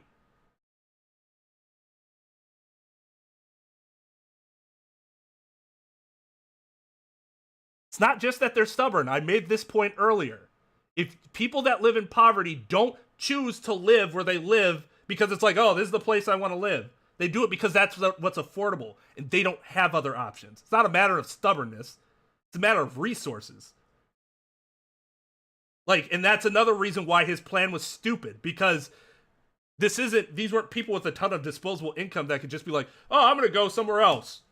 No, they're poor for a reason. They're not going to go anywhere else unless they can find somewhere cheaper. That's like the only reason it would happen. It could still happen, but that made it more unlikely. So the whole, like, oh, I'm going to get them to leave was unlikely to begin with. Wishful thinking, yeah. That was wishful. Yes. Very much wishful thinking on his part. And that's why you don't, if it's so important, don't go based off of wishful thinking. Like,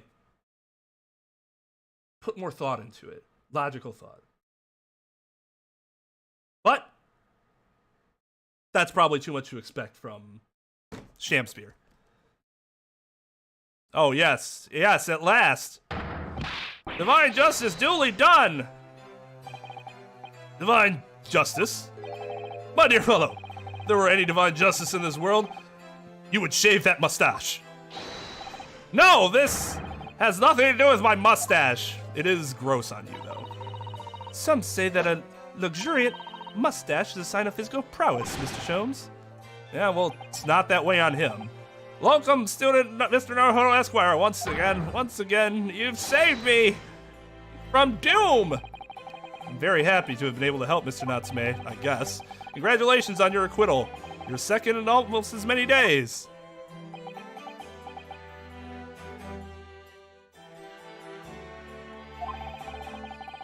I was first acquainted with and gained affection for English literature whilst in our great homeland empire. And then, by a twist of fate, I was brought to the land that bore the fruit of that literature. Only, the city of bricks and mortar became my prison. Try as I might, I never found my feet here. In the end, I confined myself to my room and live life through friendly old books. Something else, this is kind of a stretch, and I wasn't sure I'd even bother mentioning it, but I might as well. This is more of a stretch because it's making a bunch of assumptions that aren't really founded all that well. But first of all, he was in jail with this, like, serial criminal, right? Who may or may not have already known how to pick the lock or a lock. Shamspeare himself also a criminal. We don't know what he was put in jail for before, but he may have been or associated with other criminals that would also know how to pick locks. I feel like he had the resources available, probably, more likely than not, to be able to enter and exit that room without anyone noticing.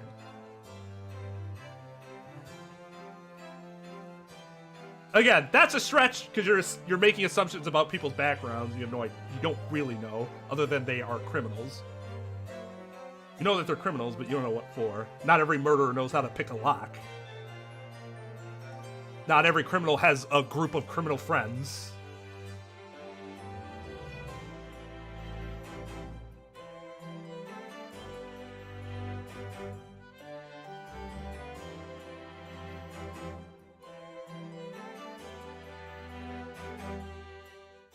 You don't need modern tools to wait, what do you mean? Is it realistic for them to put a guy serving time for petty crimes in the same cell as a convicted serial murderer on death row? No. They wouldn't do that. They would be in completely different what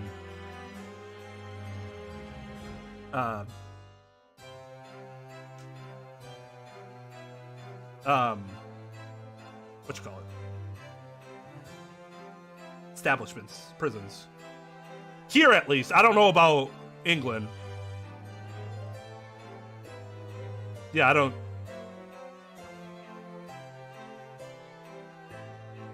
Oh, I see. I didn't want to say prisons because I was going to make a little dig at for-profit prisons by calling it something that's had a more of a economic tinge to it. But I can't remember. I couldn't remember. I had the word and I lost it. But yes, he'd be in a different prison. People on death row would almost certainly be maximum security prison. There wouldn't be any reason to put somebody petty crime in a maximum security prison. Maximum security prisons have much more limited space because they're maximum security, and they have to take because they take much greater lengths to ensure the security. Generally less surface area. Paid retention services. We were playing this game where we were like really badly describing we're really poorly describing movies. And, like, you'd have to guess what it is based on the very poor description. And I what did I say? I said involuntary resident arrives for a temporary stay and weird shit starts to happen.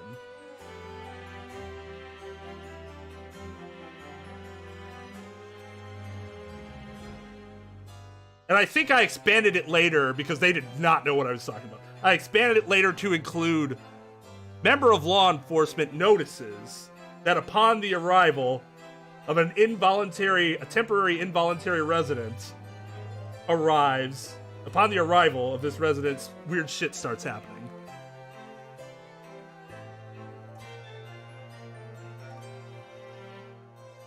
Surprise government-sponsored housing. Oh, Lord. How are the conditions of prison? I can't imagine they were good. Like, now, as much as we, like, look at shit and we're like, these conditions are horrible, they're still way better than they were back then.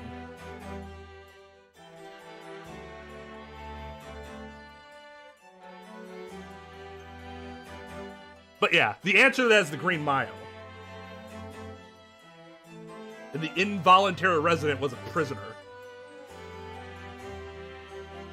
But they were having a lot of trouble with involuntary resident. You've had such a difficult time, haven't you? Yeah, I've had a difficult time sitting here in your presence. But a week ago now, I dragged you out of that dark and dingy room of yours, did I not? You did, and I've seen more of life in this week than in all my years to date. And for the first time, I feel I've begun to see the true face of the English that's so far been hiding from me behind the wall of fog. My dear fellow, there is nothing special about the true face of the English, as you put it. Wheresoever one goes in the world, humans are humans. And there are few genuine differences. Yes, I think you're right. I finally started to see that, and I've come to understand something. I've worked out why I was attracted to English literature in the first place. It made me see that whatever our nationality, we humans all have the same hopes and fears. We're all just doing our best to live. Certainly fucking didn't get that from any Russian literature I read. Well said. I've come to feel the same way. I have no idea. It's just interesting that he's like this specific literature, but none of the other literature.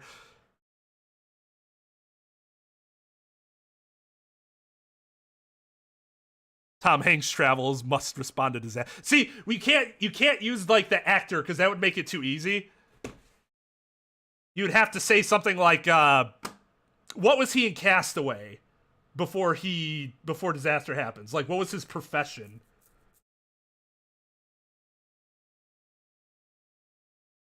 I've made a decision too.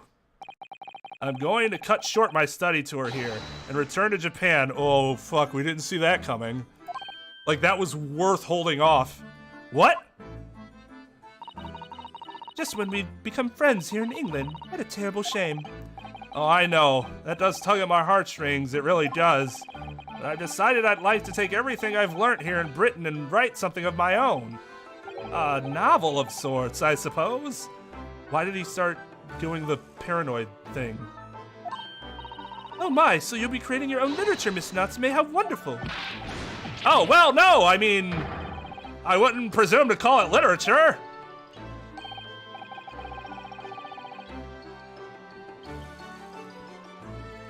Yeah, FedEx, yeah, there you go.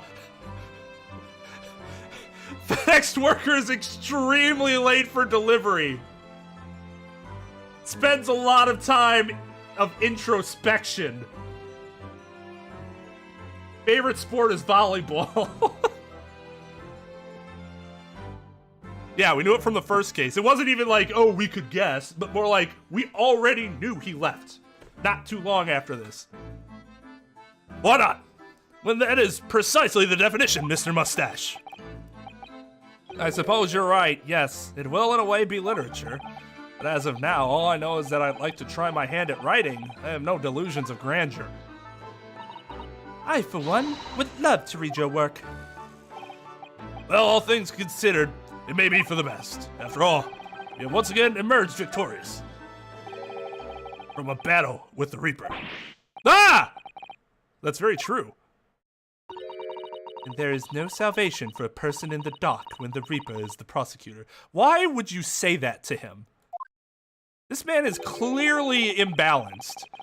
The desire to return post-haste to the perceived safety of your homeland is one I quite understand. My goodness, yes. Faced with such a terrifying prospect, nobody would consider that cowardly, I'm quite sure. And it's not like you could possibly die in the open sea. But that's not why I'm leaving! I mean it!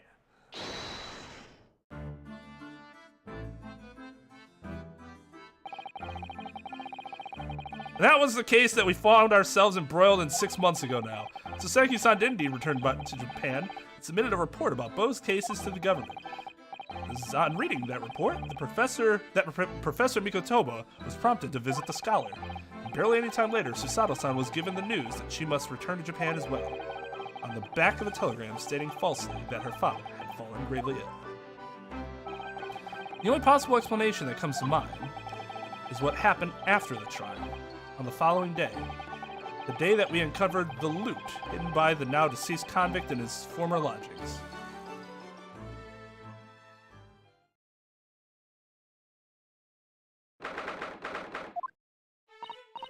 Oh, well done, Mr. Sholmes. How simply marvelous of you to uncover the secret hiding place in just one day.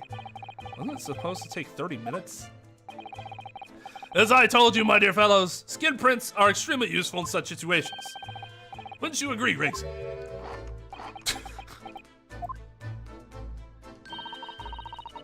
Gregsy's been happily munching in agreement this whole time, you know, Hurley. Happily, I think perhaps humorlessly might be closer to the truth. So, it transpires the man fashioned a hiding place in the ceiling. And what's in it? What exactly is this loot? Let us look then.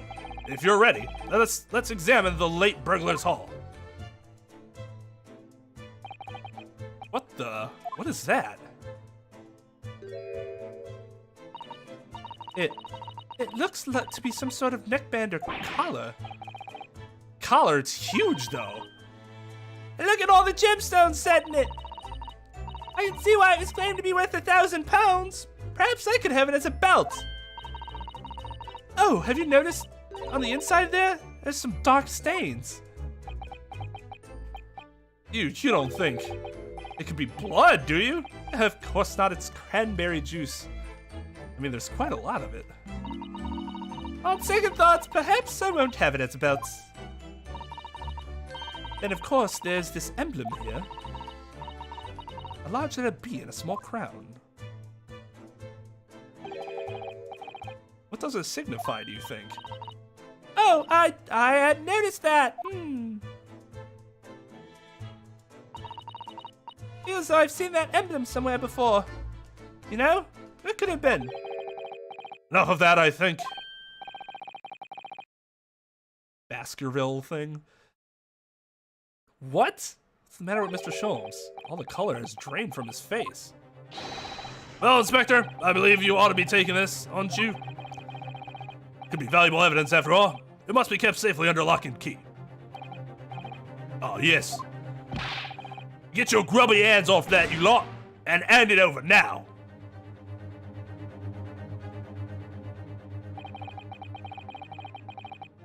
I've never seen a collar that large before, and all those jewels certainly look to be extremely valuable. that's not what stood out the most to me. At least, not once I noticed it. Those dark marks on the inside of the collar. Stains. Could they really have been blood?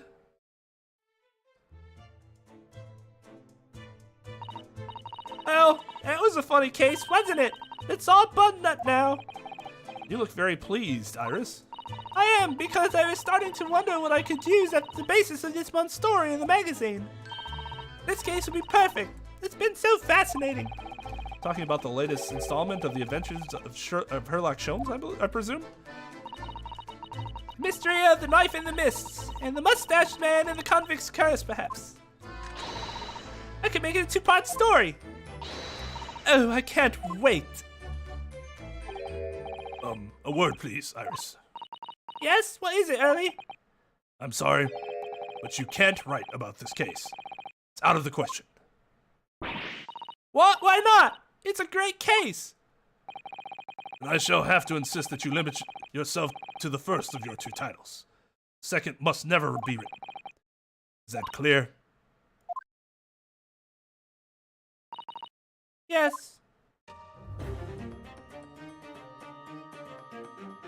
And so it was that the second of Soseki-san's cases became buried in obscurity.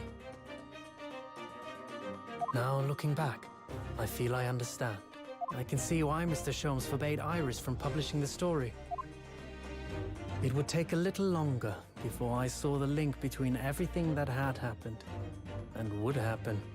For it wasn't until 2 months after the arrival of Susato-san's letter that events began to unfurl again, with an incident that took place at the very heart of the eagerly awaited Great Exhibition of London. Oh, is that the Crystal Tower? Oh, Crystal Tower time. I've been waiting this entire time for Crystal Tower. We get to visit Crystal Tower, and I will bomb. I mean, I will make great opportunity of visiting the exhibition.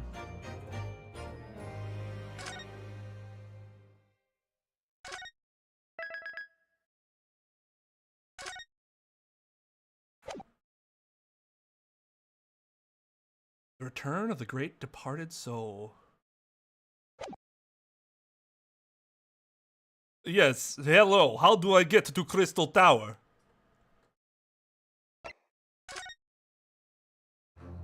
I'm very happy to see Great Britain's wonderful Crystal Tower.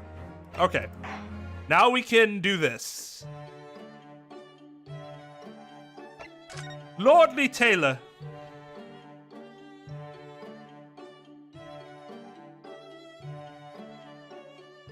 I really like this one. Yeah. Yeah.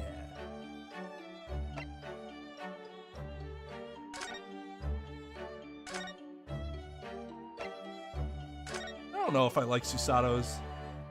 I hate the hat. Not gonna lie, do not like the hat.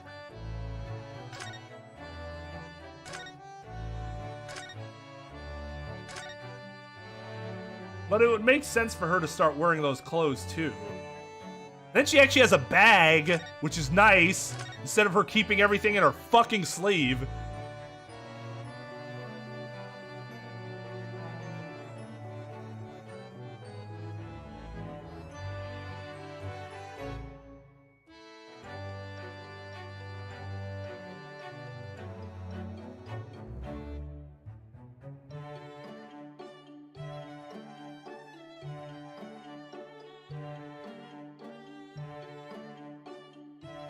Yeah, we can try it. If I find it annoying, I'll just turn it off. But I definitely want Ryu's on. I like this a lot. Another improper goggles wear. Like a boss. Wait, I'm gonna save. I'm gonna save. Alright, well I might have to redo this when I come back. I don't know if it saves automatically.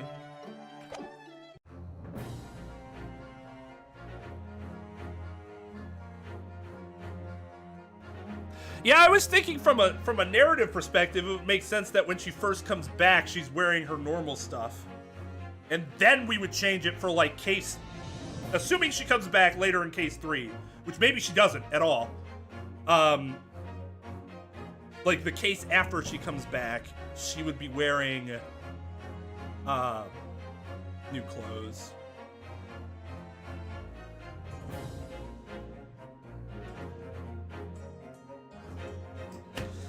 Yeah, we'll figure it out. All right, that's it for stream. That case was not great. It was the worst case of the entire series so far. IMO. Worse than 1-1. 1-1 wasn't good. Way too long for something that was mildly interesting, but not that interesting to have taken that long. I think a big chunk of that could have been removed and you weren't really missing anything. But, alright, I'll be back tomorrow with Final Fantasy II, starting that up, and then Friday, be back with more of this. So, see you guys then. Thank you to Party and CJ for the donos, and Theo for re-upping.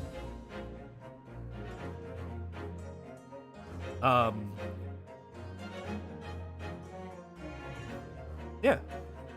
You all have a wonderful day, and until then, dreams adjourned. I don't know how you're gonna. Do you think you can land on those